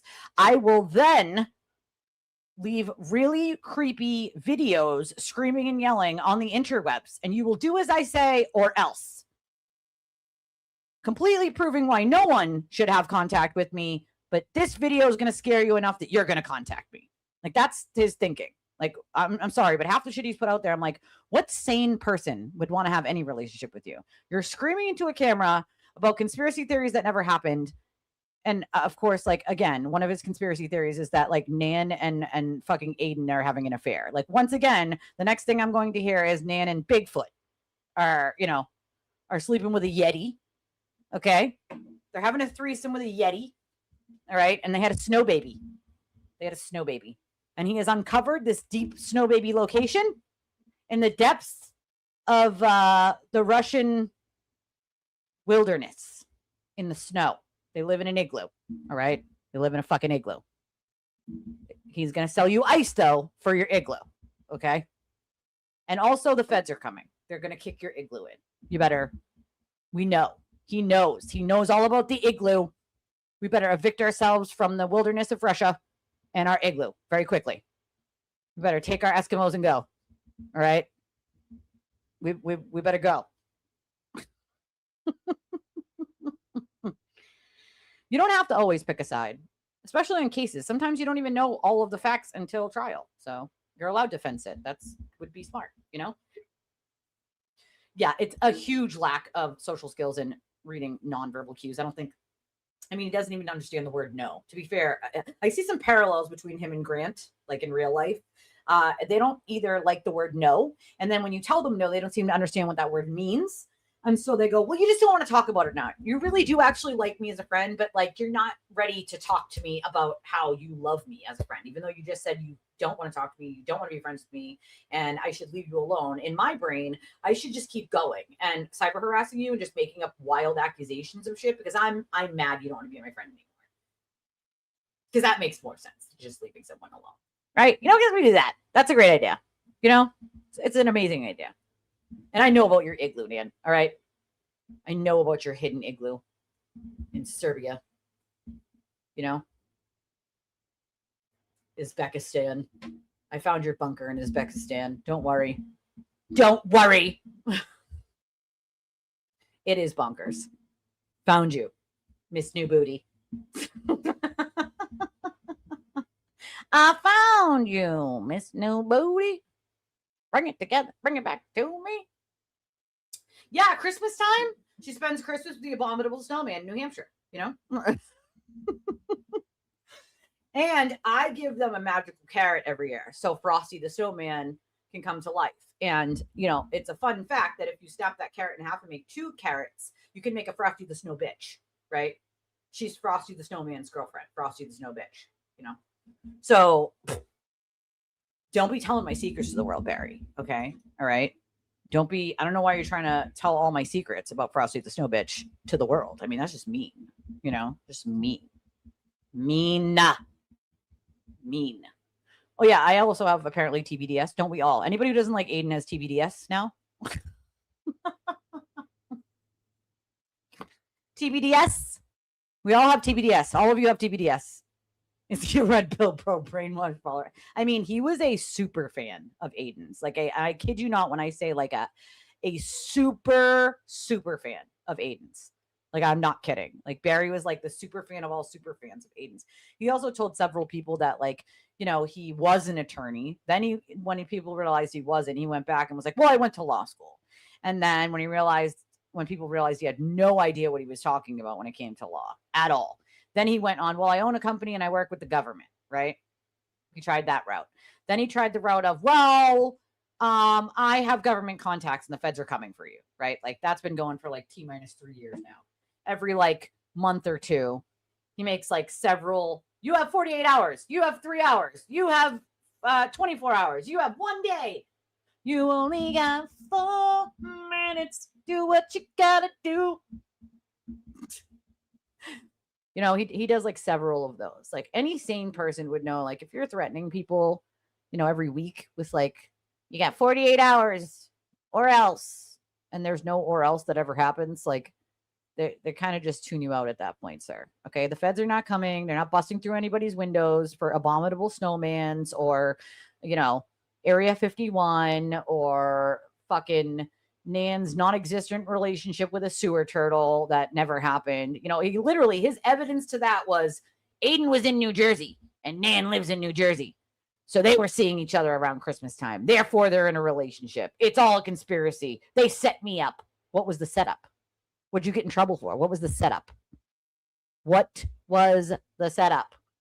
You can't explain that to anybody because, again, there's no setup, right? Like, what would the setup be, sir? You idiot, right? Like, it just, none of it's coherent, okay?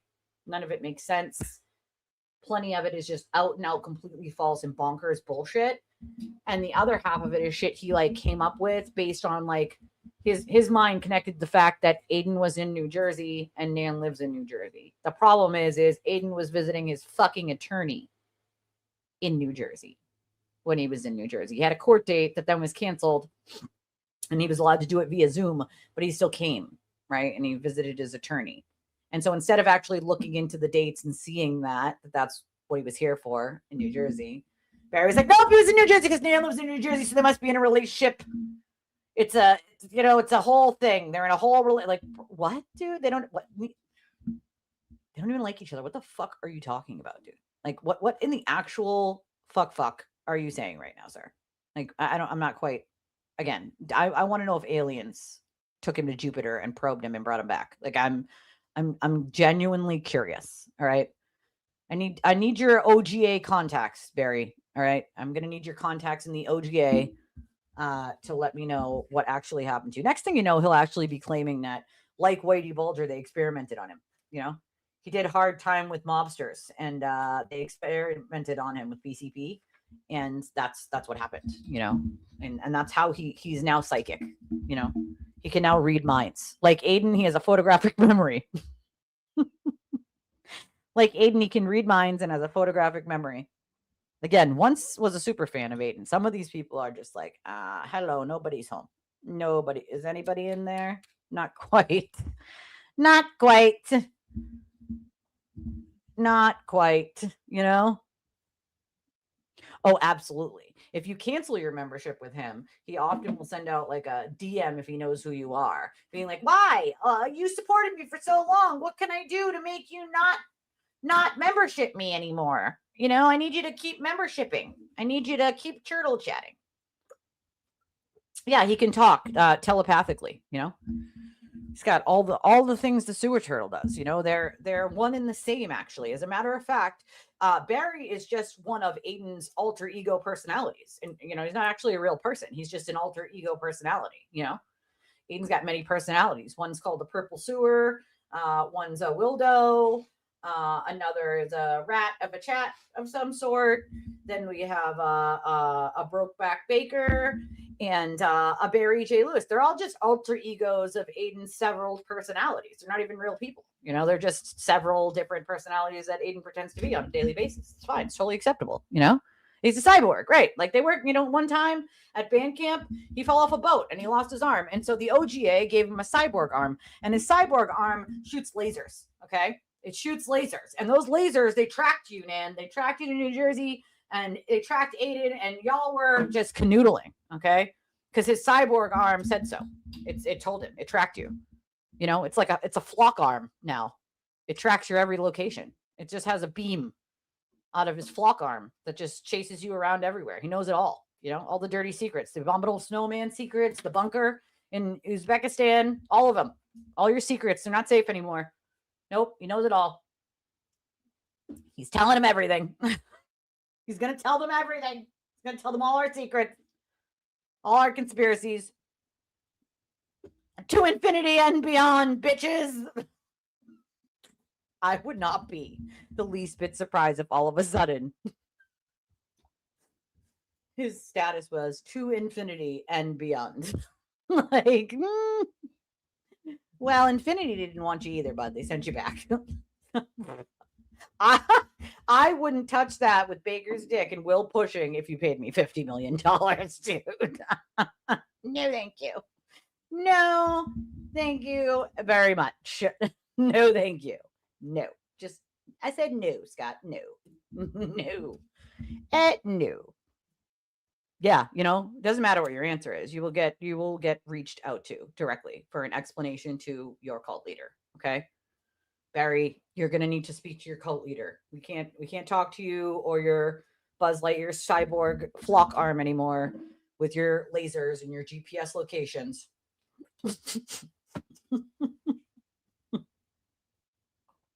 Get flocked with your cyborg arm, sir. All right. This is unacceptable behavior. Okay. You're going to have to call the OGA on me again. I can't help myself. I can't. I'm telling them all the secrets.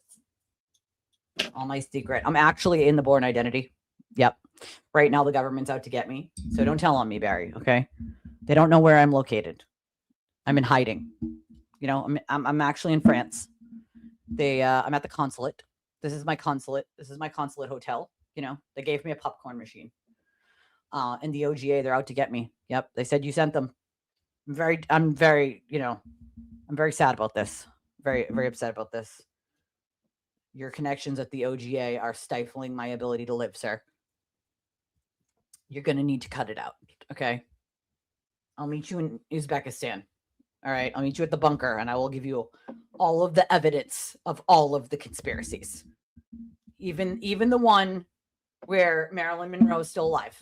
Okay. I will give you evidence. I have her shoe. I have her shoe. It's red, just like in the picture of her shoe. So you know it's her shoe because it's red, just like in the picture of her shoe. All right.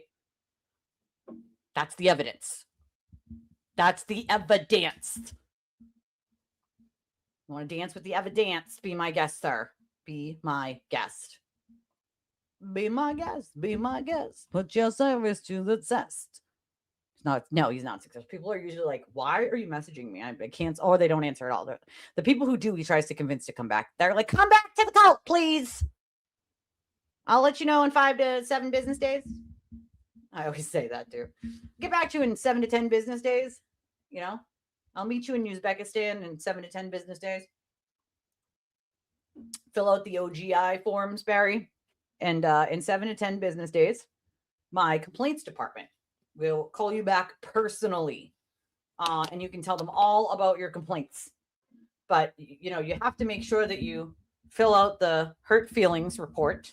And we're going to need you to be very specific when you fill out the hurt feelings report.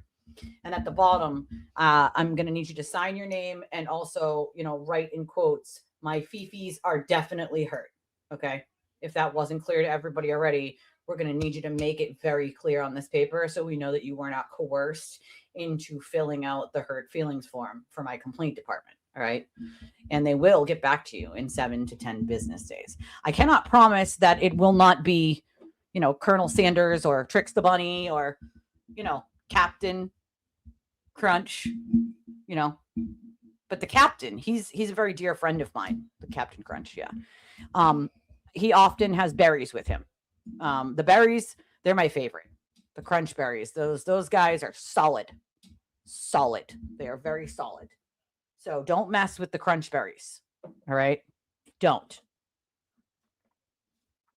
The bunny will not find it cute. All right. And then they'll get back to you at the complaints department. And if, you know, Captain Crunch doesn't take it serious enough, you know, you might be able to ask Sergeant Cuckoo for Cocoa Puffs. You know, Sergeant Cuckoo for Cocoa Puffs might very well take it more serious than Captain Crunch and let me know in another 7 to 10 business days after that, that this is a very serious matter and that the OGA needs answers immediately for Barry J. Lewis, who is a very important lawyer and or transit funding personnel of the OGA and Area 51. Now, it's Cap'n. Let's make it happen, Cap'n. Let's make it happen, Cap'n. It is Cap'n Crunch. Let's make it happen, Cap'n. Right? Listen, I love cereal. At least I'm not fucking cuckoo for Cocoa Puffs, like fucking Area 51. Like, what the people that believe these wild conspiracies, they're like, yeah, Barry, you got all the evidence. We can see that you were definitely catfished. That's what it is. You're catfished. How dare they? How dare they say they don't want to speak to you on the interwebs anymore? How dare they do those things? You cannot do those things. That's not a thing. He bursts out with this big ass smile and you're like, you can't even be serious for 1 second. You can't be serious. You can't be like mad. Like none of those things apply to you, sir. None of those things apply. Not even a little. It's like one of those people that like, he's not good at hiding when he's trying to be 100% serious at all. Like, yeah, at all. Because he can't be serious ever. I'm trying to find that tweet that I saw yesterday because it was so out of the realm of conspiracy that I was like, how is Barry allowed still on the interwebs with some of this shit? And I saw someone comment on it and they said the funniest fucking thing. And I was like, where is the tweet, dude? Where is this? Well, I did saw Jason say happy Barry J. Lewis Day on the 8th. What festivities are planned? I don't know, but I'm sure they involve the FBI, the Senate Judiciary Committee, and 7 random crackheads. I'm not kidding. That's what it says. Look.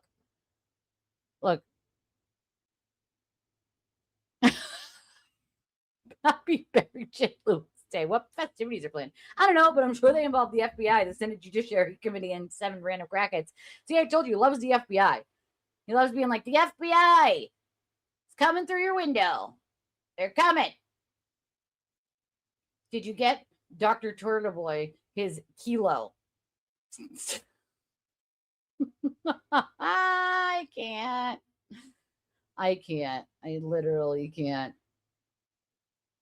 You are immediately banned from this community along any fuck stick who thinks you do any good around here. Look at here it is. Ready? Lunatic. He's still at it. I mean, this is wild. He's tagging Sean, Aiden, one of fucking Christy's old accounts, the John Barron account. He still has the John Barron, which is wild.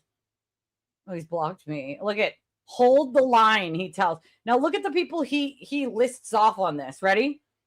Erica Walsh, Will, Auntie Deb, Causey G, Carrie Brack, Greek Puppy Queen, which is Stina, right? Flip, okay? These are all the other Mary B. Like these are all Nurse Kim, right? Like these are all Turtle Rider people, okay? And some of them highly not okay. And so, hey bros, do you still like chess akin to Elle Woods? I have you on that account too, asshole. If he's trying to say Elle Woods is Broyles, like he like what, bro? Everybody knows who that account is. It's not Broyles. You're a weirdo. I'm going to need to submit evidence that shows that Dr. Turtleboy was not involved. I spoke with the investigator and the ADA. I can't. If I need to submit tomorrow, then I will have your back. Christy needs to be criminally charged. What the fuck are you talking about, sir? You're calling the ADA, the American with Disabilities Act, for what? The ADA applies to certain things, you fucking buffoon. Right? But he's an attorney, or, oh, no, made it through law school. Oh, no, I don't know. I can't. I cannot with him. Okay? I can't. Am I going to need to submit evidence that shows Aiden was not involved? Aiden's involved in everything, you fucking weirdo super fan. Okay? He's involved in everything. And there's evidence he's always involved. What the fuck are you talking about? I can't. I cannot. Since you said I am delusional at least half a dozen times on Tuesday, sir, you are delusional. I don't know what planet you live on that you're not delusional. Okay? Okay. He's now still after John Barron, the New Jersey victim, and Altman. Hey, Holly. It's okay. Roll call is okay. You're here now, so roll call counts. Oh, here we go. He's still tagging Nan's account. Be quiet. That is Nan and Jason confirming I was tasked on the John Barron account. Okay, having someone be like, hey, I think I could look into who this account is. Not for nothing, but let's all remember that Barry pretended that he was like some super sleuth that could like crack codes and like get to know who was who on what accounts. And he was super, super good at that stuff. Newsflash, he's not. He's also falsely accused like 24 people of being accounts they're not. And just goes on and on and on about that shit like on a daily basis. Like on a daily basis. Like, oh, this account is this person. No, it's not. This account is this person. No, it's not. Like, what the fuck are you talking about, bro? Especially, even when some of these people are very public on who they are.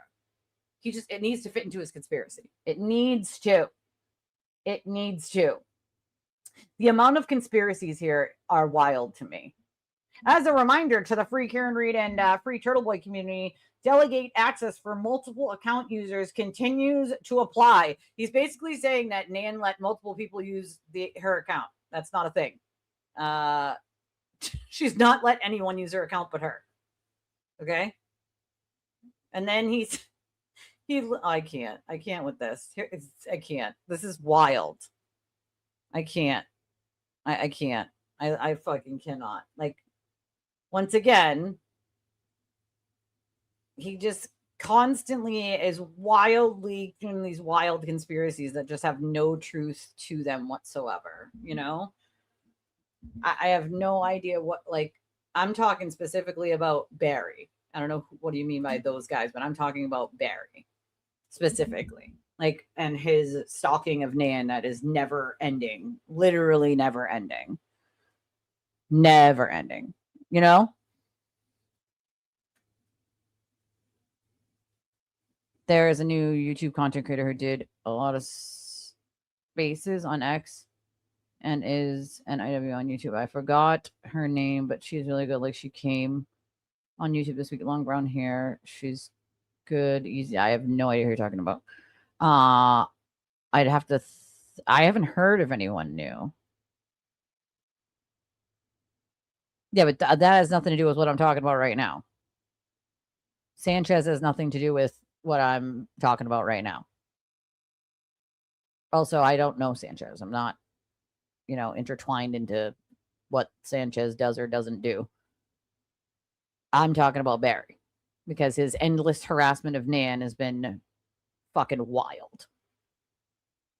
I don't know many other people that are out there, calling people's exes and leaving voicemails and, calling their boyfriends and leaving voicemails and trying to call their family members jobs and like demanding that you call them on some wild, crazy videos they're posting to the internet, giving countdowns to "you're gonna call me now or else." Like, this is beyond normal behavior, and it's it's gotten to the point where it's like law enforcement's been involved for a while, like a long while, and this is just, it's just like more and more and more and more. It's like, at what point do you just leave someone alone who doesn't want to talk to you, right? His whole thing is to try to force Nan to talk to him in any way he can, demanding deadlines, to call me or else, talk to me or else, this, like, no, dude, like, no. Yeah. I mean, he's fucking delusional.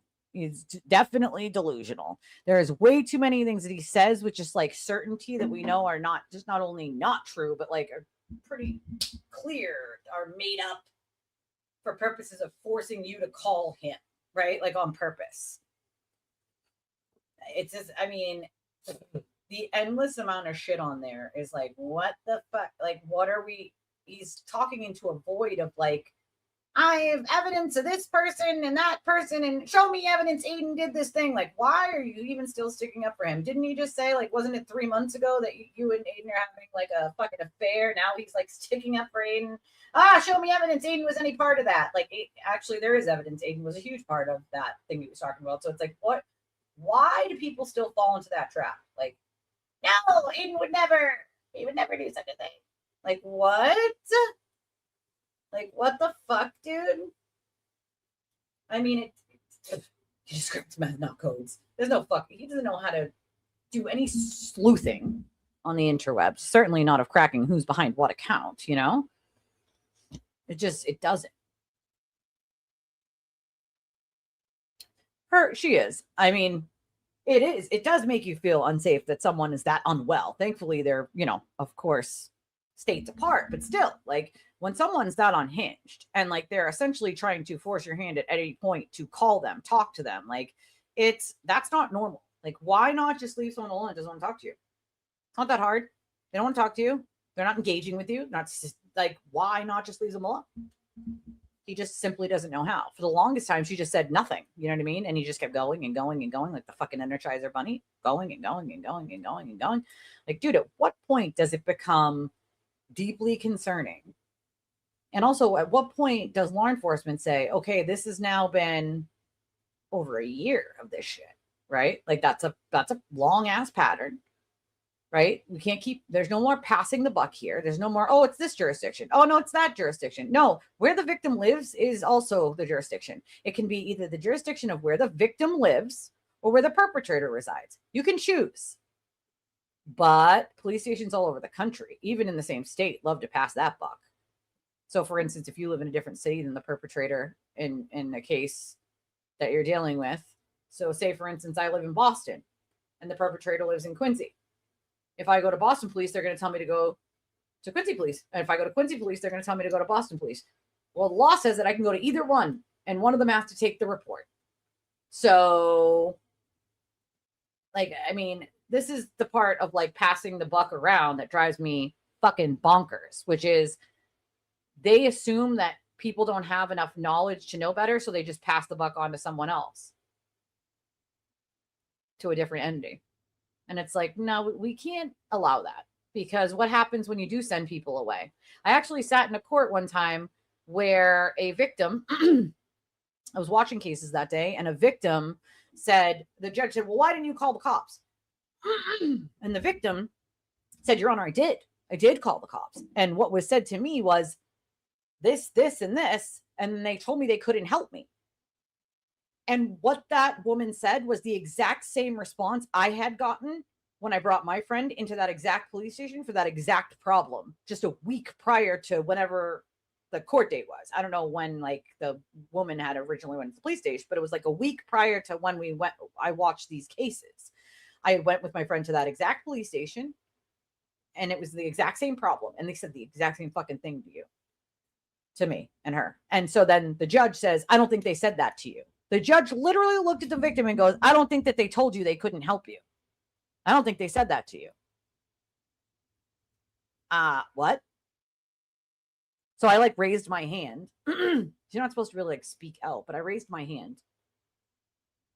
And they either didn't see me or because I was in the back or just didn't care. So at that point, like I stood up and I said, excuse me, Your Honor. And then they told me to step forward. So I went up to the front and I said, that same police station told me and my friend that exact same thing about the exact same problem just a week ago. That judge was ready to tell that woman she was a fucking liar until me, a stranger, stood up and was like, no, they just told us that same fucking thing. Like, imagine if I wasn't there and that hadn't just happened to me. I mean, or if I was there and that didn't just happen to me with a friend. Like, I was just there for moral support and because I push a little when they push back, right? Because I know better. But like, imagine I wasn't there, or the judge literally called her a fucking liar and was like, I don't think the police said that to you. Oh, they most certainly fucking did. So then you have to think, how many judges just think that in their heads and don't say it out loud and use that as a sort of bias, right? Where they're like, oh, I don't believe them that the cops wouldn't do something. I don't believe them that the cops said they couldn't do something. They could have done X, Y, and Z. No, what if they did X, Y, and Z and the cops passed the buck? A lot of times when there's a criminal matter they don't want to deal with, like theft, right? Things like that, they'll go, oh, it's a civil matter. You're going to have to sue them in court. It's a civil matter. No, in fact, that's a criminal matter. It is not a civil matter. And then they'll just basically say they're not going to charge them. So then if you want to, you have to go down to the courthouse, file the charges yourself, try to get it to go through a magistrate, so on and so forth, simply because the cops couldn't be bothered. If you told them drugs were involved, they'd do it right away. If you told them drugs were involved, they would fucking do whatever. Why? Because they can use civil asset forfeiture in cases like that and just seize people's shit, sell it off, and use that as a slush fund for the local PD. So anything involving drugs, they love. Anything else, not super important these days, you know? Pulling people over is more important for your taillight being out, you know? They might find drugs on you. On a Women of Prayer, if your taillight's out and they pull you over, they might find drugs. So their priorities are pulling people over to try to get lucky, basically. Or you call about drugs or investigations on drugs, right? Doesn't seem like a ton of things are an incentive for them to look into, specifically cyber harassment and cyber stalking, which they always will try to claim like, oh, we don't have jurisdiction over that. No, you do. You know who else does when it's interstate? The fucking federal government and the U.S. Attorney's Office. I personally, myself contacted the New Jersey U.S. Attorney's Office. Myself. Because I was like, we're not doing, like, why are we, like, now when something, if, and I pray, nothing ever does happen, but if something fucking did happen, it not only is it now on record, but it's on record multiple times. You were contacted multiple times and you did nothing. Right? Like, how shameful. How fucking shameful. But I guess with that Supreme Court decision that cops don't actually have to protect us, you know, they just don't think they have to anymore. After that decision, I think it left a lot to be desired. You know, protect and serve is supposed to be the motto. But the problem with that is that the Supreme Court says they don't actually have to protect anyone. Okay, cool. What the fuck is the point then? Someone tell me, isn't that the whole point of a police force is to protect the citizens? But the Supreme Court says that they don't actually have to protect. That's what they argued, is that, yeah, we're cops. We don't actually have to protect anybody. Oh, okay, cool. So they argued that. And the Supreme Court, apparently, years ago decided that they don't actually have to protect you. So what the fuck do we have cops for then? If they don't have to protect us, why the fuck do we have them? We should make a whole new entity, right? That is supposed to protect us. Right? Like, what the hell? I mean, I'm seeing more and more people who were used to be one side and flip to another nowadays after they stop listening to Aiden. I feel like a lot of people have just sort of been like, okay, I need to look at this from a new perspective without anything that he said, which is smart. Take all of that out,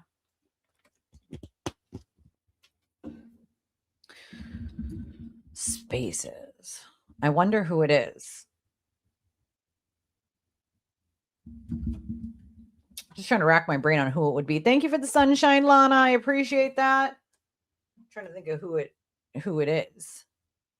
I haven't really been on a ton of spaces in the last couple months. So I have to think, who the hell it could be on spaces. No, Nina does spaces. Deidre used to do a lot of spaces. Not many people do a lot of spaces. Some people do some spaces. I'm trying to think about who it could be with spaces. That's my thing is I haven't really been paying attention to a ton of spaces. They're always at night or when I'm live. If they're already when I'm live, then I'm live. And if they're at night, then they're at night. And I'm, usually like doing dinner and baths and all that shit. So that's part of the thing where I'm like, damn, like, fuck, what is it? Who is it? Because I haven't really been paying attention to all the spaces lately. The police force was created to catch slaves. They never were about protecting people, but protecting property. Well, see, the problem that I have with that is why use protect and serve as your like police motto, protect and serve.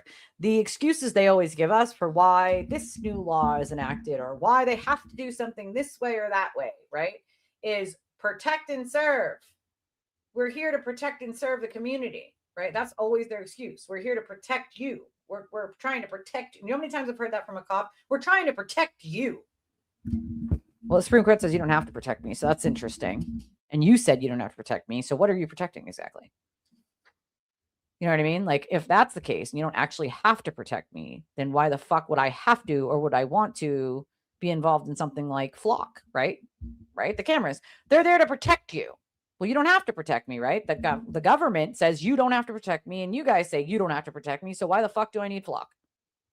Right? How about you give me access to Flock and I'll protect me? How about that? How about we do that? You give me the access to everyone's information on Flock, and I'll protect myself since you don't have to protect me, right? Oh, Amy. Yeah, Amy and Jay Boogie just started a channel. Is that who we're talking about? USA is one of the, yeah, it is. We have so much propaganda just all over the interwebs, all over everywhere. Lots of fucking propaganda. I love Amy and Jay Boogie. We love Jay Boogie too. Jay Boogie has pretty good one-liners. His radio voice is one of my favorite radio voices ever. Now back to you, Bob. Thanks, Susan. Back to you, Bob. Bad radio, Susan. Okay, I'm really going now because I need to eat. I'm hungry. And I have to conspiracy pee. Write that down, Barry. Tell the OGA I went conspiracy pee. Get the evidence. Well, see, that's the problem. They protect and serve when they see fit. They should be protecting and serving all the time. But the Supreme Court said they don't have to. So therefore, what do we need the entity for if they don't have to? If they don't have to. Yeah, last night, I believe, was their first one. I didn't see it till today. This morning, I saw it on the post on Twitter. All right, I'm wrapping it up. I love your stinking faces. If y'all didn't smash the like button, do it on your way out, please. If you didn't subscribe, please do on your way out. Tomorrow is Friday, folks. Tomorrow is Friday. Friday. I think you mean Amy. She's the only one I know of that started one recently who used to do spaces, is Amy. If you'd like to donate to the channel, our PayPal does work, but we can only receive, so we can't do anything else with it until they restrict it because the Turtle Writers. But we do have Cash App, we have Venmo, we have Chime, and we have Revolut. I put the Revolut link to sign up for Revolut if you already don't have it on my X account. It is in the chat here somewhere. Let me see. No, that's not it. And I will put it here at the bottom, as a matter of fact, just so people have it. Oh, we do have to click on it to do it. God damn it. It's making me click. Hold on. If I can do this, I can copy, and then here we go. Paste. It's Revolut.